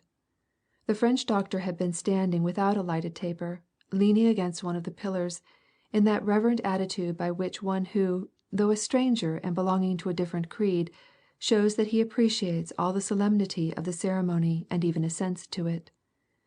With the noiseless steps of a man possessed of perfect vigor, he answered Anna Mikhailovna's call, went over to the sick man, lifted in his white, slender fingers the hand that lay on the green quilt, and bending over, began to count the pulse and grew grave. Something was given to the invalid to drink. There was a slight stir about him, then once more they all took their places and the service proceeded.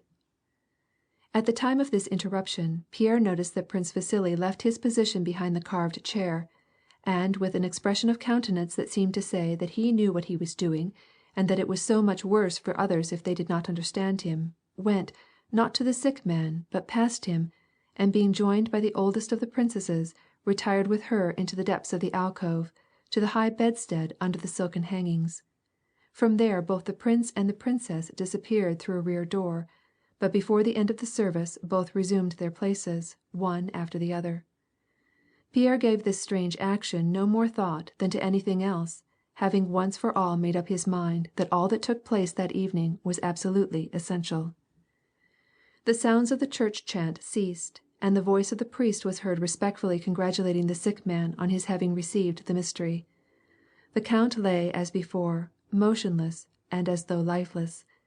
Around him was a stir. Footsteps and a whispering were heard. Anna Mikhailovna's voice could be distinguished above the rest. Pierre listened and heard her say, "He must be carried instantly to bed. It will never do in the world for him here to—" The doctors, princesses, and servants crowded around the invalid so that Pierre could no longer see that reddish-yellow face with the gray mane of hair, which ever since the service began had constantly filled his vision to the exclusion of everything else. He surmised by the guarded movements of those who crowded around the armchair that they were lifting and carrying the dying man. "Hold by my arm, you'll drop him so," said one of the servants in a frightened whisper. "Take him lower down. One more," said different voices, and the labored breathing and shuffling of feet growing more hurried seemed to indicate that the load that these men were carrying was beyond their strength. As the bearers, among their number Anna Mikhailovna, came opposite the young man, he caught a momentary glimpse over their heads and backs of his father's strong, full chest uncovered, his stout shoulders lifted above the people carrying him under their arms, and his leonine head with its curly mane. The face, with its extraordinary high forehead and cheekbones, handsome, sensitive mouth, and majestic, cold eyes, was undisfigured by the nearness of death.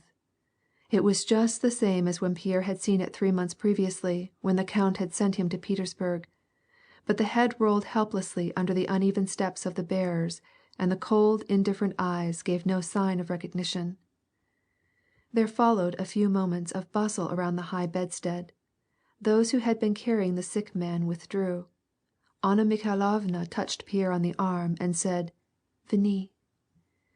Pierre went with her to the bed whereon the sick man had been placed in solemn attitude, evidently in some manner connected with the sacrament just accomplished. He lay with his head propped high on pillows. His hands were placed side by side, palm downward, on the green silk quilt. As Pierre went to him, the count was looking straight at him, but his look had that meaning and significance which it is impossible for a man to read. Either that look had simply nothing to say and merely fastened upon him because those eyes must needs look at something, or they had too much to say. Pierre paused, not knowing what was expected of him, and glanced inquiringly at his guide. Anna Mikhailovna made him a hasty motion with her eyes toward the sick man's hand, and with her lips signified that he should kiss it. Pierre bent over carefully so as not to disturb the quilt, and in accordance with her advice touched his lips to the broad, brawny hand.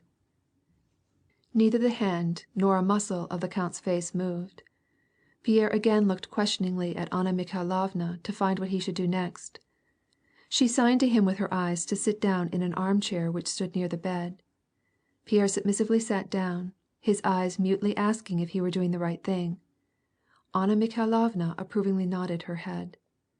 Pierre again assumed the symmetrically simple attitude of the Egyptian statue, and evidently really suffered because his awkward, huge frame took up so much space, though he strove with all his might to make it seem as small as possible.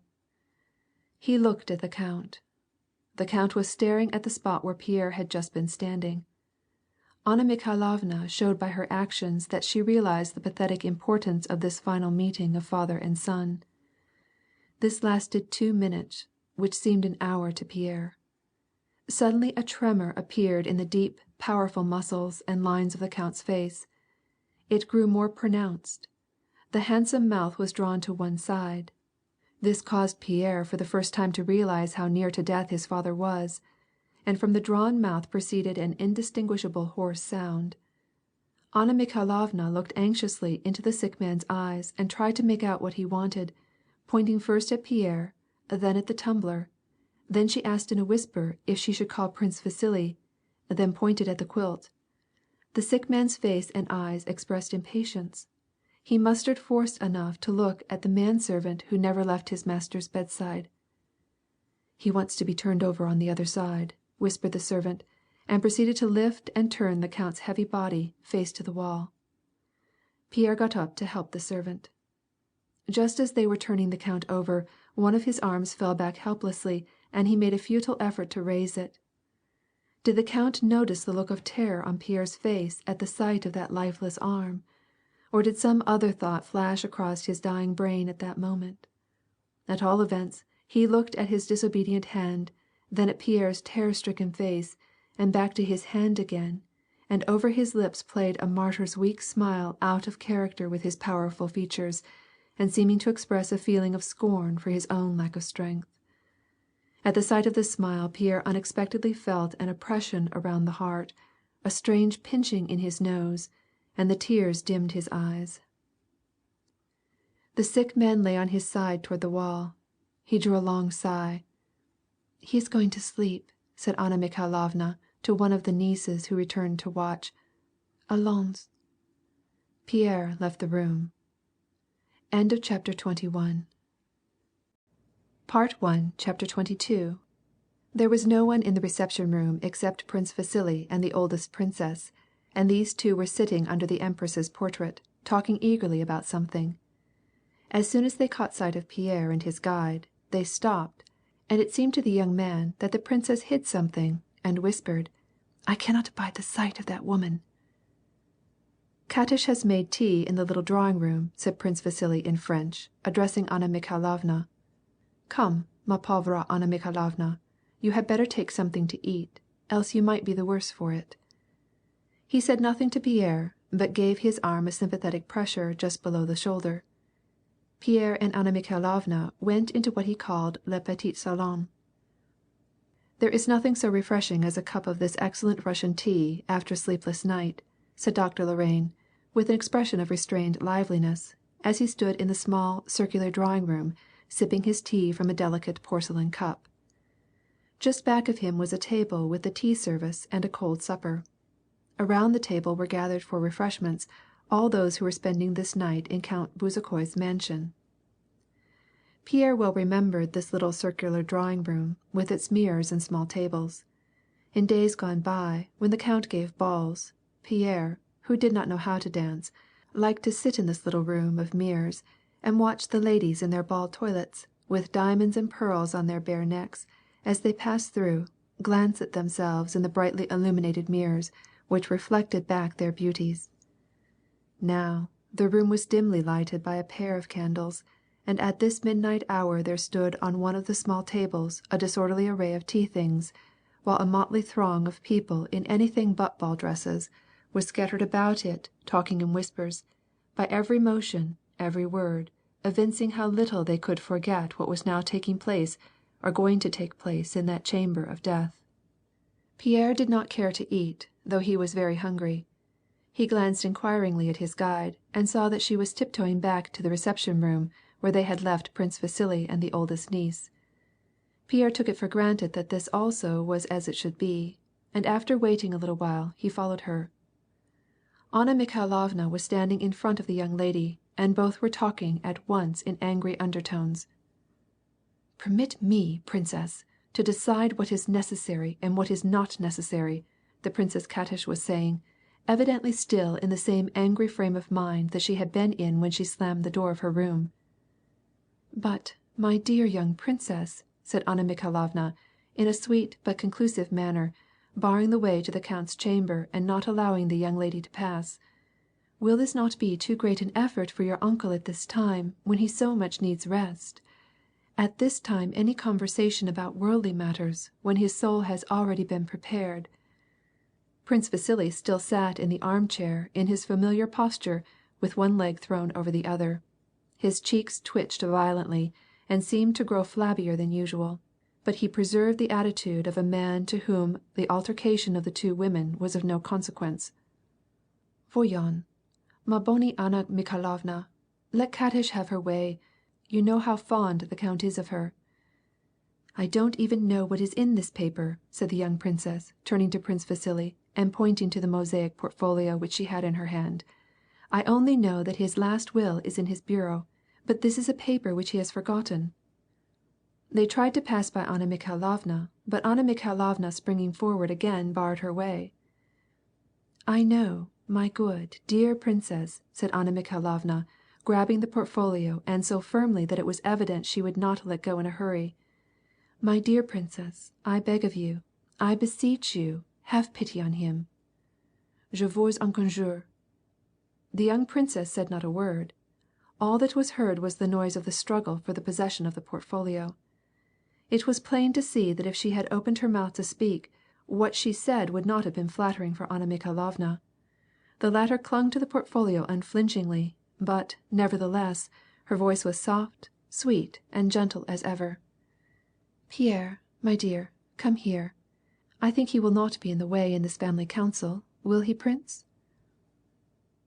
"Why don't you speak, mon cousin?" suddenly cried the young princess, so loud that those in the little drawing room heard it and were startled. "Why don't you speak, when here God knows who permits herself to meddle in matters that don't concern her, and make scenes on the very threshold of the death chamber? Intrigantka!" she hissed in a loud whisper, and snatched at the portfolio with all her force. But Anna Mikhailovna took 2 or 3 steps forward so as not to let go her hold of it, and succeeded in keeping it in her hand. "Oh!" cried Prince Vasily reproachfully, and rising in surprise. "C'est ridicule. Voyons. Let go, I tell you." The Princess Katish obeyed. "You also." Anna Mikhailovna paid no attention to him. "Drop it, I tell you. I will assume the whole responsibility. I will go and ask him. I will. That ought to satisfy you." "Mais, mon prince," said Anna Mikhailovna, "after this great mystery allow him a moment to rest. Here, Pierre, give us your opinion," said she, turning to the young man, who, coming close to them, looked in amazement at the princess's angry face, from which all the dignity had departed, and at Prince Vasily's twitching cheeks. "Remember that you will answer for all the consequences," said Prince Vasily angrily. "You don't know what you are doing." "You vile woman!" screamed the young princess, unexpectedly darting at Anna Mikhailovna and snatching away the portfolio. Prince Vasily hung his head and spread open his hands. At this juncture that terrible door at which Pierre had been looking so long, and which was usually opened so gently, was hastily and noisily flung back, so that it struck against the wall, and the second sister rushed out wringing her hands. "What are you doing?" she cried in despair. "He is dying, and you leave me alone." The Princess Katerina dropped the portfolio. Anna Mikhailovna hastily bent over, and picking up the precious object, hastened into the death chamber. The Princess Katerina and Prince Vasily, coming to their senses, followed her. In a few moments Princess Katerina came out again, the first of all, with a pale, stern face, and biting her lower lip. At the sight of Pierre, her face expressed uncontrollable hatred. "Yes, now you can swell round," said she. "You have been waiting for this." And beginning to sob, she hid her face in her handkerchief and ran from the room. The princess was followed by Prince Vasily. Reeling a little, he went to the sofa on which Pierre was sitting, and flung himself on it, covering his face with his hands. Pierre noticed that he was pale, and that his lower jaw trembled and shook as though he had an ague attack.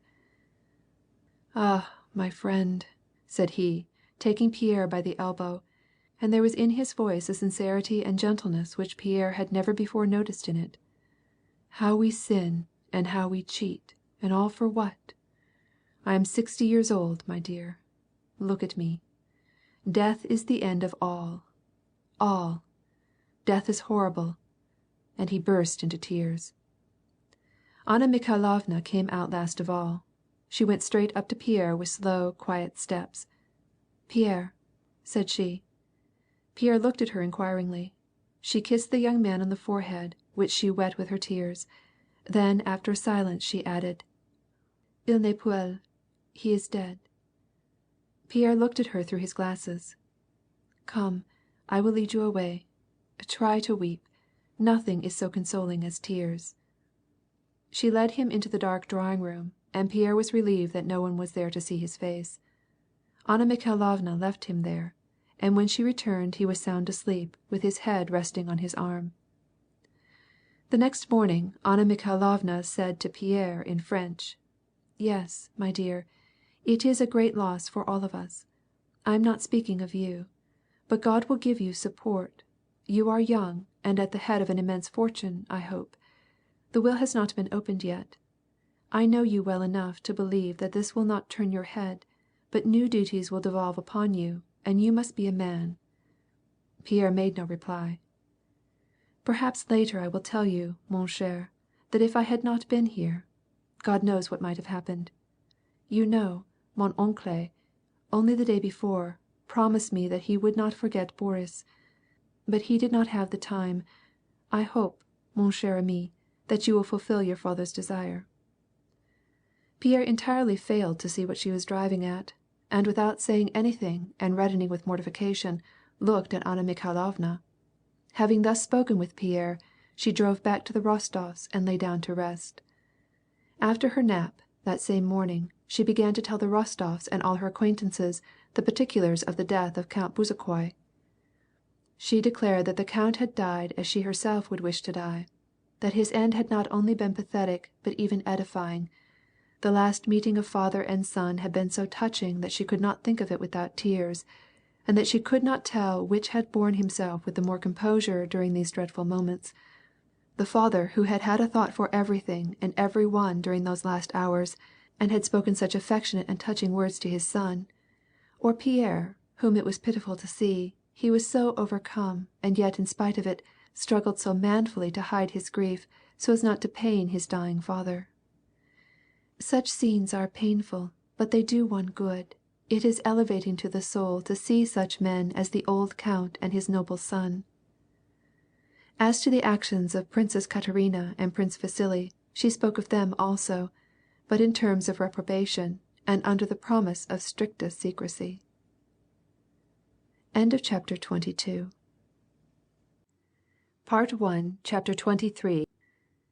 The arrival of the young Prince Andrei and his wife at Luisia Gori, Bald Hills, Prince Nikolai Andreyevich Bolkonsky's estate, was daily expected. But this did not make any break at all in the strenuous routine according to which life in the old prince's mansion was regulated. Prince Nikolai Andreyevich, a former general-in-chief, popularly called Le Roi de Prusse, had been banished to his estates during the reign of the Emperor Paul, and had lived like a hermit there ever since with his daughter, the Princess Maria, and her hired companion, Mademoiselle Bourienne.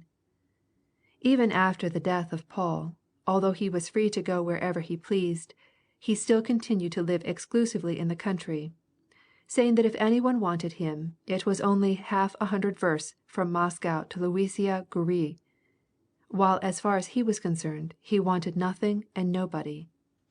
He declared that there were only two sources of human vice, idleness and superstition, and only two virtues, activity and intelligence. He himself undertook his daughter's education, and in order to inculcate both these virtues, he had given her lessons up to the age of 20 in algebra and geometry, and had apportioned her life into an uninterrupted system of occupations. He himself was constantly engaged in writing his memoirs, or in solving problems in the higher mathematics, or in turning snuff-boxes on a lathe, or in working in his garden and superintending the erection of buildings which were always going up on his estate. As the chief condition of activity is order, therefore order in his scheme of life was carried to the last degree of minuteness. His appearance at meals invariably took place under the same circumstances, and at not only the same hour, but the same moment each day.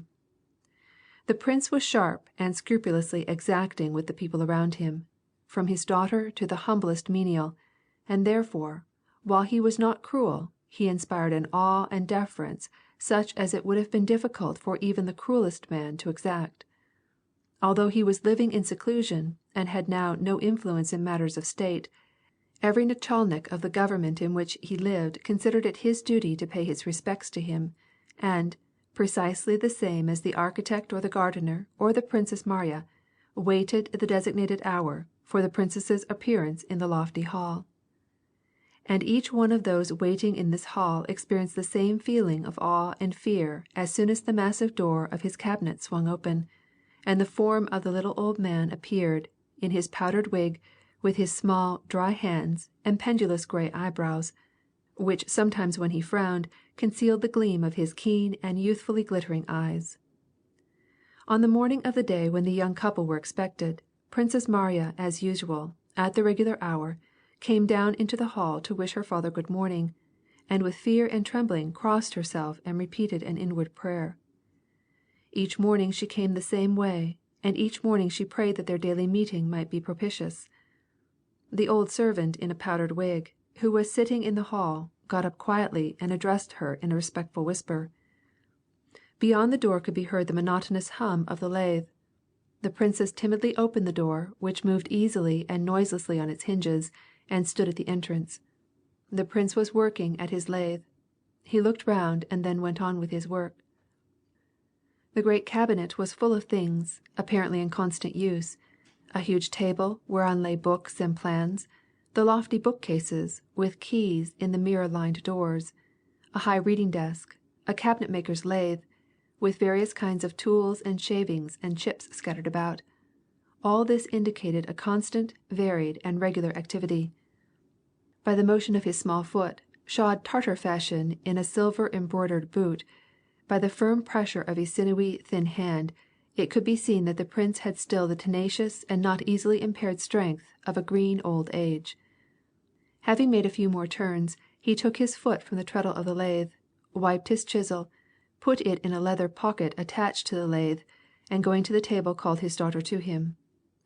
He never wasted blessings on his children, and therefore, merely offering his bristly cheek, which had as not yet been shaven for the day, he said, with a severe and at the same time a keenly affectionate look, "Are you well? Now then, sit down." He took a copy-book of geometrical work written out in his own hand, and pushed his chair along with his foot. "For tomorrow," said he, briskly, turning to the page and marking the paragraphs with his stiff nail. The princess leaned over the table toward the notebook. "Wait, a letter for you," said the old man abruptly, taking an envelope addressed in a feminine hand from the pocket fastened to the table, and tossing it to her. The princess's face colored in blotches at the sight of the letter. She hastily picked it up and examined it intently. "From your Heloise?"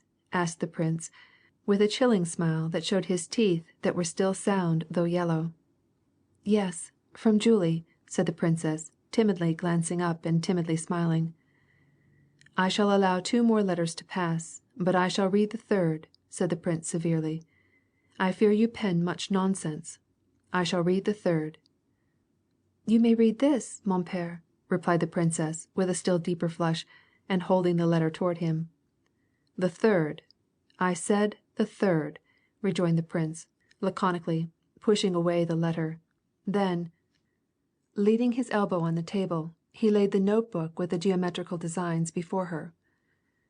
"Well, young lady," began the old man, bending over toward his daughter and laying one arm on the back of her chair, so that the young princess felt herself surrounded by that peculiar acrid odor of tobacco and old age which she had so long learned to associate with her father. "Well, young lady, these triangles are equal, if you will observe the angle ABC." The princess gazed in dismay at her father's glittering eyes so near to her. The red patches again overspread her face, and it was evident that she had not the slightest comprehension of what he said, and was so overcome with fear that it really prevented her from comprehending any of her father's instructions, no matter how clearly they were expressed. The teacher may have been at fault, or the pupil may have been, but each day the same thing recurred. The princess's eyes pained her. She could not see anything or hear anything. All that she felt was the consciousness of her stern father's withered face, the consciousness of his breath and peculiar odor, and her single thought was to escape as soon as possible from the cabinet and solve the problem by herself in peace.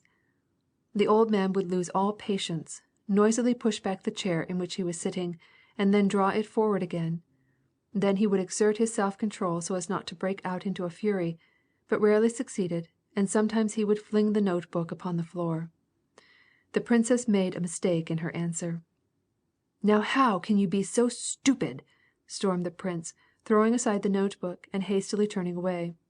Then he rose to his feet, walked up and down, laid his hand on her hair, and again sitting down, drew close to her and proceeded with his instructions.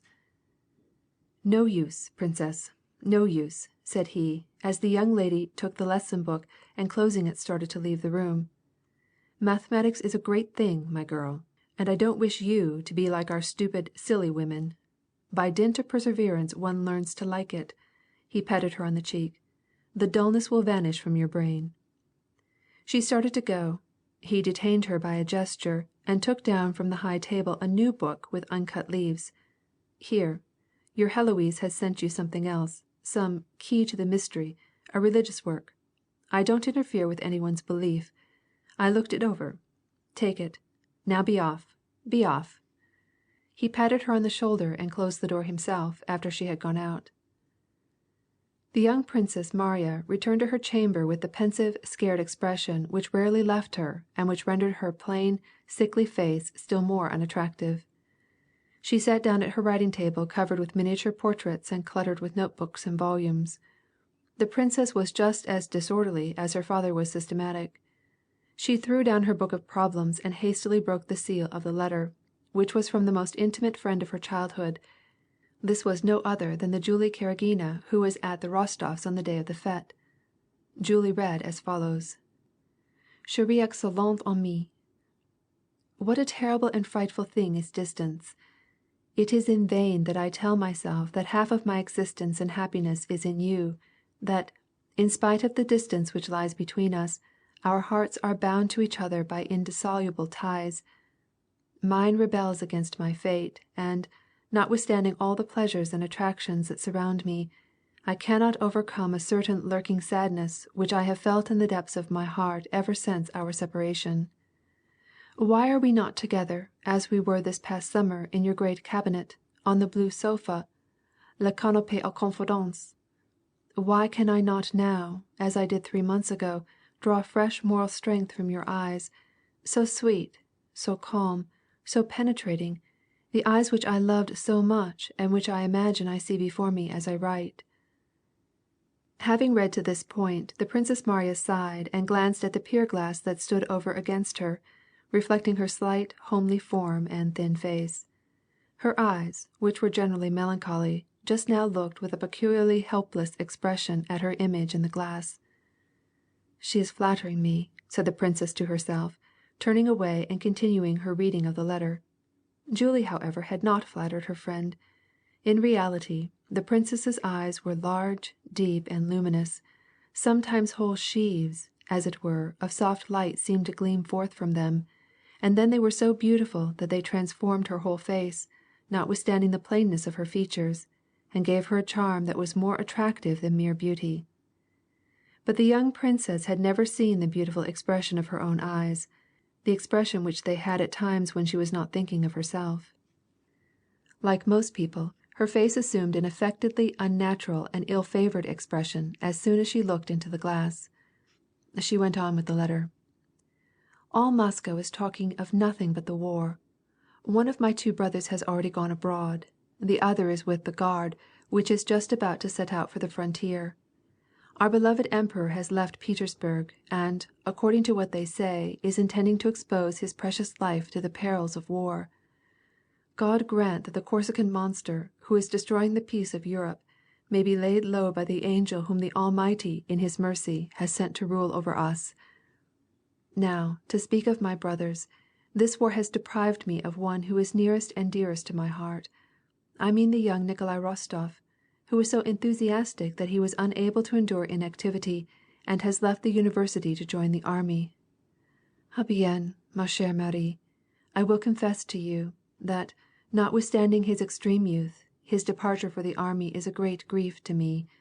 The young man, I told you about him last summer, has so much nobility, so much of that genuine youthfulness, which we meet with so rarely in this age of ours, among our men of 20.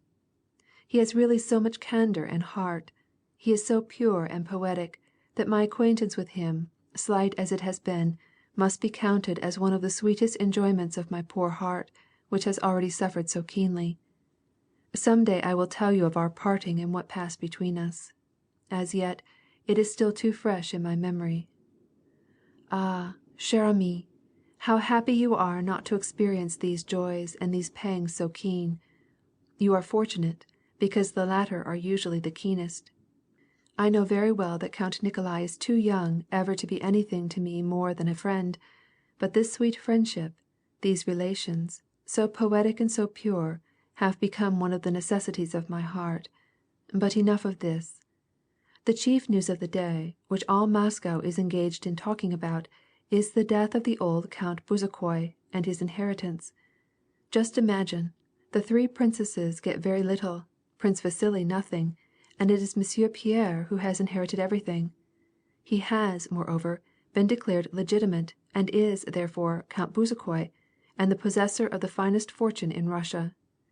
It is claimed that Prince Vasily has played a very poor part in this whole business, and that he has gone back to Petersburg very much crestfallen.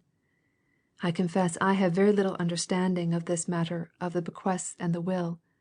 All I know is, that since this young man whom we knew under the name Monsieur Pierre, pure and simple, has become Count Bezukhoi, and master of one of the greatest fortunes of Russia, I am greatly amused to notice the changed tone and behavior of mammas burdened with marriageable daughters, and even the young ladies themselves, toward this individual, who, parenthetically, has always seemed to me to be a poor specimen. As it has been the amusement of many people for the past few years to marry me off, and generally to men whom I do not even know, La Chronique Matrimoniale of Moscow now makes me out Countess Bezukhova. You know perfectly well that I have no desire of acquiring that position. A propos de mariage, do you know that quite recently, La Tante en Général, Anna Mikhailovna, has confided to me, under the seal of strictest secrecy, a marriage project for you. This is neither more nor less than Prince Vasily's son, Anatole, whom it is proposed to bring to order by marrying him to a young lady of wealth and distinction, and you are the one upon whom the choice of the relatives has fallen. I know not how you will look upon the matter, but I felt that it was my duty to inform you. They say he is very handsome, and a great scapegrace. That is all that I have been able to find out about him. But a truce to gossip like this. I am at the end of my second sheet, and mamma is calling me to go to dine at the Apraksin's. Read the mystic book which I send you, and which is all the rage with us. Although there are things in this book difficult for the feeble mind of man to fathom, it is an admirable work, the reading of which soothes and elevates the mind. Adieu. My respects to your father and my compliments to Mademoiselle Bourienne. I embrace you with all my heart. Julie. P.S. Tell me the news about your brother and his charming little wife. The princess sat thinking, a pensive smile playing over her lips. Her face, lighted up by her luminous eyes, was perfectly transfigured. Then suddenly jumping up, she walked briskly across the room to her table. She got out some paper, and her hand began to fly rapidly over it. This was what she wrote in reply. Chérie excellente amie, your letter of the 13th caused me great delight. So, then, you still love me, my poetic Julie, and absence, of which you say such hard things, has not had its usual effect upon you. You complain of absence. What should I have to say if I dared complain, bereft as I am of all those who are dearest to me? Ah, if we had not religion to console us, life would be very sad. Why should you suspect me of looking stern, when you speak to me of your affection for this young man? In this respect I am lenient to all except myself. I appreciate these sentiments in others, and if I cannot approve of them, never having myself experienced them, I do not condemn them. It only seemed to me that Christian love, love for our neighbor, love for our enemies, is more meritorious, and, therefore, sweeter and more beautiful than those sentiments inspired in a poetic and loving young girl like you, by a young man's handsome eyes. The news of Count Bezukhoi's death reached us in advance of your letter, and my father was very much moved by it. He says that he was the last representative but one of the Grand Séquelier, and that now it is his turn, but that he shall do his best to put it off as long as possible. God preserve us from such a terrible misfortune. I cannot agree with you in your judgment of Pierre, whom I knew as a boy. He always seemed to me to have an excellent heart, and that is the quality which I most value in people. As to his inheritance and the role played by Prince Vasily, it is very sad for both of them. Ah, dear friend, our divine Saviour's saying, that it is easier for a camel to pass through the eye of a needle than for a rich man to enter the kingdom of God is terribly true. I pity Prince Vasily, and I am still more sorry for Pierre. So young, and to be loaded down with this wealth, what temptations will he not have to undergo? If I were asked what I should desire most in this world, it would be to be poorer than the poorest of beggars. 1,000 thanks, chère amie, for the work which you send me and which is so much the rage with you in Moscow. However, As you say that while there are many good things in it, there are others which the feeble mind of men cannot fathom, it seems to me quite idle to waste one's time in reading what is unintelligible, and which, therefore, can be productive of no good fruit. I have never been able to understand the passion which some people have for disturbing their minds by devoting themselves to mystical books that only arouse doubts, kindling their imaginations and giving them a love for exaggeration utterly contrary to Christian simplicity. Let us read the Apostles and the Gospels. Let us give up trying to penetrate the mysteries they contain, for how should we, miserable sinners that we are, presume to investigate the terrible secrets of Providence, while we carry with us this garment of flesh, which forms an impenetrable veil between us and the eternal? Then let us confine ourselves to a study of the sublime principles which our divine Saviour has left for our guidance here below. Let us seek to conform to them and follow them, being persuaded that the less rein we give to our feeble human minds, the more pleasing it is to God, who repudiates all knowledge not proceeding from Him, that the less we seek to explore what it has seemed best to Him to hide from our comprehension, the sooner He will grant us to discover it by His divine Spirit. My father has not said anything to me of a suitor. He has merely told me of having received a letter and of expecting a visit from Prince Vasily. As far as the project of marriage concerns me, I will tell you, chérie excellente amie, that in my opinion, marriage is a divine institution to which it is necessary to conform. However painful it might be to me, if the Almighty should ever impose upon me the duties of a wife and mother, I shall endeavor to fill them as faithfully as I can, without disturbing myself by inquiring into the nature of my feelings toward him whom He shall give me as a husband. I have had a letter from my brother announcing his speedy arrival at Loisia Goree with his wife. This will be a joy of short duration, for he will leave us to take part in this unhappy war, into which we are dragged God knows why and how. Not alone with you, at the center of business and society, is the war the only topic of conversation, but here amid the labors of the field, and that calm of nature which the inhabitants of cities ordinarily imagine to be peculiar to the country, the rumors of the war make themselves painfully heard and felt.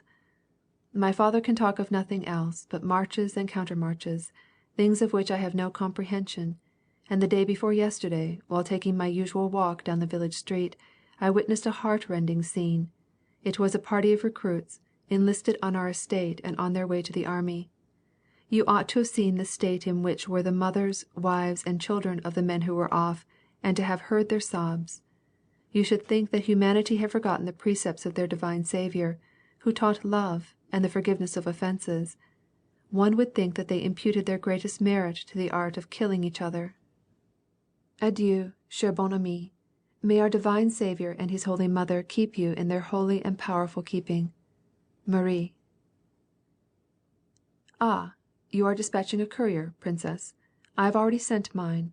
I have written to my poor mother, said the smiling Mademoiselle Bourienne, speaking rapidly and swallowing her R's, and altogether bringing into the Princess Maria's concentrated and melancholy atmosphere what seemed like the breath of another world, where reigned gaiety, light-heartedness, and complacency. Princess, I must warn you, she added, lowering her voice. The prince has had a quarrel with Mikhail Ivanov. He is in a very bad humor, very morose. I warn you, you know. Ah, chère amie, replied the Princess Maria, I have asked of you never to speak to me of the humor in which my father happens to be. I do not allow myself to make remarks about him, and I do not wish others to. The princess glanced at her watch, and noticing that she was already 5 minutes behind the time when it was required of her to practice on the harpsichord, she hurried from the room with dismay pictured on her face. Between 12 o'clock and 2 the prince took his nap, and it was the immutable rule of the house that the princess should then practice. End of chapter 23. Part 1, Chapter 24. The gray-haired manservant was sitting in the cabinet, dozing and listening to the prince's snoring. From a distant part of the house, through the closed doors, came the notes of a difficult phrase of a Dussek sonata, repeated for the 20th time. At this time, a coach and britchka drove up to the entrance door, and from the coach descended Prince Andrei, who handed his little wife down and allowed her to pass ahead of him. The gray-haired Tikhon, in a wig, thrust his head out of the hall door and informed them in a whisper that the prince was asleep, and then softly closed the door. Tikhon was well aware that not even the arrival of the sun, nor any other event, however uncommon, should be allowed to interrupt the order of the day. Prince Andrei knew this as well as Tikhon. He looked at his watch, as though to convince himself that there had been no change in his father's habits since he had seen him, and having satisfied himself on that score, turned to his wife. "He will be awake in 20 minutes. Let us go to the Princess Mariya," said he. The little princess had grown stouter, but her eyes and her short, downy lip and her sweet smile were just the same as ever. "Mais c'est un palais!" she exclaimed, glancing around with an expression as such people have in congratulating a host on a ball. "Come along, quick, quick!" And she glanced with a smile at Tikhon and her husband and the footman who was leading the way. "It is Marie practicing. Let us go softly so as to surprise her." Prince Andrei followed her with a polite but bored expression. "You have grown older, Tikhon," he said to the old manservant, who, as he passed by, kissed his hand. Just as they reached the room where the harpsichord was heard, the pretty, fair-haired Frenchwoman came tripping out. Mademoiselle Bourienne seemed overjoyed to see them.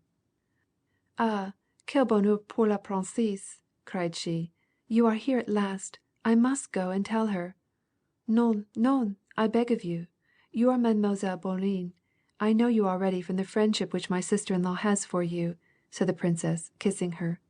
"She is not expecting us?" They went to the door of the sitting-room, where the phrase was being repeated again and again. Prince Andrei paused and frowned, as though he were expecting a disagreeable scene. The princess went in. The phrase was broken off in the middle. A cry was heard, followed by the sound of hasty footsteps and kisses. When Prince Andrei went in, the two sisters-in-law, who had only met once for a short time, at Prince Andrei's wedding, were still locked in a fond embrace, just as at the first moment of their meeting.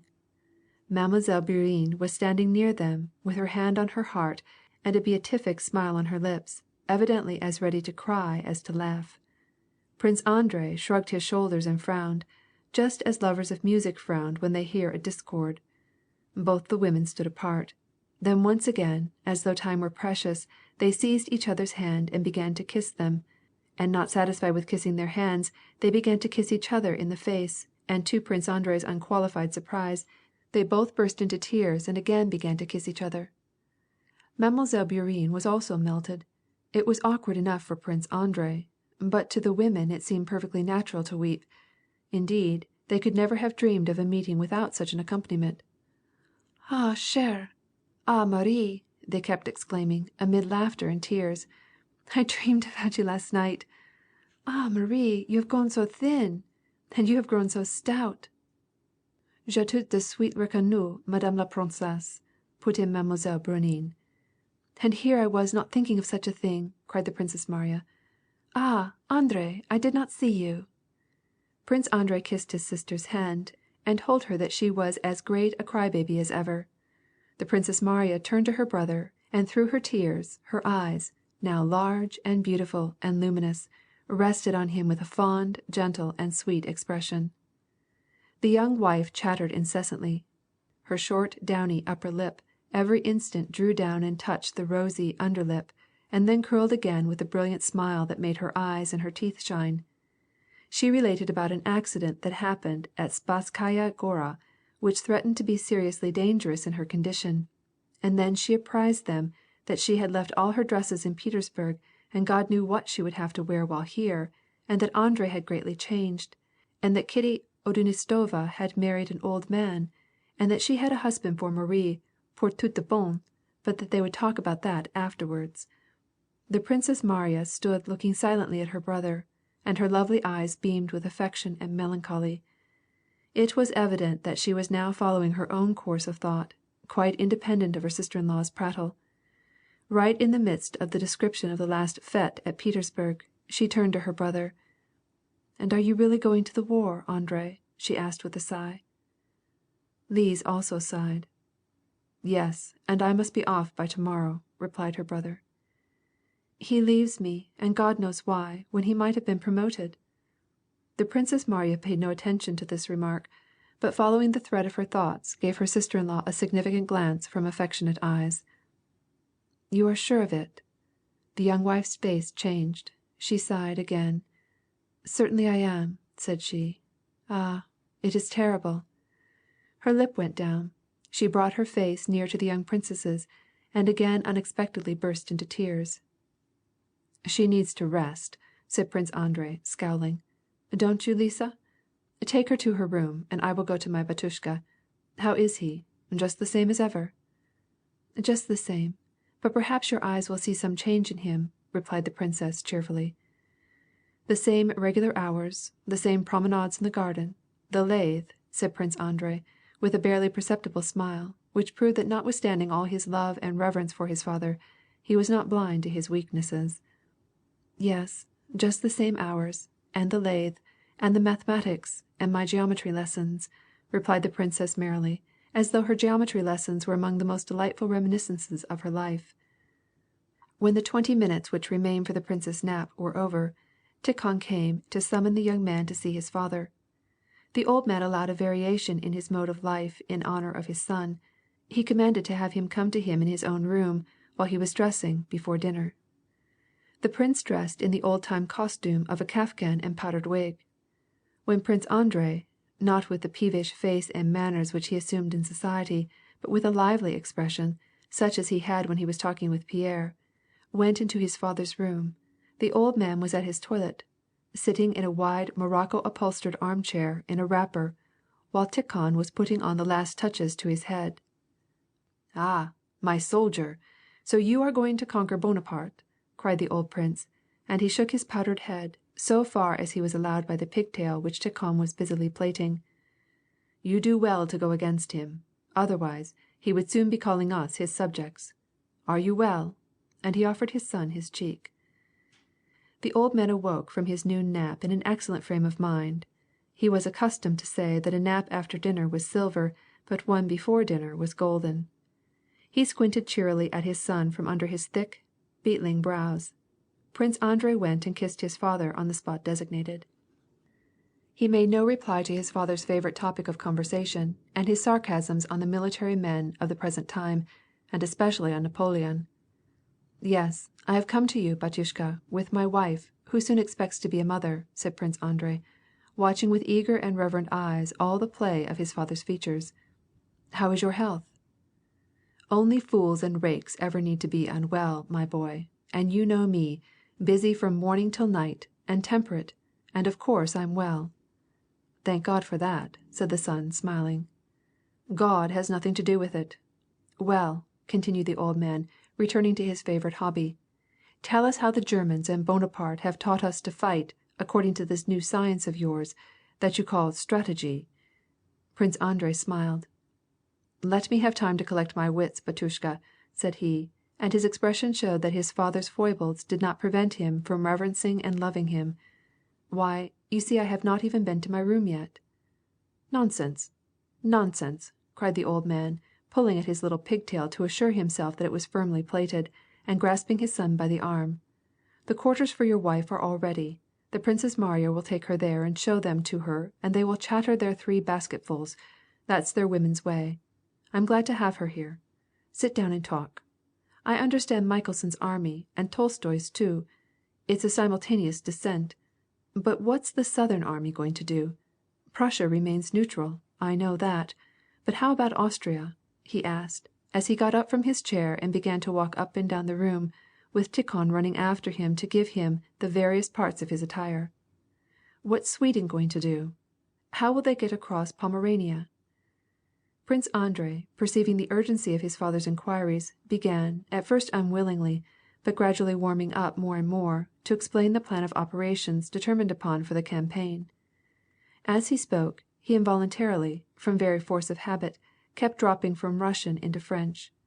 He explained how the army of 90,000 was to threaten Prussia and force her to abandon her neutrality and take part in the war; how a portion of this army was to go to Stralsund and unite with the Swedish forces; how 220,000 Austrians, with 100,000 Russians, were to engage in active operations in Italy and on the Rhine; and how 50,000 Russians and 50,000 English were to disembark at Naples, and how this army, with a total of 500,000 men, was to make an attack simultaneously from different sides upon the French. The old prince did not manifest the least interest in the description any more than if he had not heard it, and continued to dress himself as he walked up and down, though 3 times he unexpectedly interrupted him. Once he stopped him, crying, "The white one! The white one!" That meant Tikhon had not given him the waistcoat that he wished.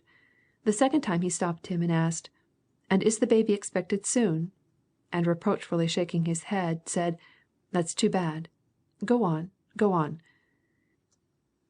The third time, when Prince Andrei had finished his description, the old man sang in a high falsetto, with the cracked voice of age, "Marbourg sauvant en guerre, tu sais quand reviendra." The son merely smiled. "I don't say that I approve of this plan," said he. "I am only telling you what it is. Napoleon, of course, has his plan, which is probably as good as ours." "Well, you haven't told me anything that is in the least new," and the old man thoughtfully continued to hum the refrain, "Tu sais quand il reviendra." "Go into the dining room." End of chapter 24. Part 1, chapter 25. At the appointed hour, the prince, powdered and shaved, went to the dining room, where his daughter-in-law, the Princess Maria, and Mademoiselle Bourienne, and the architect were waiting for him. The latter was allowed at the table through an old caprice of the prince, though his insignificance of position would naturally have precluded him from being shown such an honor. The prince, who was a great stickler for differences of rank, and rarely admitted to his table even the important functionaries of the province, suddenly selected Mikhail Ivanovitch, who blew his nose in the corner of a checked handkerchief, as a living example of the theory that all men were equal, and more than once assured his daughter that the architect was as good as they were.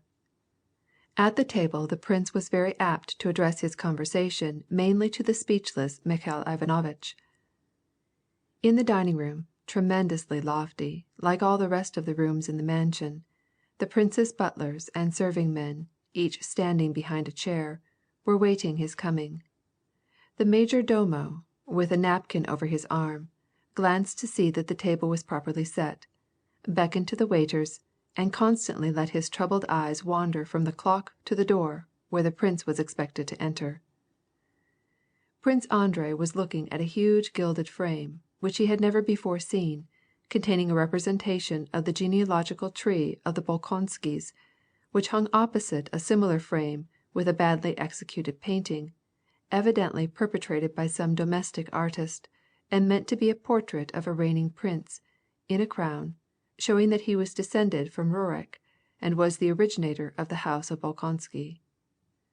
Prince Andrei was studying the genealogical tree, and shaking his head and laughing, as though the portrait struck him as something ludicrous. "How like him this all is!" he was saying to the Princess Maria as she came up to him. The Princess Maria looked at her brother in amazement. She could not understand what he could find to amuse him. All that her father did inspired in her a reverence that removed it beyond criticism. "Every man has his Achilles heel," continued Prince Andrei. "With his tremendous intellect, the idea of going to this absurdity, donner dans ce ridicule." The Princess Maria could not approve of this audacious judgment of her brother's, and was just about to reprove him, when the steps which they were awaiting were heard coming from the cabinet. The prince came in briskly, even gaily, as was his universal custom, as though he meant by his lively ways to make a contrast with the stern routine of the house. Just at the instant that the great clock struck 2, and was answered by a feebler tone of another in the reception room, the prince made his appearance. He paused. From under his thick, overhanging brows, his keen, flashing, stern eyes surveyed all who were present, and then rested on his son's young wife. The young princess instantly experienced that feeling of fear and reverence which this old man inspired in all those around him, a feeling akin to that experienced by courtiers at the coming of the Tsar. He smoothed the princess's head, and then, with a clumsy motion, patted her on the back of the neck. "I am glad to see you, glad to see you," said he, and, After looking into her face steadily once more, he turned away and sat down in his place. Sit down, sit down. Mikhail Ivanovitch, sit down. He assigned his daughter-in-law to the place next him. The waiter pushed the chair up for her. Ho, ho, said the old man, looking at her critically. Your time is coming. Too bad. He smiled dryly, coldly, disagreeably, with his lips alone, as usual, and not with his eyes. You must walk, as much as possible, said he. The little princess did not hear, and did not wish to hear, his words. She said nothing, and seemed dispirited. The prince asked after her father, and she replied and smiled. He asked about common acquaintances. The princess grew more animated, and began to deliver messages, and tell the prince the gossip of the town.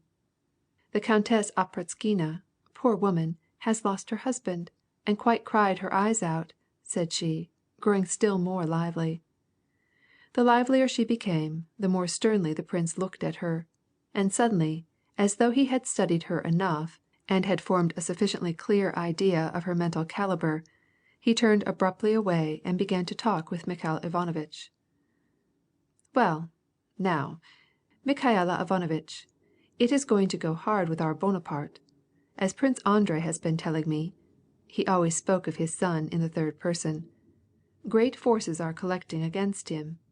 But then you and I have always considered him to be a windbag.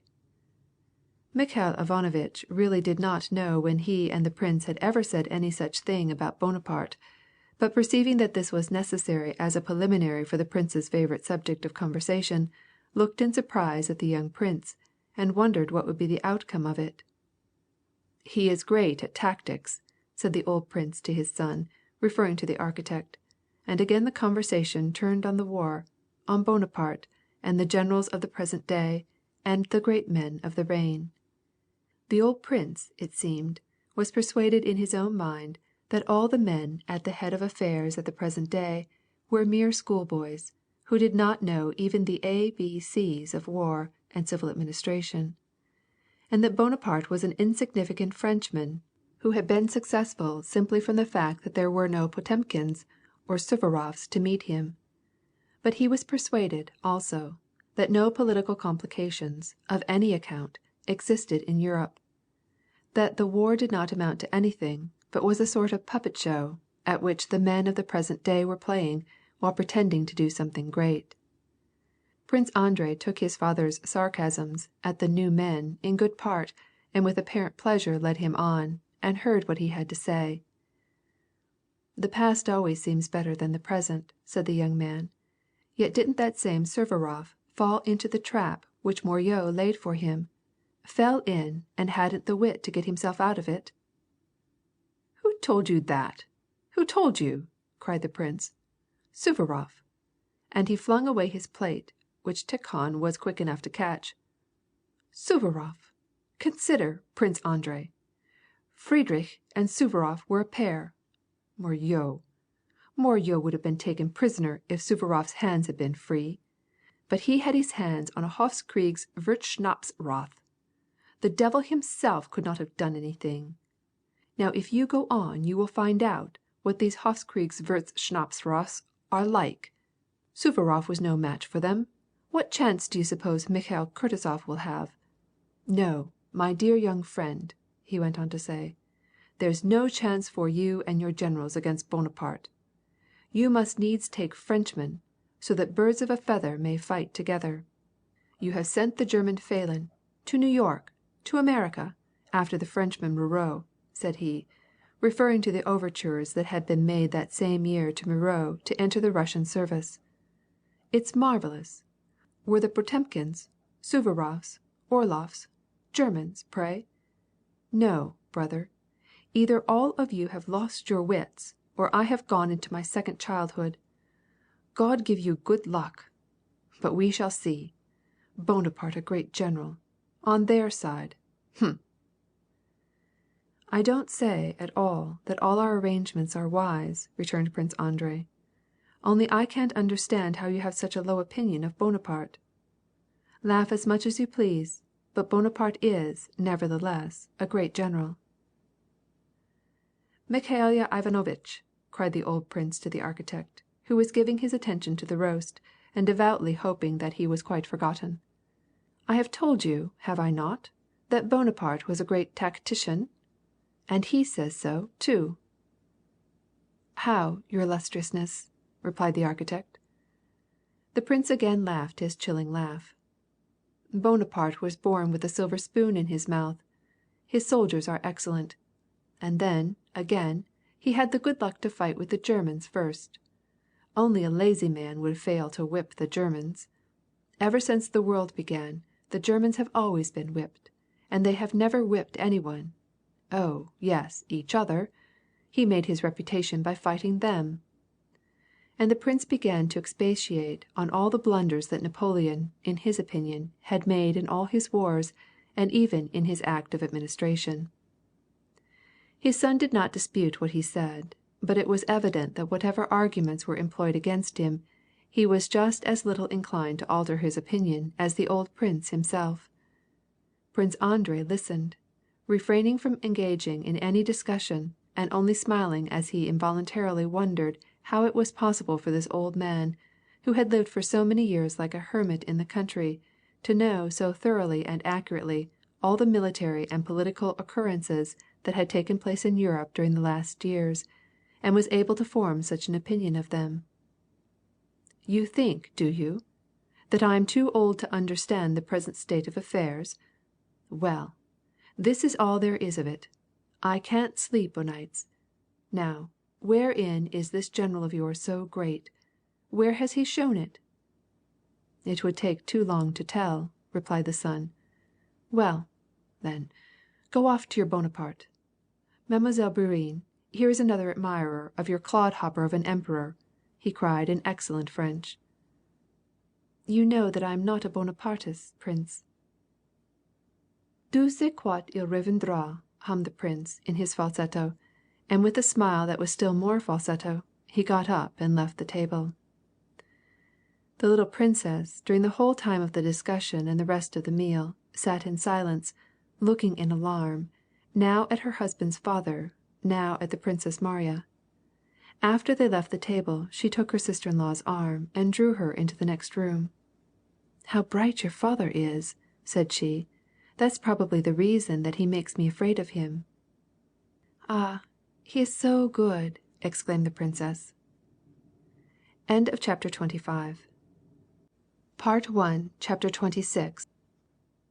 The next evening, Prince Andrei was about to take his departure. The old prince, not making any change in his routine, had gone to his room immediately after dinner. The young wife was with the Princess Mariya. Prince Andrei, having put on a traveling coat without epaulets, was engaged in his room, with his valet, in packing up. He himself had personally looked after the carriage, and the arrangements of his luggage, and ordered the horses to be put in. In the chamber remained only those things which Prince Andrei always took with him: his dressing-case, a huge silver bottle-holder, 2 Turkish pistols, and a saber which his father had captured at Okchakov and presented to him. All these appurtenances had been put in the most perfect order. All were bright and clean, in woolen bags, carefully strapped. If men are ever inclined to think about their actions, the moment when they are about to go away and enter upon some new course of life is certain to induce a serious frame of mind. Generally at such moments, the past comes up for review and plans are made for the future. Prince Andrei's face was very thoughtful and tender. With his hands behind his back, he was walking briskly, from corner to corner, up and down the room, with his eyes fixed and occasionally shaking his head.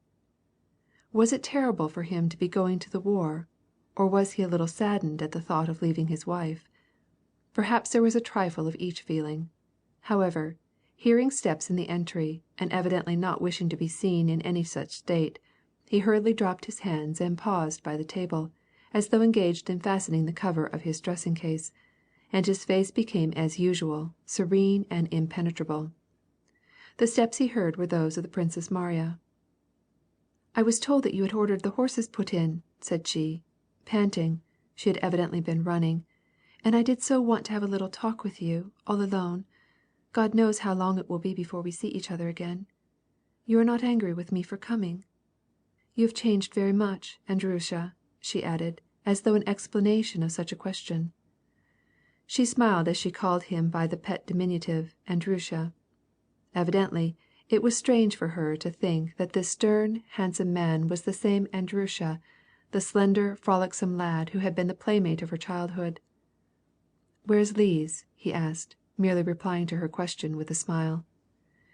"She was so tired that she fell asleep on the sofa in my room. Oh, Andrei, what a treasure of a wife you have!" she said, as she sat down on the sofa, facing her brother. "She's a perfect child, such a sweet, merry-hearted child. I have learned to love her dearly." Prince Andrei made no reply, but the princess noticed the ironical and scornful expression which her words called forth on his face. "But you must be indulgent to her little weaknesses. Who is there that is without them, Andrei? You must not forget that she was educated and brought up in society. And besides, her position is now not all roses. We ought always to put ourselves in the place of another. To understand is to forgive. Just think how hard it is on the poor little woman, after the gay life to which she is accustomed, to be parted from her husband, and to be left alone in the country, and in her condition. It is very hard." Prince Andrei smiled and looked at his sister, as we smile when we look at people whose motives are perfectly transparent to us. "You live in the country, and don't find this life so horrible, do you?" "I? But that's another thing. Why should you speak about me? I have no desire for any other life, because I have never known any other life. But you think, Andrei, what it is for a healthy young woman to be buried for the best years of her life in the country, alone, too, for Papenka is always busy, and you know what poor company I am for a woman who has been accustomed to the best society. There is only Mademoiselle Bourienne." "Your Bourienne does not please me very much," said Prince Andrei. "Oh, how can you say so? She is very kind and good, and, what is more, is greatly to be pitied. She has no one at all. To tell you the truth, she is not at all necessary, but if anything she's in my way. You know that I have always been somewhat a misanthrope, and now more than ever I love to be alone. Mon père is very fond of her. She and Mikhail Ivanitch are two people to whom he is always polite and kind, because both of them are under obligations to him. As Sterne says, we do not love men so much for the good that they do us, as for the good that we do them. Mon père took her in as an orphan from the street, and she is very good, and mon père loves her way of reading. She always reads aloud to him in the evening. She reads beautifully." "Now tell the truth, Marie. I am afraid my father's temper must be very trying to you sometimes. Isn't it so?" suddenly demanded Prince Andrei. The Princess Mariya was at first dumbfounded, then terrified at this question. "To me? Me? Trying?" she stammered. "He has always been harsh, but now he has become desperately trying, I should think," said Prince Andrei, speaking lightly of his father, apparently, for the sake of perplexing or testing his sister. "You're good to everyone, Andrei, but you have such pride of intellect," said the princess, following the trend of her own thoughts rather than the course of the conversation. "All that is a great sin. Have we any right to judge our father? And even if we had, what other feeling besides veneration could such a man as mon père inspire? I am so happy and content to live with him. I only wish that all were as happy as I am." Her brother shook his head incredulously. "There is only one thing that is hard for me. I will tell you the truth about it, Andrei. It is father's ways of thinking of religious things. I cannot understand how a man with such a tremendous intellect can fail to see what is as clear as day, and can go so far astray. This is the one thing that makes me unhappy. But even in this I have noticed lately a shade of improvement. Lately his sarcasms have not been quite so pronounced, and there is a monk whom he has allowed to come in and have a long talk with him." "Well, my dear, I am afraid that you and the monk wasted your powder," said Prince Andrei, in a jesting but affectionate way. "Ah, mon ami, all I can do is to pray to God and hope that He will hear me. Andrei, she said timidly, after a moment's silence. "I have one great favor to ask of you." "What is that, my dear?" "Promise me that you will not refuse me.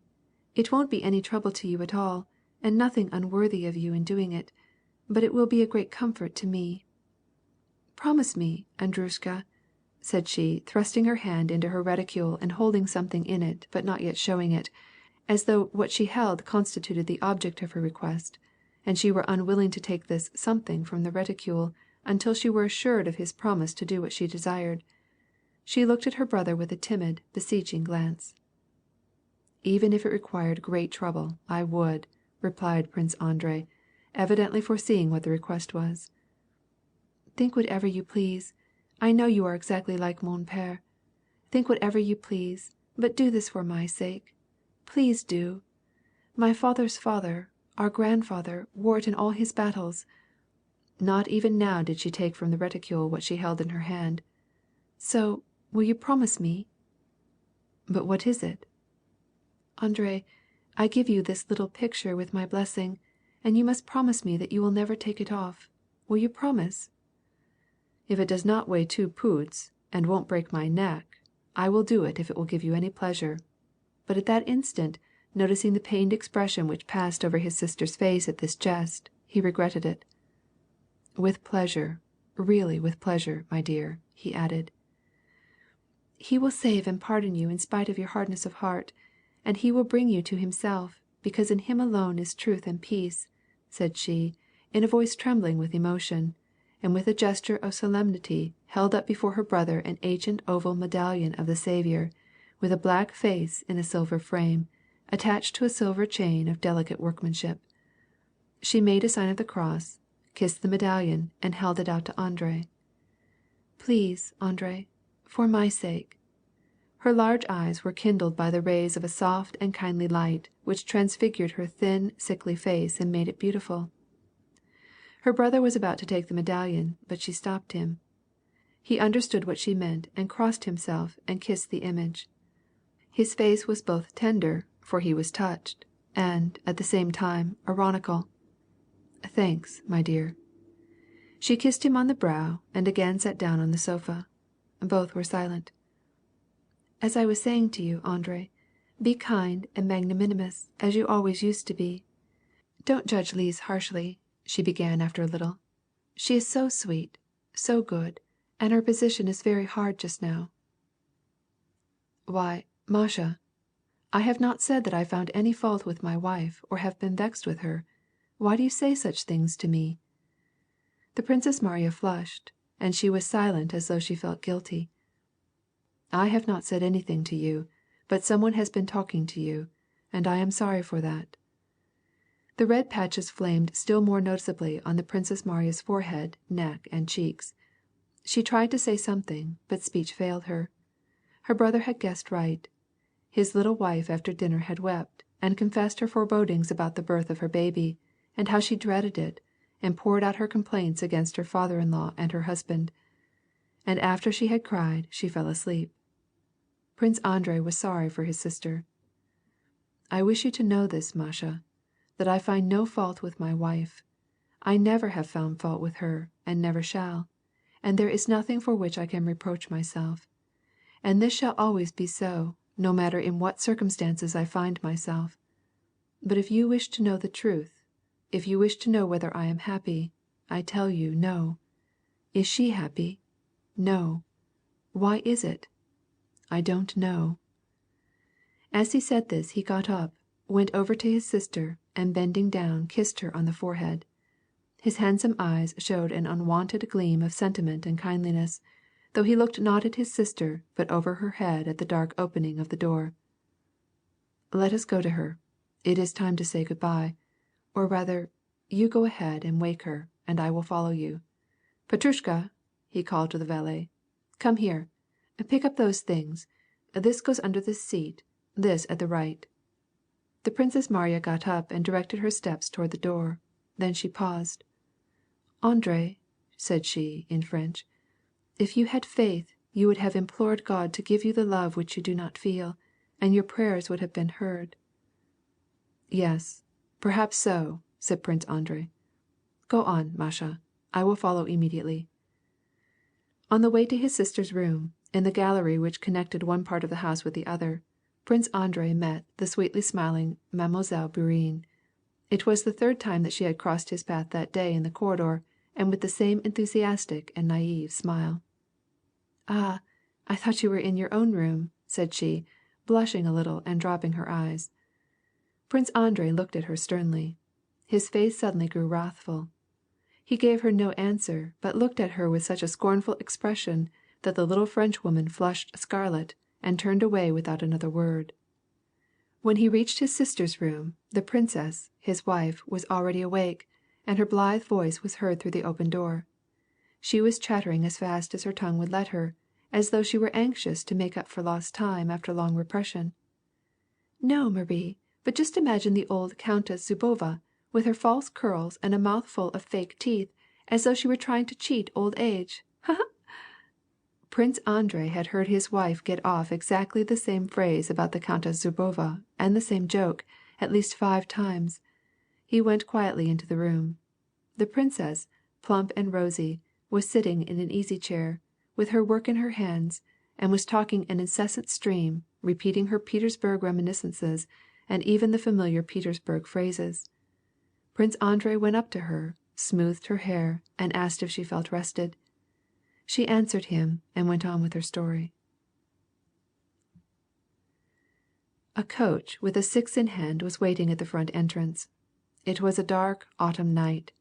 The coachman could not see the pole of the carriage. Men with lanterns were standing on the doorsteps. The great mansion was alive with lights, shining through the lofty windows. The domestics were gathered in the entry to say good-bye to the young prince. All the household were collected in the hall. Mikhail Ivanovitch, Mademoiselle Bourienne, the Princess Maria, and her sister-in-law. Prince Andrei had been summoned to his father's cabinet, where the old prince wanted to bid him good-bye privately. All were waiting for their coming.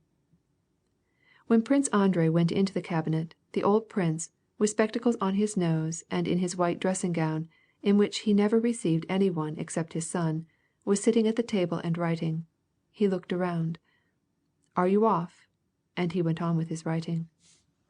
"I have come to bid you good-bye. Kiss me here." He indicated his cheek. "Thank you, thank you."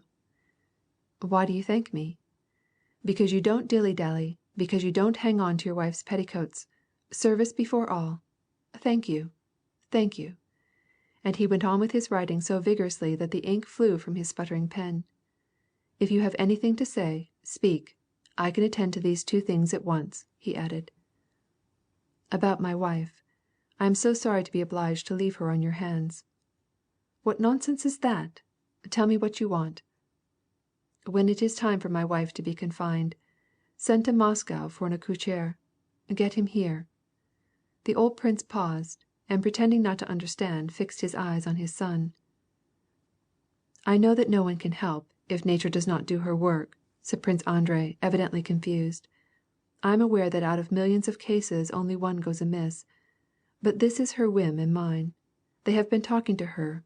She had a dream, and she is afraid."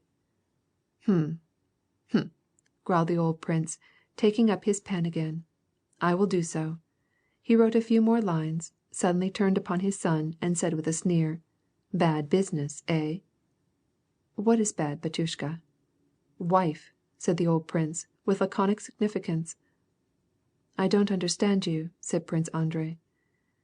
"Well, there's nothing to be done about it, my young friend," said the prince.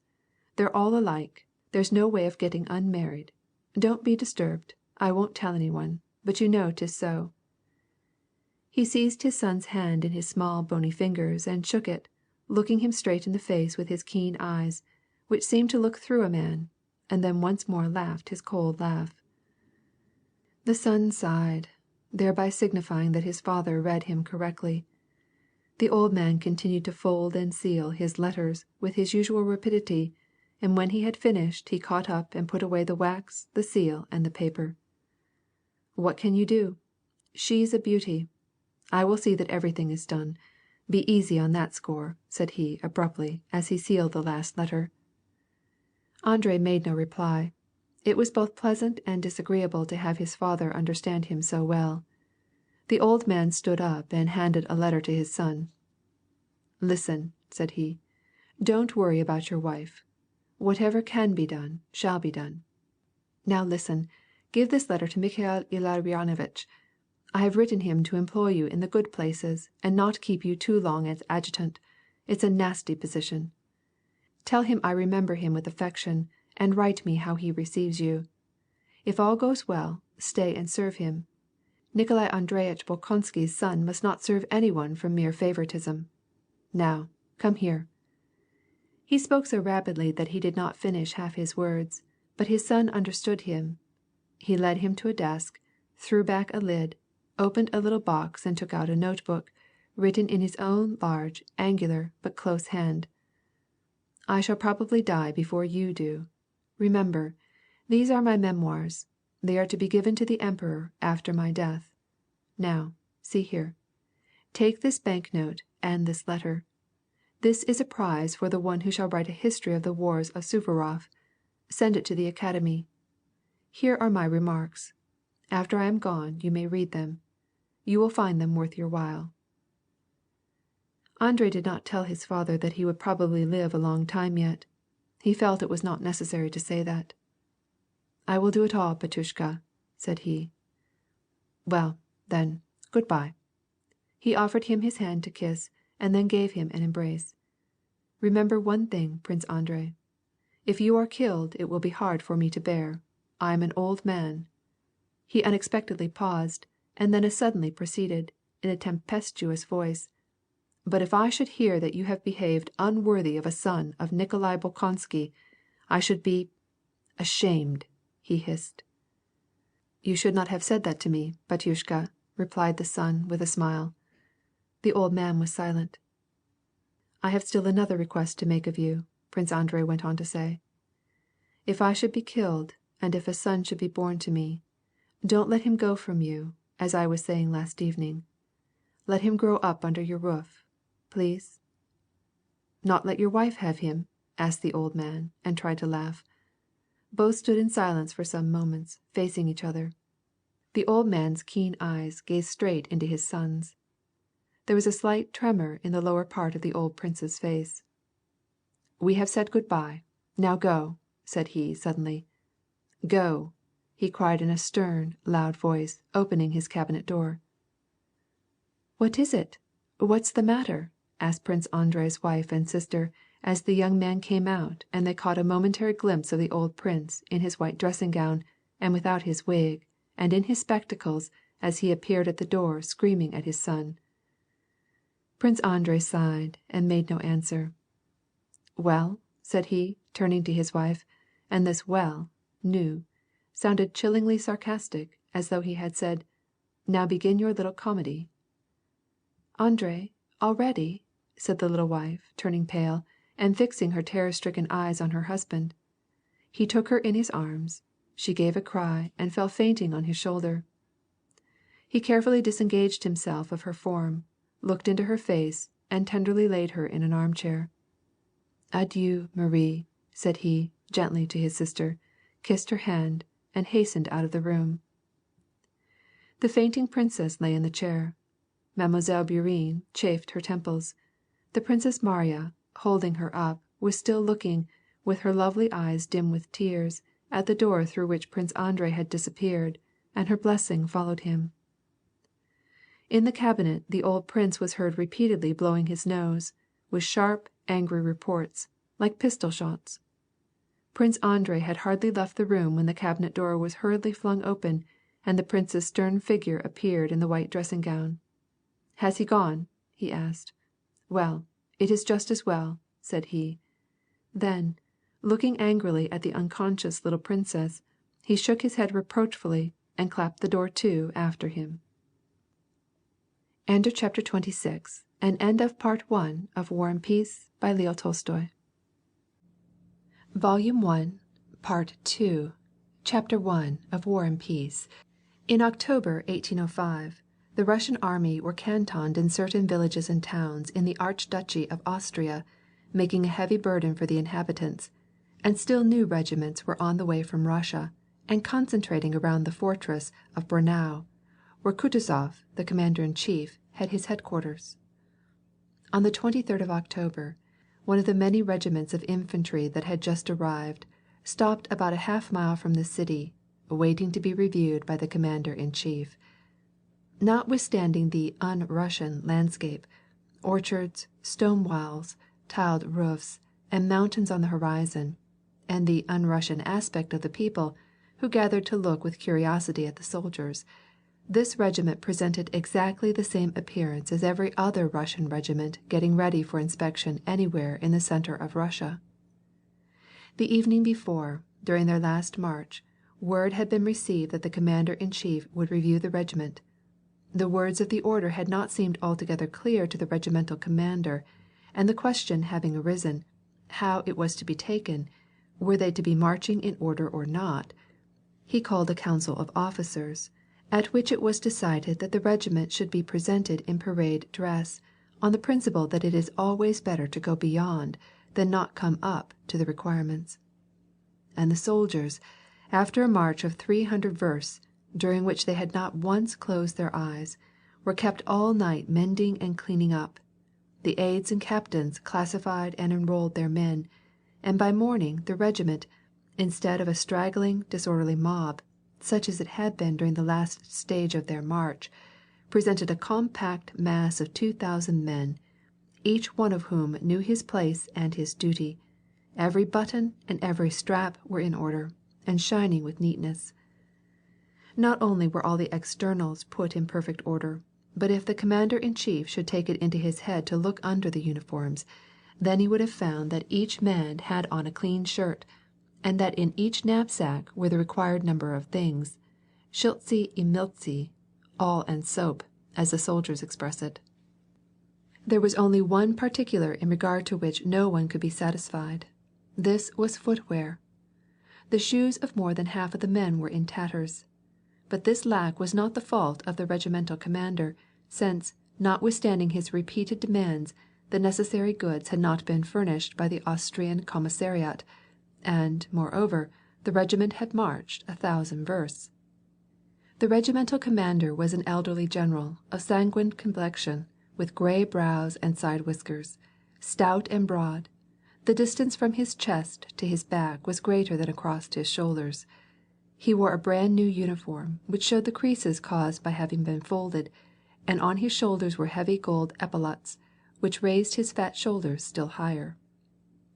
The regimental commander had the aspect of a man who had happily accomplished one of the most important functions of life. He marched up and down in front of the line, and as he marched he shook at every step, slightly bending his back. It could be seen that the regimental commander was very fond of his regiment, and felt happy at the idea that all his mental faculties were absorbed in it. But, nevertheless, his pompous gait seemed to insinuate that over and above his military interests there was still left no small room in his heart for the affairs of society and the feminine sex. "Well, Batushka, Mikhailo Miltrich," said he, turning to one of the majors who stepped forward with a smile. It was evident that all were happy. "We had a pretty tough tussle last night, didn't we? However, according to my idea our regiment isn't one of the worst, eh?" The major appreciated the jocund irony and laughed. "No, we should not be driven off from the Empress's field." "What is it?" asked the commander, catching sight of 2 horsemen galloping along the road to the city, lined with signalmen. It was an adjutant, with a Cossack riding behind him. The adjutant had been sent from headquarters to explain what had been enigmatical in the last evening's order, and especially to insist upon it that the commander-in-chief wished to review the regiment in exactly the condition in which it had arrived, in cloaks, gun covers, and without any preparations whatever. The evening before, it had happened that a member of the Hofkriegsrath had arrived from Vienna, asking and urging that Kutuzov should make all haste to join the Allied armies under the Archduke Ferdinand and General Mack.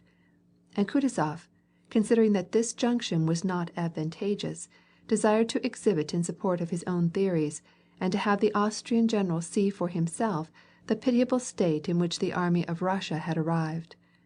With this end in view he was anxious to find the regiment in marching order, and therefore the worse the situation of the men, the more agreeable it would be to him. The adjutant knew nothing about these reasons, but he transmitted to the regimental commander the general-in-chief's urgent desire that the men should be in marching order, and added that if it were otherwise the commander-in-chief would be very much offended. On hearing these words, the regimental commander hung his head, silently shrugged his shoulders, and spread his hands with a despairing gesture. "This is great doings," he cried. "It's what I told you, Mikhailo Mitrich, in marching order, in cloaks," said he, turning reproachfully to the major. "Ah, my God!" he exclaimed, and stepped resolutely forward. "Gentlemen, captains," he cried, in a voice accustomed to command. "Sergeants, will they be here soon?" he asked, turning to the adjutant with an expression of deferential politeness, evidently proportioned to the dignity of the personage of whom he was speaking. "Within an hour, I think." "Shall we have time to make the change?" "I don't know, General." The regimental commander, hastening into the ranks, made the dispositions for changing back into marching costume again. The captains ran to their companies, the sergeants bustled about, the cloaks were not altogether in order, and in an instant the solid squares which had just been standing silently and orderly, stirred, stretched out, and began to buzz with busy voices. Soldiers were running this way and that, getting their knapsacks on their shoulders and over their heads, taking down their cloaks and lifting their arms high in the air, trying to get them into their sleeves. Within half an hour the whole regiment was in the same order as before, only the squares were transformed from black to gray. The regimental commander was again walking up and down in front of the regiment, with the same tottering gait and inspecting it from a distance. "What does that mean? What is that?" he cried, suddenly halting. "Captain of the 3rd Company." "The general wants the captain of the 3rd Company." "The general wants the 3rd captain." "The general wants the 3rd Company," cried various voices along the ranks, and an aide hastened to discover the missing officer. Even while the sounds of gruff voices commingling, and some even crying the "Company wants the general," rang along the lines, the missing officer appeared from behind his company, and although he was well on in years, and not used to running, he came toward the general at an awkward dog trot on his tiptoes. The captain's face expressed such anxiety as a schoolboy feels when he is called upon to recite a lesson that has not been learned. His nose was red and covered with blotches, evidently caused by intemperance, and his mouth twitched nervously. The regimental commander surveyed the delinquent captain from head to foot, as he came up panting, and slackened his pace as he approached. "Do you let your men wear women's sarafans? What does that mean?" cried the regimental commander, thrusting out his lower jaw, and pointing to a soldier in the ranks of the 3rd Company, who wore a colored capote of broadcloth in violent contrast with the cloaks of the other soldiers. "Where have you been? The commander-in-chief is expected, and here you are out of your place, eh? I will teach you to dress your men in Cossack coats for review. Hey!" The captain, not taking his eyes from his chief, kept his 2 fingers at his visor, as though he found his salvation now in this one position alone. "Well, why don't you speak? Whom have you there, in that Hungarian costume?" sternly demanded the regimental commander, with grim fastidiousness. "Your Excellency." "Well, what of your Excellency?" "Your Excellency and your Excellency. But what do you mean by your Excellency? Nobody knows what you mean." "Your Excellency, that is Dolokhov, cashiered," stammered the captain. "Well, was he cashiered to be a field marshal or a private? If as a private, then he ought to be dressed like the others, in uniform." "Your Excellency, you yourself allowed him to dress so on the march." "Allowed him? Allowed him? That's always the way with you young men," said the general, cooling down a little. "Allowed him? We tell you one thing and you—" The general paused. "We tell you one thing and you— Well," he said with a fresh access of temper, "be good enough to have your men dressed decently." and the regimental commander glanced at the adjutant and proceeded along the line with his faltering gait. It could be seen that his outburst of temper had given him great satisfaction, and that as he passed along the line he wanted to find some excuse for further violence. Berating one officer for not having a clean gorget, and another for having his company dressed unevenly, he proceeded to Company 3. "How are you standing? Where is your leg? Your leg? Where is it?" screamed the regimental commander, with a suggestion of keen suffering in his voice, passing by half a dozen men to come to Dolokhov, who was dressed in a bluish capote. Dolokhov slowly straightened his bended leg and, with his keen, bold eyes, stared into the general's face. "Why is that blue capote? Off with it. Sergeant, strip him. The blun—" He did not have time to finish. "General, I am bound to fulfill orders, but I am not bound to put up," began Dolokhov hastily. "No talking in the ranks. No talking. No talking." "I am not bound to put up with insults," cried Dolokhov in a loud ringing voice. The eyes of the general and the private met. The general said no more, but angrily pulled down his tight belt. "Have the goodness to change your coat, I beg of you," said he, as he turned away. Chapter 2. Chapter 2. "He is coming," cried one of the signalmen. The regimental commander, flushing scarlet, ran to his horse, seized the stirrup with trembling hands, threw himself into the saddle, straightened himself up, drew his sabre, and with a radiant, resolute face, drew his mouth to one side, ready to shout his order. A shiver ran through the regiment, as though it were a great bird about to spread its wings. Then it became motionless. "Eyes front!" cried the regimental commander, in a voice trembling with emotion. Pleasant as it sounded to himself, it was peremptory toward the regiment, and suggestive of welcome to the approaching chief. Along the broad highway, unpaved, shaded with trees, came a high Viennese calash, painted blue, and swinging easily on its springs, as its 6 horses trotted briskly along. Behind it galloped the suite and an escort of Croatians. Next Kutuzov sat the Austrian general, in white uniforms, which made a peculiar contrast with the dark Russian ones.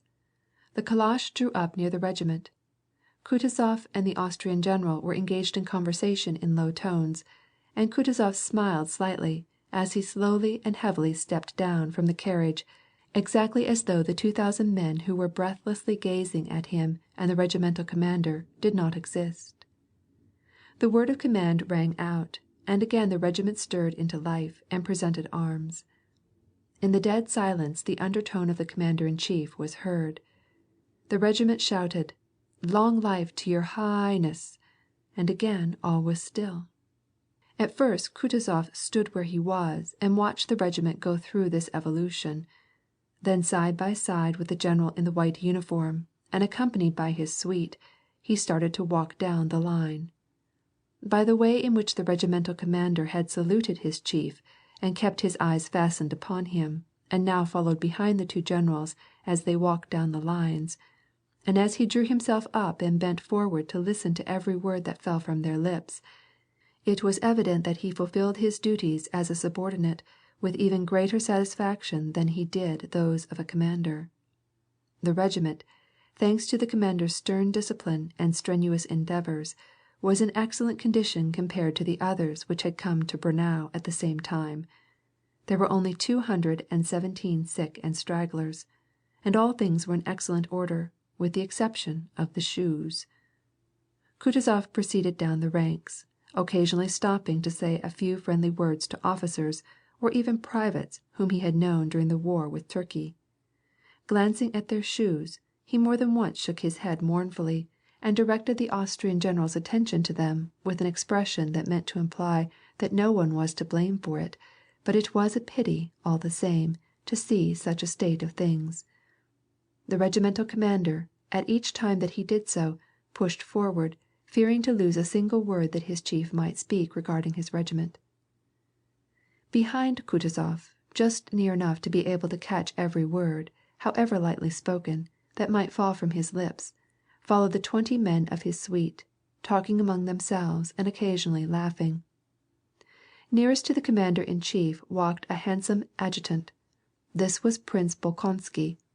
Next him went his messmate, Nesvitsky, a tall and remarkably stalwart staff officer, with a kindly, smiling, handsome face and liquid eyes.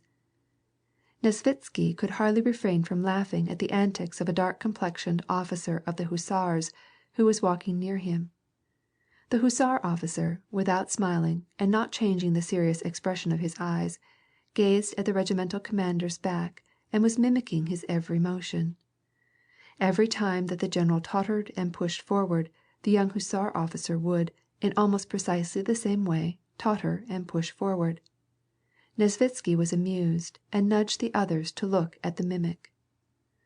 Kutuzov walked slowly and lazily in front of the thousands of eyes that were starting from their sockets to follow the motions of the chief. As he came along to company 3, he suddenly halted. The suite, not anticipating this halt, involuntarily crowded up close to him. "Ah, Timokhin!" cried the commander in chief, recognizing the red-nosed captain, the one who had been obliged to suffer on account of the blue capote. It would seem as though it were impossible for him to draw himself up higher than he had done during the scolding administered by the regimental commander. But now that the commander in chief stopped to speak to him, the captain put such a strain upon himself that it seemed as though he could not stand it should the commander in chief stay a moment longer, and accordingly Kutuzov, evidently appreciating his position and being anxious to show every kindness to the captain, hastened to turn away, a scarcely perceptible smile flitting over his plump, scarred face. "Another comrade of Izmailo," said he. "A brave officer. Are you satisfied with him?" asked Kutuzov of the regimental commander. The regimental commander, who, unknown to himself, was mimicked as in a mirror by the officer of hussars, started as if stung, sprang forward, and replied, "Very well satisfied, your high excellency." "We all of us have our weaknesses," continued Kutuzov, smiling and turning away. "His used to be his devotion to Bacchus." The regimental commander was alarmed lest he were to blame for this, and found no words to reply.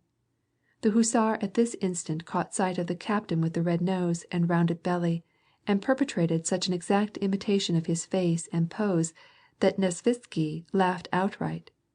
Kutuzov turned around. It was evident that the young officer had perfect command of his features, for at the instant that Kutuzov turned round the officer's face had assumed the most serious, deferential, and innocent of expressions. The third company was the last, and Kutuzov paused, evidently trying to recollect something. Prince Andrei stepped out from the suite and said in French in an undertone, "You ordered me to remind you of Dolokhov, who was cashiered to this regiment." "Where is this Dolokhov?" Dolokhov, who now wore the gray military capote, did not wait to be summoned. Kutuzov saw a well-built soldier with light curly hair and bright blue eyes come forth from the ranks and present arms. "A grievance?" asked Kutuzov, slightly frowning. "That is Dolokhov," said Prince Andrei. "Ah?" exclaimed Kutuzov. "I hope that you will profit by this lesson. Do your duty. The emperor is merciful, and I will not forget you, if you deserve well." The clear blue eyes looked into the chief's face with the same boldness as at the regimental commander's, their expression seeming to rend the veil of rank that so widely separated the commander in chief from the private soldier. "I should like to ask one favor, your high excellency," said he deliberately, in a firm, ringing voice. "I beg that you give me a chance to wipe out my fault and show my devotion to his majesty the emperor, and to Russia." Kutuzov turned away. The same sort of smile flashed over his face and through his eyes, as at the time when he turned away from Captain Timokhin. He turned away and frowned, as though he wished to express by this that all that Dolokhov had said to him, and all that he could possibly say to him, he had known long, long ago, and that it was all a bore to him, and that it was so much wasted breath. He turned away and went back to the calash. The regiment broke up into companies and marched to the quarters assigned them not far from Braunau, where they hoped to get shoes and clothes and rest after their long marches. "You will not complain of me, will you, Prokhor Ignatyitch?" asked the regimental commander, galloping after the third company and overtaking Captain Timokhin, who rode at their head. The general's face shone with unrestrained delight at the successful outcome of the review. "The service of the Tsar. Can't help. One flies off.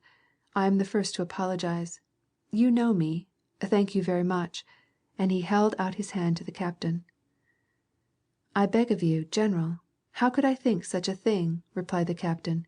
His nose grew scarlet, and he smiled, the smile betraying the lack of two front teeth which had been knocked out by the butt end of a gun under Izmailo. "And assure Mr. Dolokhov that I shall not forget him, to rest easy on that score. And tell me, please, I have been wanting for some time to ask you, how does he behave? And always?" "He is very regular in his duty, your Excellency, but his temper," said Timokhin. "Well, what of his temper?" demanded the regimental commander. "Some days, your Excellency, he goes it," said the captain, "but otherwise he is intelligent and well informed and quiet. And then again he is a wild beast. In Poland he almost killed a Jew. You will have the grace to know." "Yes, yes," said the regimental commander. "We must always be easy on a young man in misfortune. You see he has influential connections, so you had better—" "I understand, your Excellency," rejoined Timokhin, with a smile that showed that he understood his chief's desires. "Yes, yes, just so." The regimental commander sought out Dolokhov in the ranks and reined in his horse. "Epaulets at the first engagement," said he. Dolokhov looked up, but made no answer and did not alter the expression of the ironical smile that curled his lips. "Well, this is very good," continued the regimental commander. "A glass of vodka to the men from me," he added, loud enough to be heard by the soldiers. "I thank you all. Slava Bohu, glory to God." And he rode on and overtook the next company. "Well, it's a fact. He's a good man and not hard to serve under," said Timokhin to a subaltern riding next him. "In a word, very hearty," said the subaltern officer, laughing at his own joke. The regimental commander was nicknamed the King of Hearts. The cheerful frame of mind felt by the officers after the review was shared also by the men. The regiment marched along merrily. On all sides were heard the voices of the soldiers talking. "How is it? They say Kutuzof is blind in one eye?" "Well, so he is, quite blind." "Nay, brother, he can see better than you can. He inspected our boots and leg wrappers and everything." "My, when he looked at my legs I didn't know what I was standing on." "And that other one, the Avstriac who was with him, I should think he was whitewashed, white as flour. Think what a job to clean that uniform." "Say, Fetischow, did he say when we should begin to be on our guard? You were in the front. I was told that Bonaparte himself was at Brunova." "Bonaparte here? What a lie, you fool. Don't you know anything? Now the Prusk is up in arms, and the Avstriac of course have got to put him down, and when he's put down, then there'll be war with Bonaparte. And yet they say Bonaparte is here at Brunova. Anybody can see you was a fool. Keep your ears peeled, you idiot." "The devil! What sort of quartermasters these are! See, there's the fifth company turning off into the village. They'll have their kasha-pots boiling before we get in. Give me a biscuit, you devil." "Didn't I gie you some tobaccy last evening? Too thin, brother. Well, then, God be with you." "Oh, I wish they'd call a halt. The idea of marching 5 versts more on an empty stomach." "What you'd like'd be for those Germans to give us a lift in their carriages. Then you'd go easy enough. That would be fine." "But here, brother, see all these beggarly people come out. The Polyaks, back there, belong to the Russian crown, but here, brother, there's nothing but Germans come out." "Singers to the front!" cried the captain. A score of men from the different companies ran to their places at the head of the column. The drummer who led the singing faced the singers and waved his arms, and struck up the drawling soldiers' song beginning with the words, "Is it the dawn, and has the red sun risen?" and ending, "Well, boys, what glory we shall win with Father Kamensky." This song had been composed in Turkey and was now sung in Austria, with simply this variation, that in place of Father Kamensky, Father Kutuzov was substituted. The drummer, a stalwart, handsome fellow, 40 years old, having sung these last words in staccato, soldier style, made a gesture with his hands as though he were throwing something to the ground, looked sternly at his singers, and frowned. Then, feeling the consciousness of all eyes being fastened upon him, he lifted his arms high above his head, as though he were carrying with the greatest care some invisible and precious object, and holding them so for several moments, he suddenly flung it down with a despairing gesture, singing, "Ach, voi seni, moi seni," "Ah, my cottage, my cottage," while 20 voices took up the refrain, and a spoon-maker, disregarding the weight of his equipment, friskily danced ahead and walked backwards before the company, shrugging his shoulders and making gestures of defiance with his spoons. The soldiers, clapping their hands in time with the measure of the song, marched in step. Behind them were heard the rattle of wheels, the creaking of springs, and the trampling of horses' feet. It was Kutuzof and his suite, on their way back to the city. The commander in chief signified that the men should keep on as they were, and he and all his suite showed by their faces how much they enjoyed the music of the songs, the sight of dancing soldier, and the bold and buoyant appearance of the company. Conspicuous in the second file of the right flank, near which the calash passed, was Dolokhov, the blue-eyed private, as he marched along with an extraordinarily bold and graceful gait, keeping time to the song and looking into the faces of the passing officers with an expression that seemed to smack of pity for all that did not march with his company. The cornet of hussars in Kutuzof's suite, who had mimicked the regimental commander, fell behind the calash and drew up along Dolokhov. Zherkov, this cornet of hussars, had at one time belonged to the same wild set in Petersburg of which Dolokhov was the leader. Here abroad, Zherkov met Dolokhov in the ranks, but did not find it expedient to recognize him at first. Now, however, since Kutuzov had set the example by talking with the degraded officer, he went to him with all the cordiality of an old friend. "My dear fellow, how are you?" said he, right in the midst of the song, as he walked his horse abreast of the company. "How am I?" replied Dolokhov. "As you see." The military song gave special significance to the tone of easy good fellowship in which Zherkov spoke, and the pronounced coolness of Dolokhov's answer. "And how do you get along with your chiefs?" asked Zherkov. "All right. Good fellows. How did you manage to get on the staff?" "I am attached. On duty." Neither spoke. "Vyupuskala Sokolt, da is pravava rukad." "She unleashed the falcon, and from the right sleeve," rang out the song, involuntarily inspiring a bold, blithe feeling. Their talk would probably have been different if they had not spoken while the singing was in progress. "Is it true that the Austrians are beaten?" asked Dolokhov. "The devil only knows. So they say." "I'm glad of it," exclaimed Dolokhov curtly, as though the song demanded it of him. "Say, come to us this evening. You'll have a chance at faro," said Zherkov. "Did you bring a good deal of money with you?" "Come." "I can't. I've sworn off. I neither drink nor play till I'm promoted." "Well, that'll come first engagement." "We shall see." Again they relapsed into silence. "Look in, anyway, if you need anything. The staff will help you." Dolokhov laughed. "Don't make yourself uneasy. If I need anything, I shall not ask for it. I'll take it." "Well, I mean—" "Well, and so do I mean." "Good-bye. Farewell. I wysoko I vdaleko, Narodomu storanu." High and far in our fatherland. Zherkov put spurs to his horse, which pranced and danced not knowing with which foot to start, and then, with a spring, galloped off, leaving the company far behind, and overtook the calash, while still the rhythm of the song seemed to wing its feet. End of chapter 2. Part 2, Chapter 3. On his return from the review, Kutuzov, accompanied by the Austrian general, went into his private room, and calling his adjutant, bade him bring certain papers relating to the state of the troops, and some letters received from the Archduke Ferdinand, the commander of the army of the van. Prince Andrei Bolkonsky came into the commander-in-chief's office with the desired papers.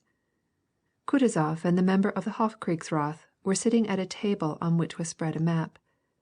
"Ah," said Kutuzov, with a glance at Bolkonsky, signifying by his exclamation that the adjutant was to wait, while at the same time he went on in French with the conversation that he had begun. "I have only one thing to say, General," proceeded Kutuzov, with a pleasing elegance of diction and accent which constrained one to listen to each deliberately spoken word. It was evident that Kutuzov took pleasure in hearing himself. "I have only one thing to say, General. If the matter depends solely on me, then the desire of His Majesty the Emperor of France would long ago have been fulfilled. I should long ago have joined the Archduke, and I assure you, on my honor, that for me personally, I should have rejoiced to give over the supreme command of the armies to a general so much more learned and more experienced than myself. And such men abound in Austria, and to be relieved of the heavy responsibility. But circumstances are often beyond our control, General." And Kutuzov smiled with an expression that seemed to say, "You are at perfect liberty not to put any confidence in what I say, and it is absolutely of no consequence to me whether you believe me or not, but you have no need to tell me so, and that's all there is of it." The Austrian general looked dissatisfied, but could not do otherwise than reply in the same tone. "On the contrary," said he, in a querulous and angry tone, that to put the lie to the flattering intention of his words, "on the contrary, His Majesty highly appreciates the part that you have taken in the common cause, but we think that the present delay will rob the brave Russian army and their generals of those laurels which they are in the habit of winning in war," he rejoined, in a phrase evidently prepared beforehand. Kutuzov bowed but still continued to smile. "Well, such is my idea of it, and relying upon the last letter which His Highness the Archduke Ferdinand has done me the honor of writing me, I have no doubt that the Austrian army, under the command of such an experienced coadjutor as General Mack, has already won a decisive victory and no longer needs our aid," said Kutuzov. The general frowned. There was indeed no accurate information about the condition of the Austrians, yet there was a preponderating weight of circumstantial evidence in favor of the unfavorable rumors that were in circulation, and therefore Kutuzov's assumptions of an Austrian victory seemed very much like a jest. But Kutuzov smiled blandly, with an expression that seemed to affirm his right to make this assumption. In fact, the last letter that he had received from Mack's army informed him of a probable victory, and of the very advantageous strategical position of his army. "Give me that letter," said Kutuzov, addressing Prince Andrei. "Have the goodness to listen to this." And Kutuzov, with an ironical smile hovering on his lips, read in German to the Austrian general the following passage from the Archduke Ferdinand's letter. "We have our forces perfectly concentrated, nearly 70,000 strong, so that we can attack and defeat the enemy should he attempt to cross the Lech. Since we are masters of Ulm, we cannot lose the advantage of having control of both banks of the Danube.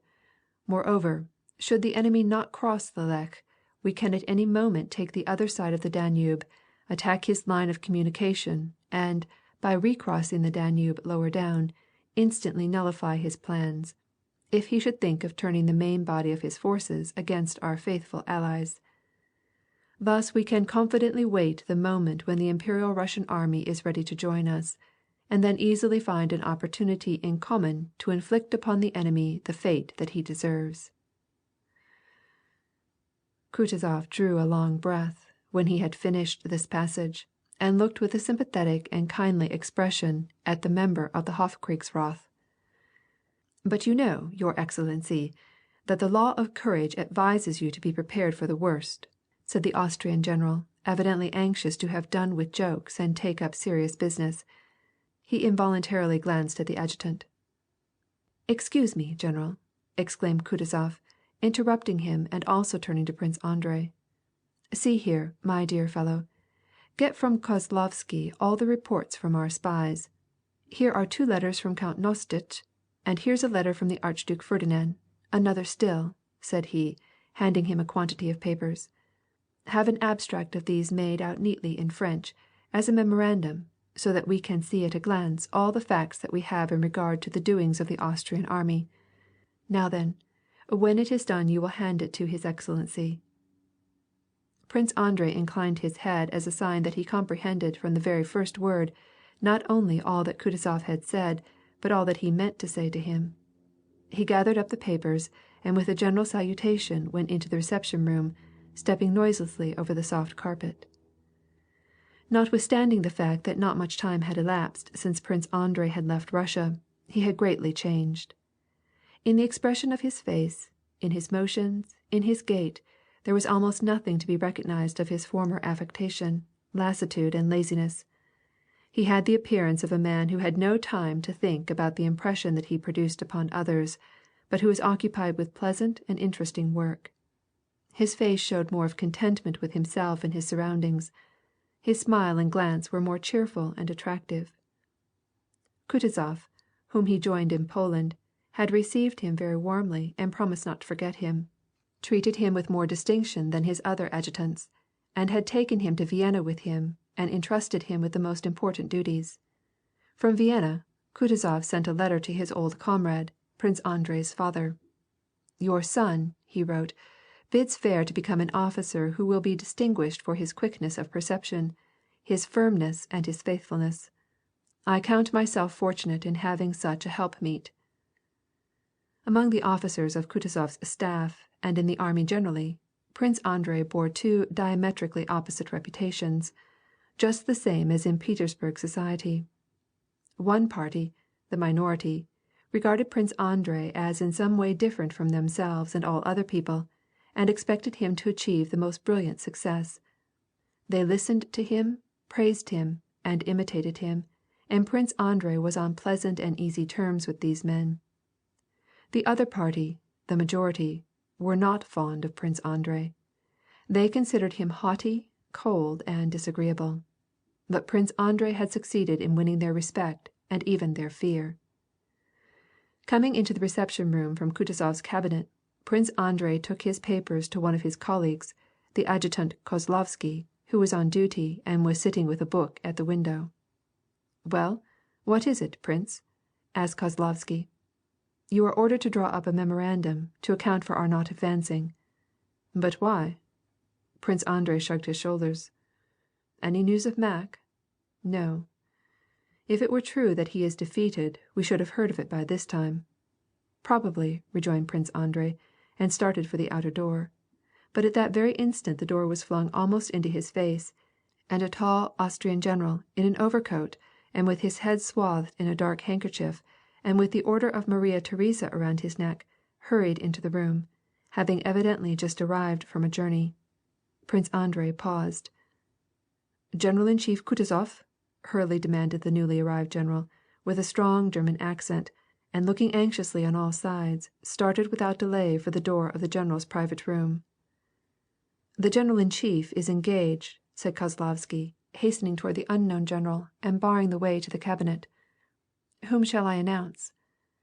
The unknown general looked scornfully down on the diminutive Kozlovsky, and seemed to be amazed that he was not recognized. "The general-in-chief is engaged," repeated Kozlovsky calmly. The general's face contracted, his lips drew together and trembled. He drew out a notebook, quickly wrote something in pencil, tore out the leaf and handed it to the adjutant. Then with quick steps he walked over to the window, threw himself into a chair, and surveyed those in the room, as though asking why they stared at him so. Then the general lifted his head, stretched out his neck as though he were about to say something, and then, affecting to hum to himself, produced a strange sound, instantly swallowed. The office door opened, and Kutuzof himself appeared on the threshold. The general with the bandaged head, who had apparently escaped from some peril, bowed and hastened with long swift strides across the room toward Kutuzof. "Vous voyez la Maharu Mach," said he in a broken voice. Kutuzov's face, as he stood at his office door, remained perfectly unchangeable for several moments. Then a frown ran like a wave across his brow and passed off, leaving his face as serene as before. He respectfully bent his head, shut his eyes, silently allowed Mac to pass in front of him into the office, and then closed the door behind him. The rumour, already spread abroad, as to the defeat of the Austrians and the surrender of the whole army at Ulm, was thus proved to be correct. Within half an hour, adjutants were flying about in all directions with orders for the Russian army, till now inactive, to prepare immediately to meet the enemy. Prince Andrei was one of those uncommon staff officers whose interest is concentrated on the general operations of the war. On seeing Mac, and learning the particulars of his defeat, he realized that half of the campaign was lost, and appreciated the painfully difficult situation of the Russian army, while his imagination vividly pictured the fate that was awaiting the army and the part which he was about to play in it. In spite of himself, he experienced a strong feeling of delight at the thought of the shame that Austria had brought upon herself, and that perhaps within a week he would have a chance to witness and take part in an encounter between the Russians and the French, the first since the time of Suvorov. But he feared lest Bonaparte's genius should show itself superior to the valor of the Russian troops, and at the same time he could not bear the thought of his hero suffering disgrace. Agitated and stirred by these thoughts, Prince Andrei started for his room to write his father, to whom he sent a daily letter. In the corridor he fell in with his roommate, Nesvitsky, and the buffoon, Zherkov. As usual, they were laughing and joking. "Why are you so down in the mouth?" asked Nesvitsky, noticing Prince Andrei's pale face and flashing eyes. "There's nothing to be gay about," replied Bolkonsky. Just as Prince Andrei joined Nesvitsky and Zherkov, there came toward them from the other end of the corridor the Austrian general, Strauch, who was attached to Kutuzov's staff, to look after the commissariat of the Russian army. He was with the member of the Hofkriegsrath, who had arrived the evening before. There was plenty of room in the wide corridor for the general to pass without incommoding three officers, but Zherkov, giving Nesvitsky a push, exclaimed in a hurried voice, "They are coming! They are coming! Stand aside, please! Please make room!" The generals came along, evidently desiring to avoid embarrassing etiquette. A stupid smile spread over the buffoon Zherkov's face. "Your Excellency," said he in German, as he stepped forward and addressed the Austrian general, "I have the honor of congratulating you." He made a low bow and, awkwardly, like a child learning to dance, began to scrape first with one foot, then with the other. The member of the Hofkriegsrath gave him a stern look, but concluding, by his idiotic smile, that he was in earnest, he was constrained to listen for a moment. He frowned, to show that he was listening. "I have the honor of congratulating you. General Mack has come.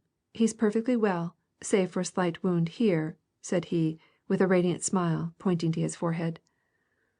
The general frowned and turned away, and went on his way. "Heavens, what simplicity!" said he, angrily, after he had gone a few steps. Nesvitsky, with a laugh, threw his arms around Prince Andrei, but the latter, paler than ever and with a wrathful look on his face, pushed him aside, and turned to Zherkov. The nervous excitement induced by the sight of Mack, by the news of his defeat, and the thoughts of what was awaiting the Russian army, found its outlet in wrath at this ill-timed jest of Zherkov's. "If you, my dear sir," he exclaimed scornfully, while his lower jaw twitched a little, "choose to be a buffoon, why I cannot hinder you. But I assure you that if you dare a second time to act like a fool in my presence, I will teach you how to behave."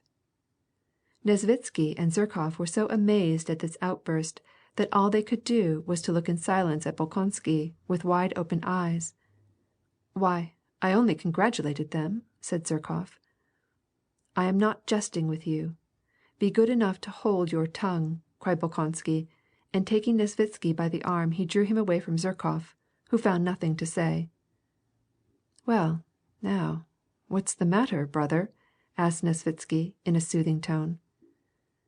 "What's the matter?" repeated Prince Andrei, pausing in his excitement.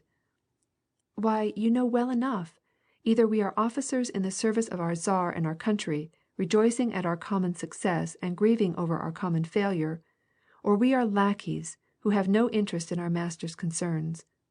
40,000 men massacred and the army of our allies destroyed, and still you find it something to laugh at," said he, as though these last sentences, which were spoken in French, added to the effect of what he was saying. "It is well enough for a trifler, un garçon de rien, like that fellow whom you have made your friend. Only street Arabs could find amusement in such things," said Prince Andrei, suddenly changing to Russian again, but pronouncing the Russian word for street Arab with a French accent. Noticing that Zherkov was still within hearing, he waited to see if the cornet had any answer to make. But Zherkov went away and left the corridor. Chapter 4. The Pavlograd regiment of hussars was encamped 2 miles from Braunau. The squadron in which Nikolai Rostov served as yunker was quartered in the German village of Salzenek. The squadron commander, Captain Denisov, who was known to the entire cavalry division as Vaska Denisov, had been assigned to the best house in the village. Yunker Rostov had shared the captain's quarters ever since he joined the regiment in Poland. On the very same October day when at headquarters all had been thrown into excitement by the news of Mack's defeat, the camp life of the squadron was going on in its usual tranquil course. Denisov, who had been playing a losing game of cards all night long, had not yet returned to his rooms, when Rostov, early in the morning, rode up on horseback from his foraging tour. He was in his yunker uniform, and, as he galloped up to the doorstep and threw his leg over with the agile dexterity of youth, he paused a moment in the stirrup, as though sorry to dismount, but at last sprang lightly from the horse and called the orderly. "Hey, Bondarenko, my dear fellow," he shouted to the hussar, who hurried forth to attend to the horse. "Lead him about a little, my friend," said he, with that fraternal geniality with which handsome young men are apt to treat everybody when they are happy. "I will, your illustriousness," replied the little Russian, gaily shaking his head. "See that you walk him about well." Another hussar also hastened up to attend to the horse, but Bondarenko had already taken the bridle. It was evident that the yunker gave handsome fees and that it was a pleasure to serve him. Rostov smoothed the horse's neck, then his flank, and turned and looked back from the step. "Excellent! He'll be a horse worth having," said he to himself, and then smiling and picking up his saber, he mounted the steps with clinking spurs. The German who owned the house glanced up as he worked in his shirt sleeves and nightcap, pitching over manure in the cowhouse. The German's face always lighted at the sight of Rostov. He gaily smiled and winked. "Good morning, good morning," he reiterated, evidently taking great satisfaction in giving the young man his morning greeting. "Busy already, schon fleißig?" asked Rostov, with the same good-natured, friendly smile, which so well became his animated face.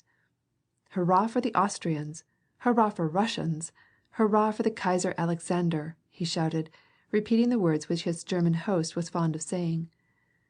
The German laughed, came out from the door of the cowhouse, took off his nightcap, and waving it over his head, cried, "Hurrah for the whole world, und die ganze Welt hoch!" Rostov, following the German's example, waved his forage cap around his head, and with a merry laugh shouted, "Und vivant die ganze Welt!" Long live the whole world. Although there was no special reason for rejoicing, either on the part of the German who was engaged in pitching manure, or for Rostov, who had been on a long ride with his men after hay, nevertheless both men looked at each other with joyous enthusiasm and brotherly love, nodded their heads to show that they understood each other, and then separated with a smile, the German to his cowhouse, and Rostov to the cottage which he and Denisov shared together. "Where's the baron?" he asked of Lavrushka, Denisov's rascally valet, who was known to the whole regiment. "He hasn't been in since evening, probably been losing at cards," replied Lavrushka. "I have learned that if he has good luck, he comes in early and in high spirits, but if he does not get in before morning, it means he's been losing, and he'll come in mad enough. Will you have coffee?" "Yes, give me some." In less than 10 minutes Lavrushka brought the coffee. "He's coming," he said. "Now we'll get it." Rostov glanced out the window and saw Denisov meandering home. He was a little man, with a red face, brilliant black eyes, and dark mustache, and hair all in disorder. He wore a hussar's pelisse unbuttoned, wide, sagging pantaloons, and a hussar's cap on the back of his head. He came up the steps in a gloomy mood, with hanging head. "Lavushka," he cried in a loud surly voice, "here, you blockhead, take this off." "Don't you see I am taking it off?" replied Lavrushka's voice. "Ah, you up already?" asked Denisof, as he came into the cottage. "Long ago," replied Rostov. "I've been after hay, and I saw Fraulein Mathilde." "So ho! And there I have been, brother, losing horribly all night, like a son of a dog," cried Denison, slurring over his R's. "Such horrid bad luck, perfectly horrid. The moment you left, luck changed. Hey, tea!" Denisof snarled with a sort of smile that showed his short, sound teeth, and began to run the short fingers of both hands through his thick, black hair that stood up like a forest. "The devil himself drove me to that Wat" (the officer's nickname was the Rat), said he, rubbing his forehead and face with both hands. "Just imagine, didn't have a single cod, not one, not a single one." Denisof took out the pipe which he had been smoking, knocked the ashes into his palm, and scattering the fire, laid it upon the floor, and went on shouting, "Simple stakes, lose the doubles, simple stakes, lose the doubles." After he had scattered the fire, he broke his pipe in two and flung it away. Then, after a silence, he suddenly looked up at Rostov, with his bright black eyes full of merriment. "If there were only some women here! But here there's nothing to do but drink. If we could only have a wound of fighting! He! Who's there?" he cried, going to the door, on hearing the sound of heavy boots and the jingling of spurs in the next room. "The quartermaster," announced Lavrushka. Denisof frowned still more portentously. "Twat it!" he exclaimed, flinging his friend a purse containing a few gold pieces. "Wustov, count it, chicken. See how much is left, then hide it under my pillow," said he, and went out to see the quartermaster. Rostov took the money, and mechanically making little heaps of the new and old coins according to their denominations, began to count them. "Ah, Telyanin, how d'ye? Got done up last night," Denisof was heard saying in the next room. "Where? At Brukhov's, at the Rats. I heard about it," said a second, thin voice, and immediately after Lieutenant Telyanin, a young officer of the same squadron, came into the room. Rostov thrust the purse under the pillow and pressed the little moist hand that was held out to him. Telyanin had been removed from the Guards shortly before the campaign, for some reason or other. He now conducted himself very decently in the regiment, but he was not liked, and Rostov, especially, could not conquer or even conceal his unreasonable antipathy to this officer. "Well, young cavalier, how does my Grachik suit you?" Grachik, or young rook, was a saddle horse that Telyanin had sold Rostov. The lieutenant never looked the man with whom he was talking straight in the eye. His eyes were constantly wandering from one object to another. "I saw you riding him this morning." "First rate. He's a good horse," said Rostov, in spite of the fact that the animal for which he had given 700 rubles was worth half the price he had paid. "He's begun to go lame in the front foreleg." "Hoof cracked. That's nothing. I will teach you or show you what kind of a rivet to put on." "Yes, show me, please," said Rostov. "I will show you, certainly I will. It's no secret. And you will thank me for the horse." "I'll have him brought right round," said Rostov, anxious to get rid of Telyanin, and he went out to give his orders. In the entry, Denisof, with a pipe in his mouth, was sitting cross-legged on the threshold in front of the quartermaster, who was making his report. When he saw Rostov, Denisof made a face and pointing with his thumb over his shoulder into the room where Telyanin was, scowled still more darkly, and shuddered with aversion. "Ugh, I don't like that young fellow," said he, undeterred by the quartermaster's presence.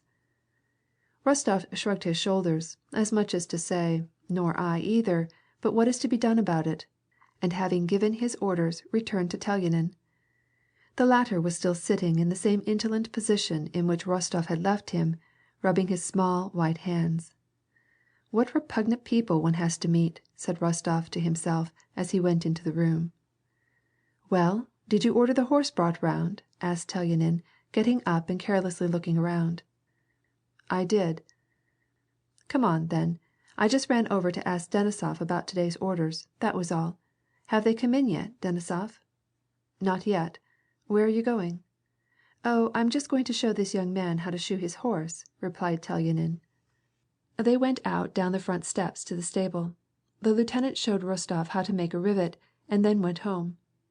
When Rostov returned he found Denisof sitting at the table with a bottle of vodka and a sausage before him, and writing with a sputtering pen. He looked gloomily into Rostov's face. "I'm writing to her," said he.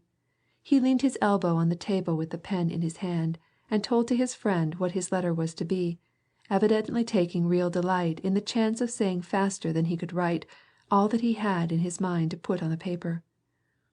"Do you see, my friend," said he, "we are asleep when we are not in love. We are children of the dust. But when you are in love, then you are like God. You are as pure as on the first day of creation. Who is there? Send him to the devil. I have no time," he cried to Lavrushka, who came up to him not in the least abashed. "What can I do? It's your own order. It's the quartermaster come back for the money." Denisof scowled, opened his mouth to shout something, but made no sound. "Nasty job," he muttered to himself. "How much money was there left in that purse?" he asked Rostov. "7 new pieces and 3 old ones." "Ach, dwat it! Well, what are you standing there for, like a booby? Fetch in the quartermaster," cried Denisof to Lavrushka. "Please, Denisof, take some of my money. You see I have plenty," said Rostov, reddening. "I don't like to borrow of my friends. I don't like it," declared Denisof. "But if you don't let me lend you money comrade fashion, I shall be offended," insisted Rostov. "Truly, I have plenty." "No, indeed, I shan't." And Denisof went to the bed to get the purse from under the pillow. "Where did you put it, Rostov?" "Under the bottom pillow." "It isn't there." Denisof flung both pillows on the floor. There was no purse there. "That's strange." "Hold on. Didn't you throw it out?" asked Rostov, picking up the pillows and shaking them, and then hauling off the bedclothes and shaking them. But there was no purse. "I could not have forgotten it, could I? No. I remember very well thinking how you kept it like a treasure trove under your pillow. Where is it?" he demanded to Lavrushka. "I haven't been into the room. It must be where you put it." "But it isn't." "That is always the way with you. You throw it down and then forget all about it. Look in your pockets." "No. If I had not thought about the treasure trove," said Rostov, "and I remember putting it there." Lavrushka tore the whole bed apart, looked under it, under the table, searched everywhere in the room, and then stood still in the middle of the room. Denisof silently followed all his motions, and when Lavrushka in amazement spread open his hands, he glanced at Rostov. "Wostov, stop your schoolboy twicks." Rostov, conscious of Denisof's gaze fixed upon him, raised his eyes and instantly dropped them again. The blood, till then contained somewhere below his throat, rushed in an overmastering flood into his face and eyes. He could not get a breath. "There has been no one in the room except the lieutenant and yourselves. It is nowhere to be found," said Lavrushka. "Now you devil's puppet, fly round, hunt for it," suddenly cried Denisof, growing livid and starting toward the valet with a threatening gesture. "Find me that purse, or I'll horsewhip you. I'll horsewhip you all." Rostov, avoiding Denisof's glance, began to button up his jacket, adjusted his sabre, and put on his cap. "I tell you, give me that purse," cried Denisof, shaking his man by the shoulders and pushing him against the wall. "Denisof, let him go. I know who took it," said Rostov, going toward the door and not lifting his eyes. Denisof paused, considered a moment, and evidently perceiving whom Rostov meant, seized him by the arm. "Wubbish!" he cried, the veins on his face and neck standing out like cords. "I tell you, you are beside yourself, and I won't have it. The purse is here. I'll take the hide off this wascal, and I'll get it." "I know who took it," repeated Rostov in a trembling voice, and went to the door. "But I tell you, don't you dare to do it," cried Denisof, throwing himself on the yunker to hold him back. But Rostov freed his arm, and with as much anger as though Denisov were his worst enemy, gave him a direct and heavy blow right between the eyes. "Do you realize what you are saying?" he cried, in a trembling voice. "He is the only person beside myself who has been in the room. Of course if it was not he, then—" He could not finish and rushed from the room. "Ah, the devil take you and all the West," were the last words that Rostov caught. He went straight to Telyanin's rooms. "My baron's not at home. He went to headquarters," said Telyanin's man. "Why, has anything happened?" he added, surprised at the yunker's distorted face. "No, nothing. You just missed him," said the man. Headquarters were 3 versts from Salzeneck. Rostov, without returning home, took a horse and galloped off to headquarters. In the village occupied by the staff was a tavern where the officers resorted. Rostov went to this tavern. At the doorsteps he saw Telyanin's horse. The lieutenant himself was sitting in the second room of the tavern with a plate of sausages and a bottle of wine. "Ah, so you have come too, young man," said he, smiling and lifting his brows. "Yes," said Rostov, though it required the greatest effort to speak this monosyllable, and he took his seat at the next table. Neither said more. 2 Germans and a Russian officer were the other occupants of the room. No one was talking and the only sounds were the rattle of knives and forks and the lieutenant's munching. When Telyanin had finished his breakfast, he pulled out of his pocket a double purse, and with his delicate white fingers, which turned up at the ends, slipped up the ring, took out a gold piece, and lifting his brows, gave it to the waiter. "Please make haste," said he. The gold piece was new. Rostov got up and went to Telyanin. "Allow me to look at your purse," he said in a quiet, almost inaudible voice. With wandering eyes and still lifted brows, Telyanin handed him the purse. "Yes, it's a handsome little purse, isn't it?" "Yes," said he, and suddenly turned pale. "Look at it, youngster," he added. Rostov took the purse into his hand and looked at it, and at the money that was in it, and at Telyanin. The lieutenant glanced around in his usual way, and apparently became suddenly very merry. "If we ever get to Vienna, I shall leave all this there, but there's nothing to get with it in these filthy little towns," said he. "Will you give it back to me, youngster? I must be going." Rostov said nothing. "And you, aren't you going to have some breakfast? Pretty good fare," continued Telyanin. "Give it to me." He stretched out his hand and took hold of the purse. Rostov let it go.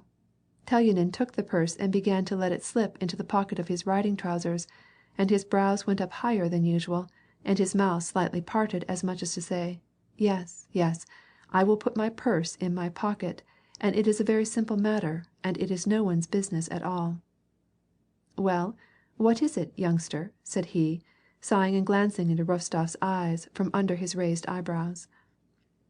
Something like a swift electric flash darted from Telyanin's eyes into Rostov's, and was darted back again, and again, all in a single instant. "Come here with me," said Rostov, taking Telyanin by the arm. He drew him almost to the window. "This money is Denisov's. You took it," he whispered in his ear. "What? What? How do you dare? What?" exclaimed Telyanin.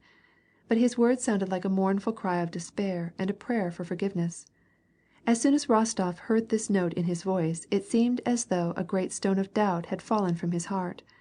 He was rejoiced and at the same time felt sincere pity for the unhappy man standing before him, but he was obliged to carry the matter to the end. "There are men here. God knows what they will think," stammered Telyanin, seizing his cap and starting for a small unoccupied room. "We must have an explanation." "I know this and can prove it," said Rostov. "I—" All the muscles of Telyanin's scared pale face began to tremble.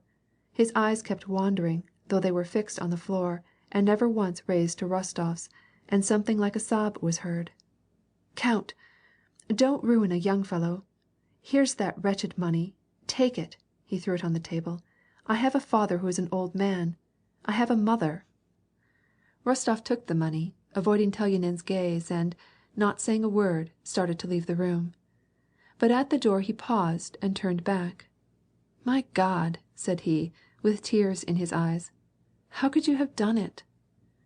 "Count," said Telyanin, coming towards the yunker, Don't touch me," cried Rostov, drawing himself up. "If you need this money, take it." He tossed him the purse and hurried out of the tavern.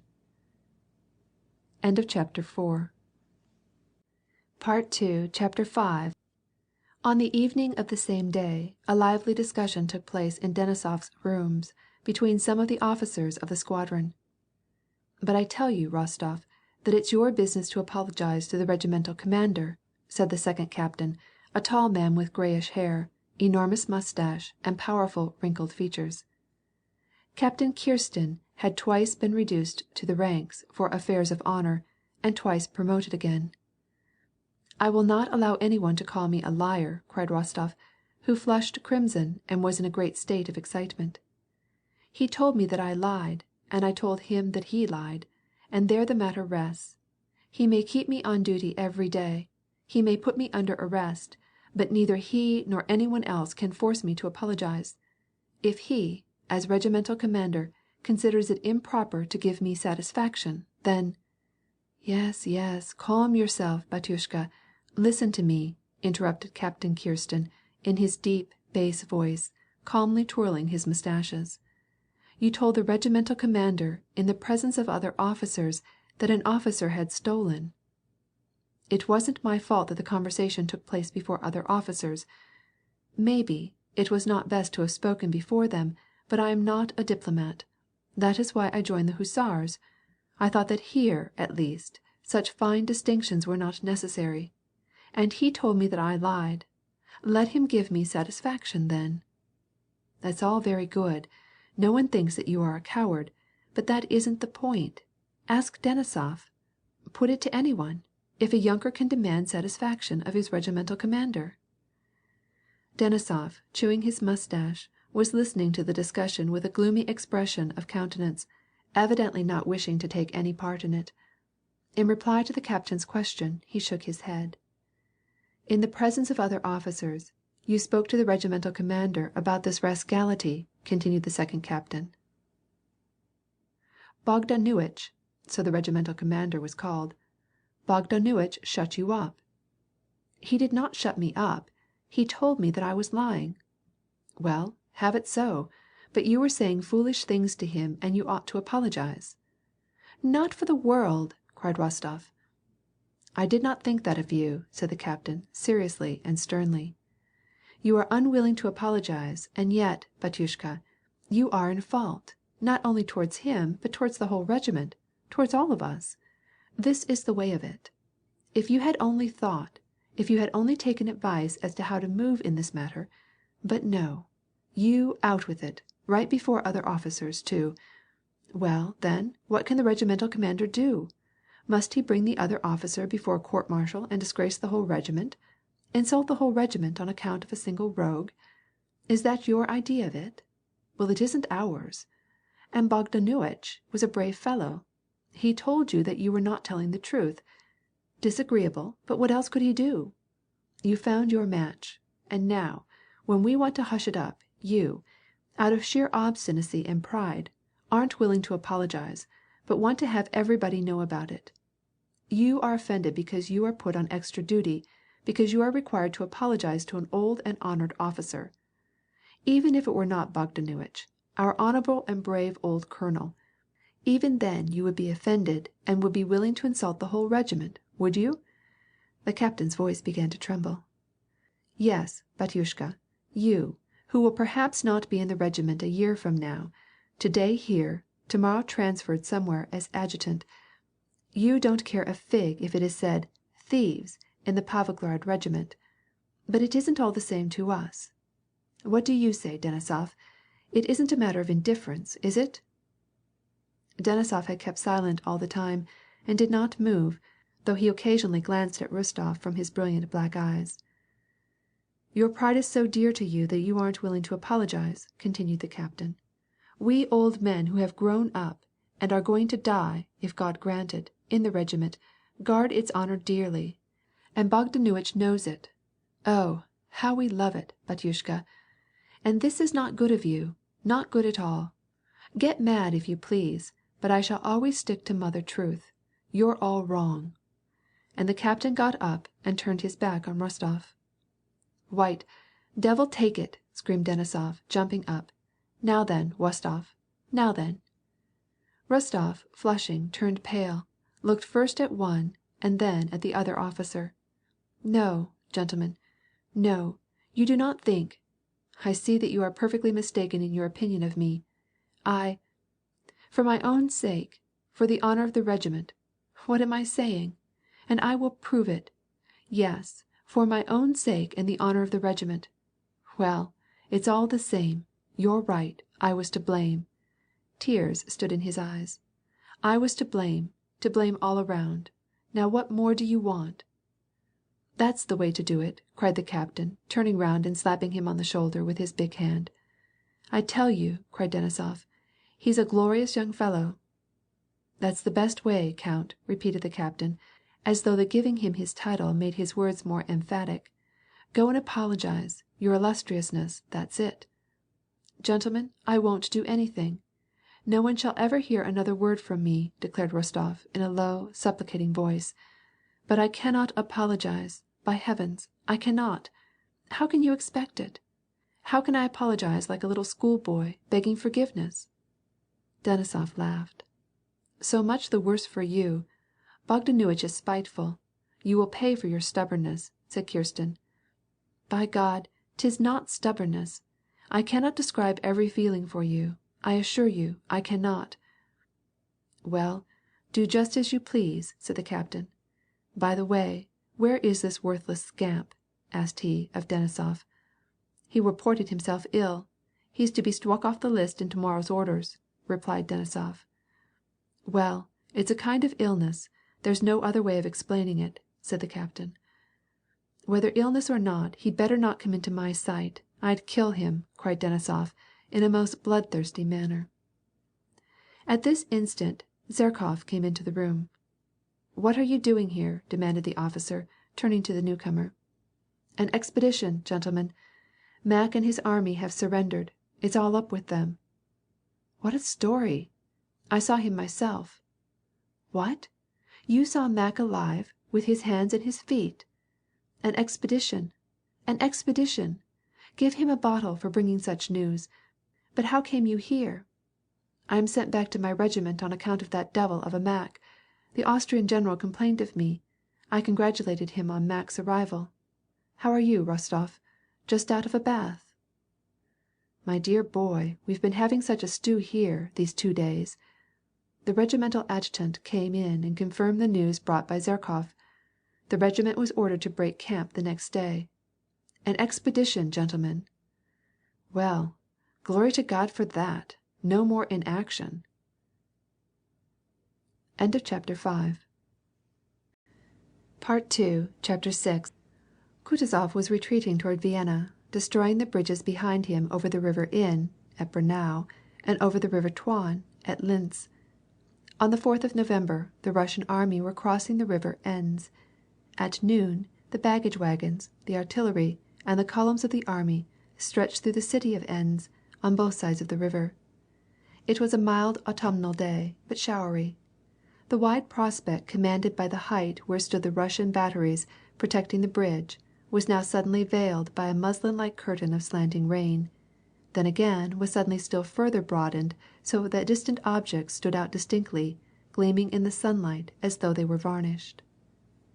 At their feet lay the little city with its white houses and red roofs, its cathedral and the bridge, on both ends of which the Russian troops could be seen, pouring along in dense masses.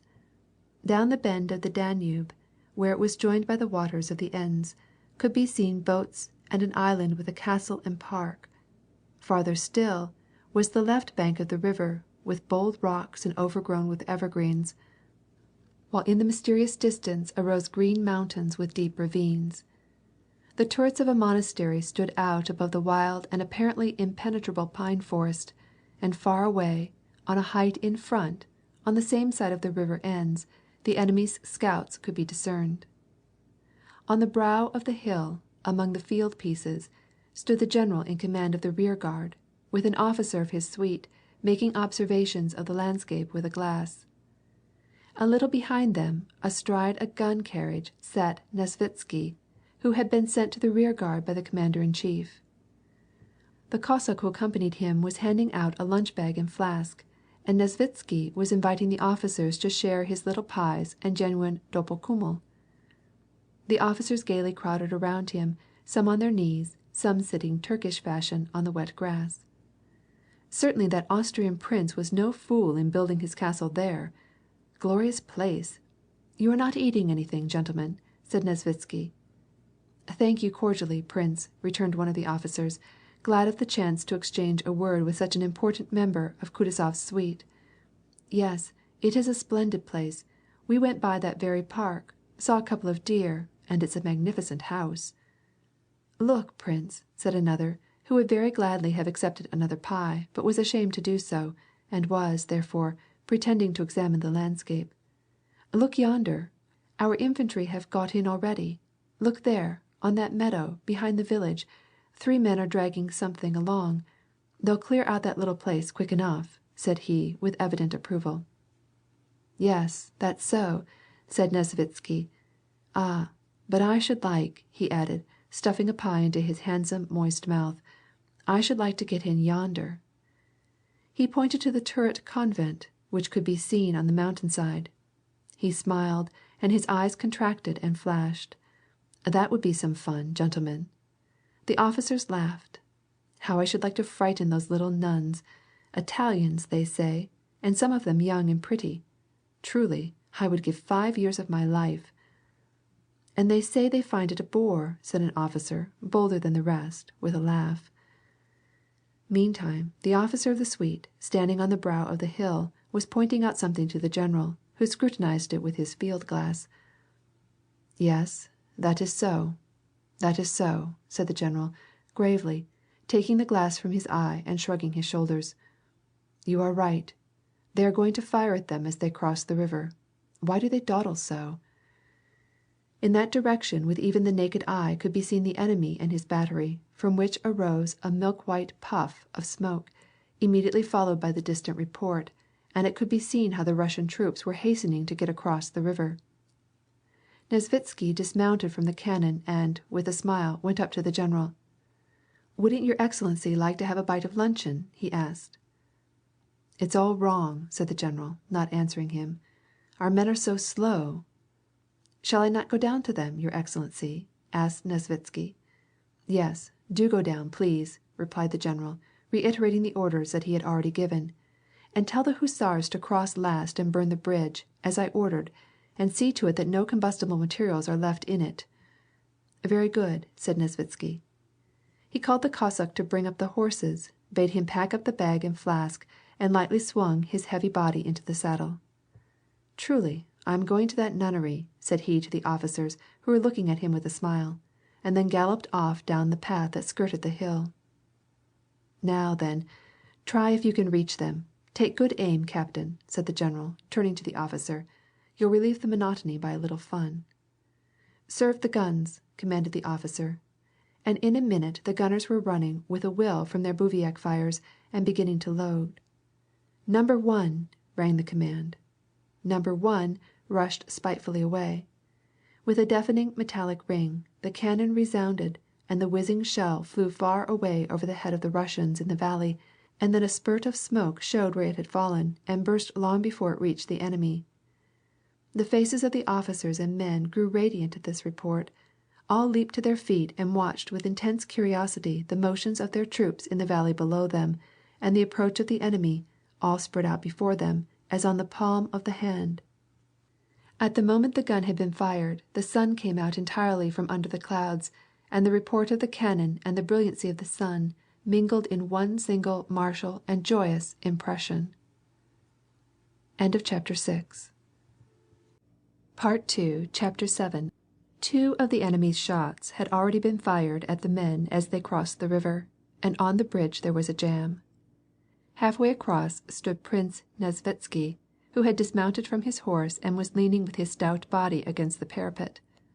Laughing, he looked back at his Cossack, who stood a short distance behind him holding the bridles of their 2 horses. As soon as Prince Nesvitsky tried to force his way forward, the throng of soldiers and baggage wagons crowded him and forced him up against the parapet, and nothing was left for him but to wait. "Look out there, my boy!" cried the Cossack to a soldier who was driving a baggage wagon and forcing his way right into the infantry as they thronged under the horses' feet and among the wheels. "Look out there! Have a little patience! Don't you see the general wants to pass?" But the driver, paying no heed to the title of general, only cried to the soldiers who blocked his way, "Hey there, boys! Keep to the left! Hold on!" But the boys, crowding shoulder to shoulder and locking bayonets, moved on across the bridge in one unbroken mass. As Nesvitsky looked down over the parapet, he could see the swift babbling ripples of the ends chase each other along as they bubbled, curled, and foamed around the piers of the bridge. Looking at the bridge, he saw almost incessant living waves of soldiery, tassels, shaykoks, shakos with covers, knapsacks, bayonets, and muskets, and under the shakos, faces with high cheekbones, sunken cheeks, and careless, weary eyes, and legs trampling through the mud which covered the planks of the bridge. Sometimes among the monotonous waves of the infantry, like a spurt of white foam on the ripples of the river, an officer in riding cloak would force his way through, his face noticeable for its refinement in contrast to the men. Then again, like a chip borne along on the river, a hussar on foot, an officer, a denshchik or civilian, would be carried across the bridge by the tide of troops, and sometimes, like a log floating downstream, an officer's company or baggage wagon loaded to the top and covered with leather would roll across the bridge, submerged in the throng. "See, it's like a freshet breaking through the dike," said the Cossack, hopelessly blocked. "Say, are there many more of you to come?" "A million, minus one," replied a jolly soldier in a torn overcoat, winking as he passed.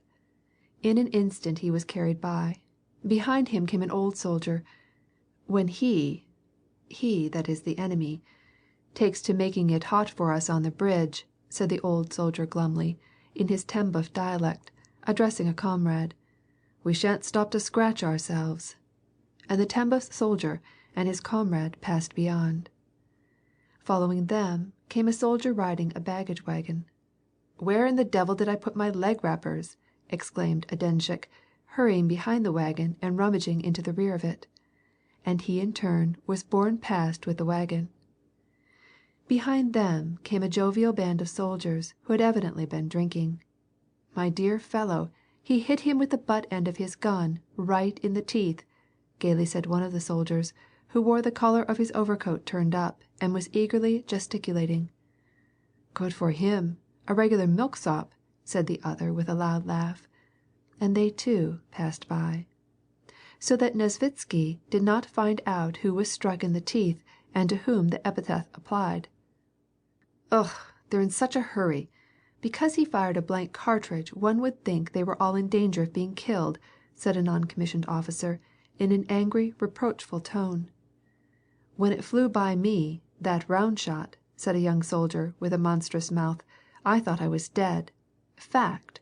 I was that frightened, by God," added the soldier, scarcely restraining himself from laughing outright with pleasure at the thought of being so frightened. And he too passed on. Behind him came a vehicle unlike any that had passed so far. This was a German Vorspann, loaded apparently with the effects of a whole household. Behind the cart, which was drawn by a pair of horses driven by a German, was a handsome brindled cow with an enormous udder. On a pile of feather beds sat a woman with a baby at the breast, an old granny, and a young, healthy-looking German girl, with flaming red cheeks. Evidently, these natives were availing themselves of the general permission to remove with all their permissions. The eyes of the soldiers were fixed upon the women, and as the cart moved forward at a slow pace, step by step, all sorts of remarks were directed at the two young women. Almost all the faces wore the peculiar smile suggested by unseemly thoughts concerning them. "Look ye, that sausage there, she's moving too." "Sell me the little woman," cried another soldier to the German, who with downcast eyes walked with long strides, frightened and solemn. "Eh, ain't she gay? They're fine little devils." "There's a chance for you to make up to 'em, Foidedoff." "Did you ever see anything like it, old fellow?" Where are you going?" asked an infantry officer, who, as he munched an apple, looked up at the pretty German girl with a half smile. The German shut his eyes, signifying that he did not understand. "If you'd like it, take it," said the officer, giving the girl an apple. She took it and thanked him with a smile. Nesvitsky, like all the rest who were on the bridge, kept his eyes on the women till they vanished from sight. After they had passed beyond, came the same manner of soldiers with the same interchange of repartee, and then at length the train came to a halt. As often happens, the horses attached to some company's baggage wagon became entangled at the end of the bridge, and the whole line were obliged to halt. "What are they waiting for? There's no order," said the soldiers. "Don't crowd! The devil! Why can't you have patience?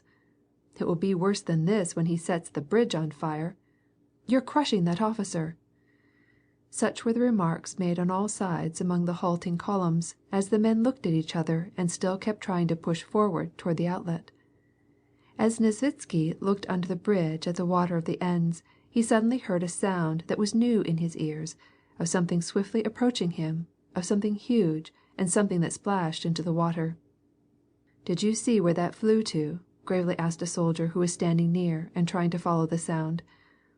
"They are encouraging us to move a little faster," said another uneasily. Again the throng began to move along. Nesvitsky realized that it had been a cannonball. "He, Cossack, bring me my horse," he said. "You there, make way. Get out of the way. Clear the road." By main force he managed to swing himself upon his horse. By shouting constantly, he succeeded in forcing his way forward.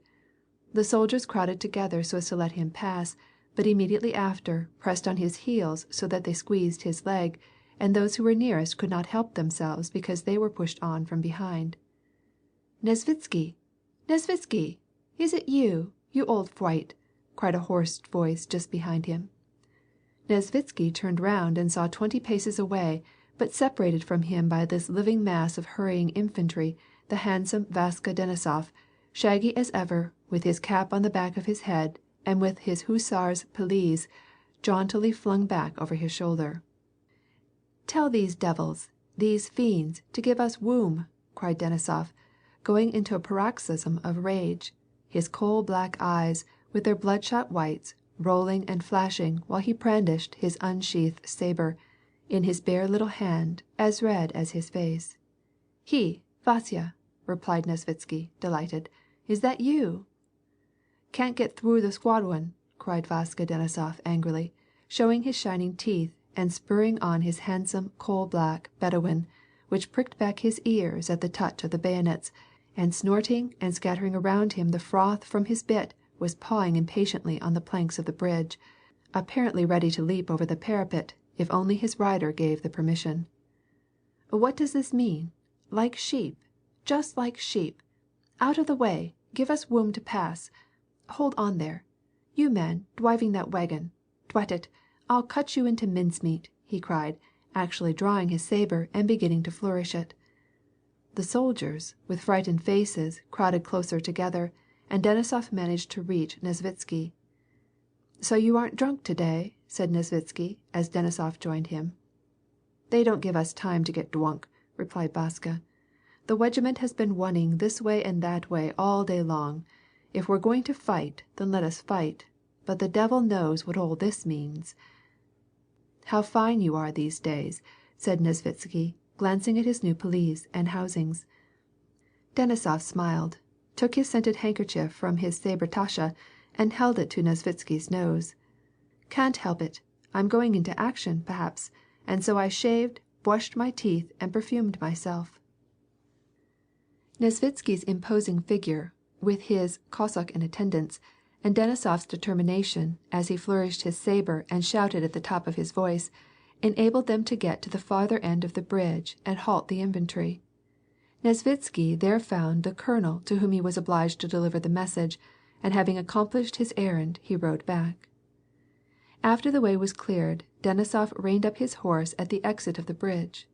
Carelessly holding in his stallion that stood pawing with one hoof anxious to join his fellows, he gazed at the squadrons that were moving in his direction.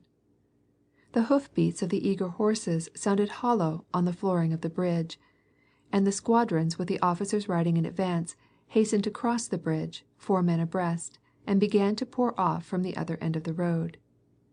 The infantry, which had halted in the mud and were packing together, gazed at the neat, jaunty hussars riding by in good order, with that peculiar malevolent feeling of jealousy and scorn with which different branches of the service are apt to regard each other.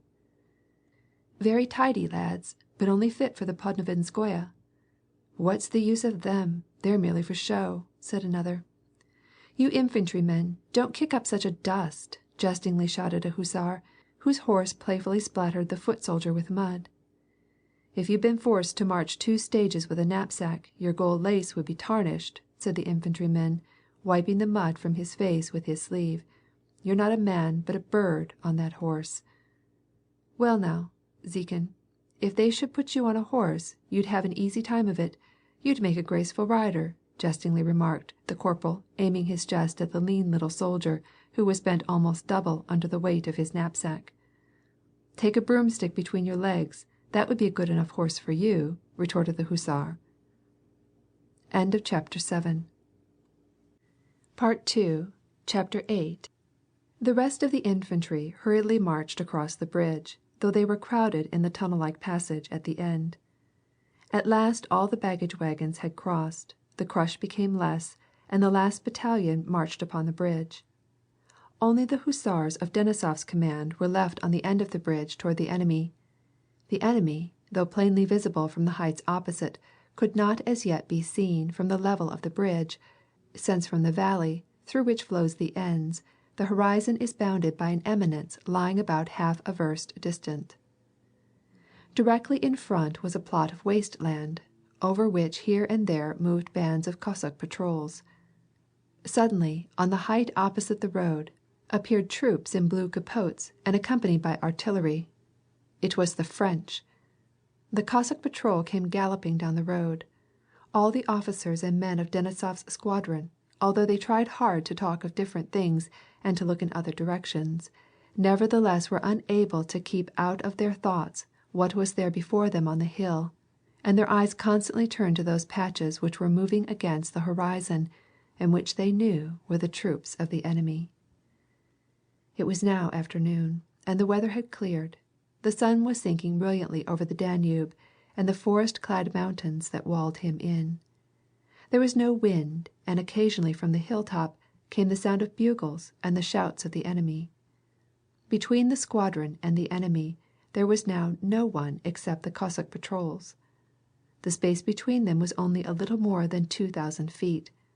The enemy had ceased to fire, and all the more distinctly was felt that solemn, ominous gap, unapproachable and inexorable, that divides 2 hostile armies.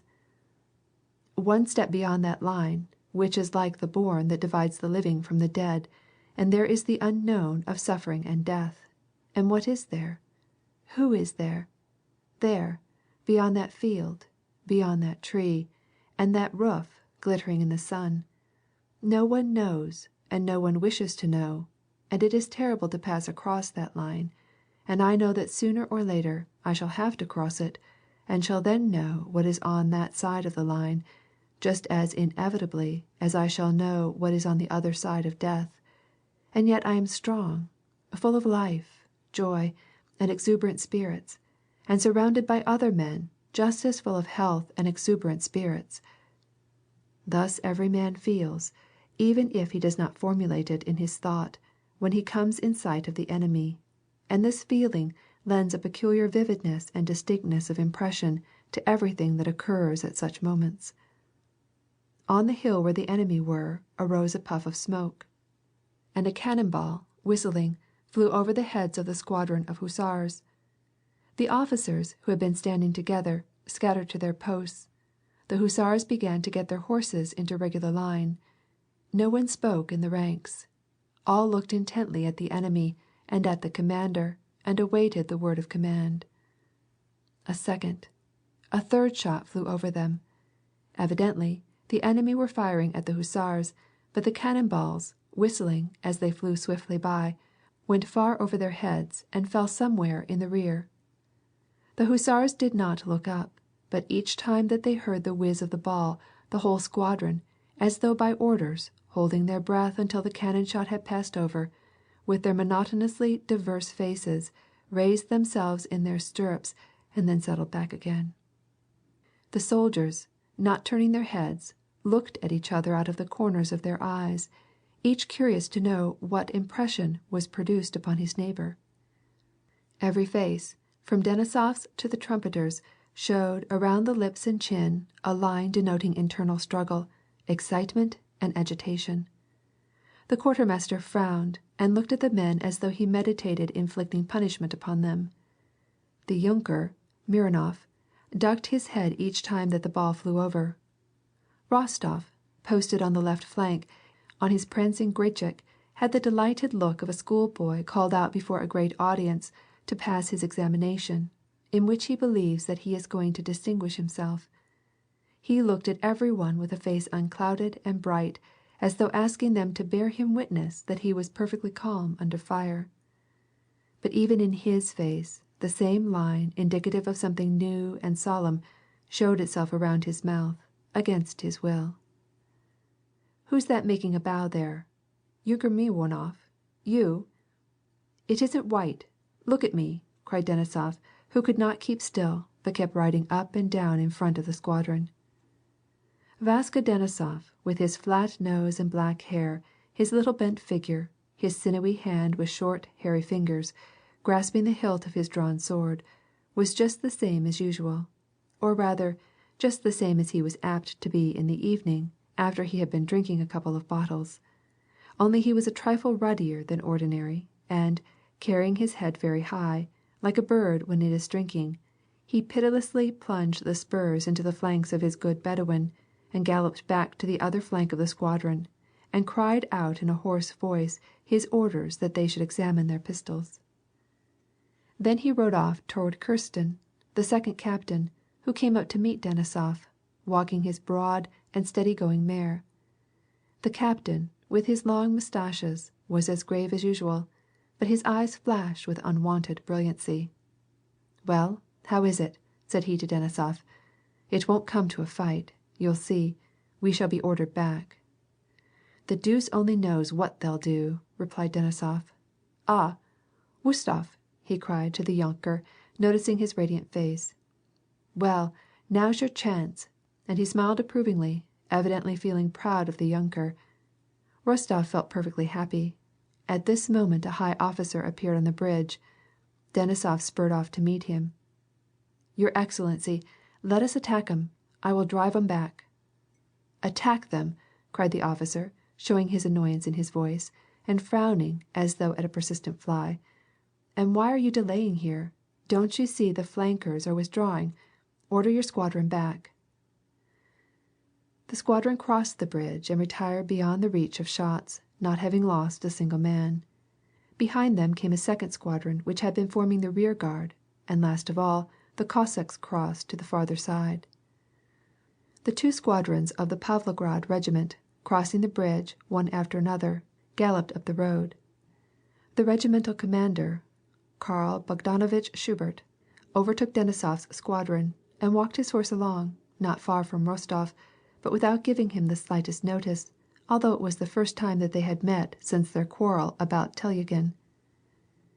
Rostov, who, now that he was in line, realized that he was in the power of the man toward whom he felt guilty, did not take his eyes from the colonel's athletic back, the light hair at the back of his head, and his red neck.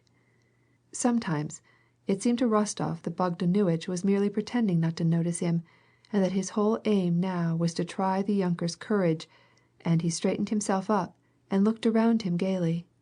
Then, again, it seemed to him that Bogdanuitch rode close to him to display his own courage. Now it occurred to him that his opponent was going to send the squadron into some forlorn hope in order to punish him. And then again it occurred to him that after the affray he would come to him and magnanimously extend to him the hand of reconciliation, in honor of the wound which he should receive. The high-shouldered Zherkov, well known to the Pavlograd boys, having not long since been in their regiment, came riding up to the regimental commander. Zherkov, after his dismissal from the general's staff, had not remained in the regiment, saying that he was not such a fool as to put on the tugging collar in the ranks, when, by serving on the staff and having nothing to do, he could gain greater rewards, and so he had succeeded in getting himself appointed as special orderly to Prince Bagration. He now came to his former chief with a message from the commander of the rear guard. "Colonel," said he, with his most melancholy assumption of gravity, turning to Rostov's opponent, and glancing at his comrades, "you are ordered to halt and burn the bridge." "Who orders it?" asked the colonel testily. "Well, I don't know, Colonel, who orders it," replied the cornet gravely, "but the prince said to me, 'Go and tell the colonel that the hussars are to return as quickly as possible and burn the bridge.'" Immediately after Zherkov, an officer of the suite rode up to the colonel of the hussars with the same order, and immediately after the officer of the suite came the stout Nesvitsky galloping up with all his might on his Cossack's horse, which could hardly carry him. "How is it, Colonel?" he cried while still at a distance. "I told you to burn the bridge, but now someone has mistaken the order. Everybody here has lost his wits, and there's nothing done right." The colonel took his time in halting the regiment, and turned to Nesvitsky. "You told me to burn up the combustibles," said he, "but as to burning that, you did not say a word." "What's that, Batyushka?" exclaimed Nesvitsky, reining in his horse, taking off his cap, and with his fat hand brushing back his hair dripping with perspiration. "How's that? Didn't I say that the bridge was to be burned when you burned all the combustibles?" "I won't be called Batyushka by you, Mr. Staff Officer, and you did not tell me to burn the bridge. I know my duties, and I am accustomed faithfully to carry out what I am commanded to do.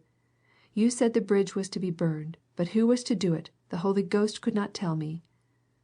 "Well, that's always the way," cried Nesvitsky, with a wave of the hand. "What are you doing here?" he asked, turning to Zherkov. "Exactly the same thing as you are. But how wet you are! Let me wring you out." "You said, Mr. Staff Officer," proceeded the colonel in an offended tone. "Colonel," interrupted the officer from the suite, "you must make haste, or else the enemy will be pouring grape shot into us." The colonel silently looked at the officer from the suite, at stout Prince Nesvitsky, and at Zherkov, and frowned. "I will burn the bridge," he said in a solemn voice, as though to express by it that in spite of all the disagreeable things that happened to him, he was always prepared to do his duty.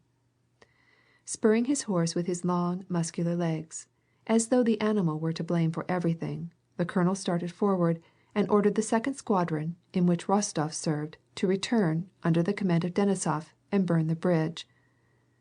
"Well, that's the way it is," said Rostov to himself. "He wants to try me." His heart beat and the blood rushed to his face. "Let him see if I am a coward," he thought. Once more, over all the happy faces of the men in the squadron, appeared that same serious line which they had worn at the time they were under fire. Rostov, not taking his eyes from his opponent, the regimental commander, tried to discover in his face a confirmation of his suspicions. But the colonel did not look at Rostov, but as usual gazed sternly and solemnly along the line. The word of command was heard. "Lively! Lively!" cried voices around him. With their sabers catching in the reins, with rattling spurs, the hussars dismounted in all haste, not knowing what they were to do. They crossed themselves. Rostov now looked no more at the colonel. He had no time. He was afraid with a real sinking of the heart, that he should be left behind. His hand trembled as he turned his horse over to the groom, and he felt how the blood was rushing back to his heart. Denisov, on his way back, shouted something to him as he passed. Rostov saw nothing except the hussars running by his side, impeded by their spurs and with rattling sabers. "The stretchers!" cried some voice behind him, but Rostov did not stop to think what that demand for stretchers meant. He ran on, striving only to be in advance of the others, but at the bridge he failed to look where he was going, and slipping in the slimy, sheeted mud, stumbled and fell upon his hands. The others dashed ahead of him. "At both sides, Captain!" shouted the colonel, who, having ridden ahead, had reined his horse not far from the bridge, and sat looking on with a triumphant and radiant expression. Rostov, wiping his soiled hands on his riding trousers, glanced at his opponent and determined to go on, thinking that the further forward he went the better it would be. But Bogdanuitch, without looking at him or even noticing that it was Rostov, cried to him, "Who is that in the middle of the bridge? Take the right side. Yunker, come back," he shouted testily, and then turned to Denisov, who, making a show of his foolhardiness, was riding upon the bridge. "Why run such risks, Captain? You'd better dismount," cried the captain. "Ha! He always finds someone in fault," replied Vaska Denisov, turning in his saddle.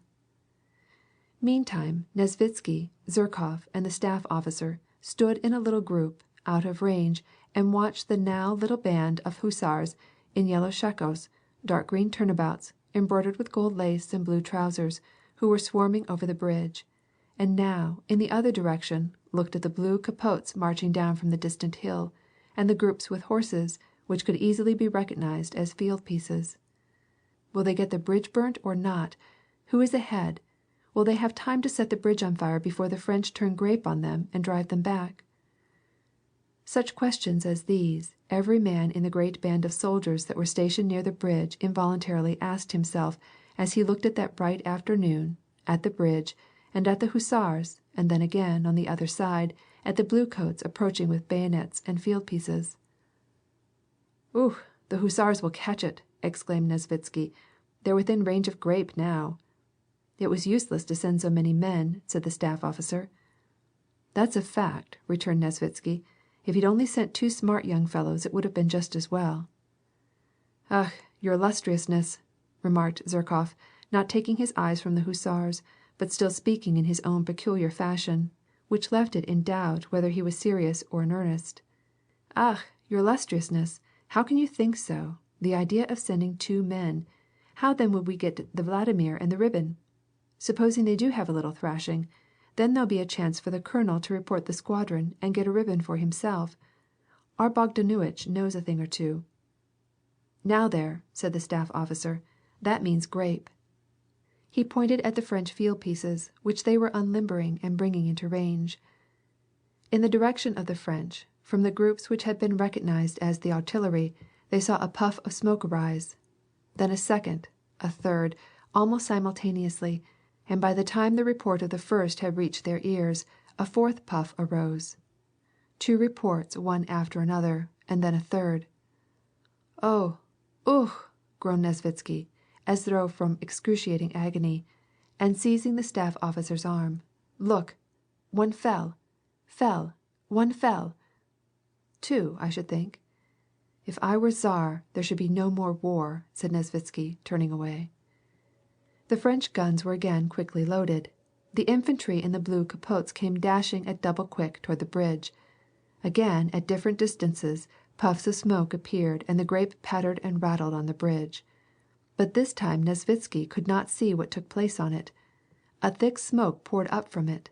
The hussars had succeeded in setting fire to it, and the French field pieces were fired at it, not indeed to prevent it, but because they were loaded and there was nothing else to shoot at. The French had succeeded in sending 3 charges of grape before the hussars returned to their grooms. 2 of the volleys had been wildly aimed and the grape had gone afield, but the last discharge struck in the middle of the group and hit 3 hussars. Rostov, preoccupied by his relations with Bogdanuitch, remained on the bridge, not knowing what he had to do. There was no one to cut down, he had always imagined a battle to consist of cutting down, and he could not help set fire to the bridge either, because he had not provided himself with wisps of straw as the others had. He was standing there and looking on, when suddenly there was a rattling on the bridge as though someone had been scattering hazelnuts, and one of the hussars who happened to be nearest to him fell against the parapet with a groan. Rostov and several others ran to him. Again there was a cry for stretchers. 4 men grasped the wounded hussar and started to bear him away. "Oh, let me alone for Christ's sake!" shrieked the wounded man, but nevertheless they took him and bore him off. Nikolai Rostov turned away, and, as though he were searching for something, began to gaze into the distance, at the water of the Danube, at the sky, at the sun. How beautiful the sky seemed, how blue, how calm, how profound. How bright and magnificent the sinking sun, How carelessly brilliant the waters of the distant Danube gleamed! And still more lovely were the far purpling mountains beyond the Danube, the monastery, the mysterious defiles, the pine forests, veiled to the top in a transparent mist. There it was, full of peace and happiness. I should wish for nothing in the world, if only I were there, thought Rostov. How much happiness I might have there, in this sunshine, while here, groans, suffering, terror, and confusion, and hurry. There again someone shrieks, and here we are all running for our lives, and I am running with the rest, and here is death, all above me and around me. A moment, and perhaps never again shall I see the sun, this river, those defiles. At that instant the sun went into a cloud. Rostov saw several stretchers being carried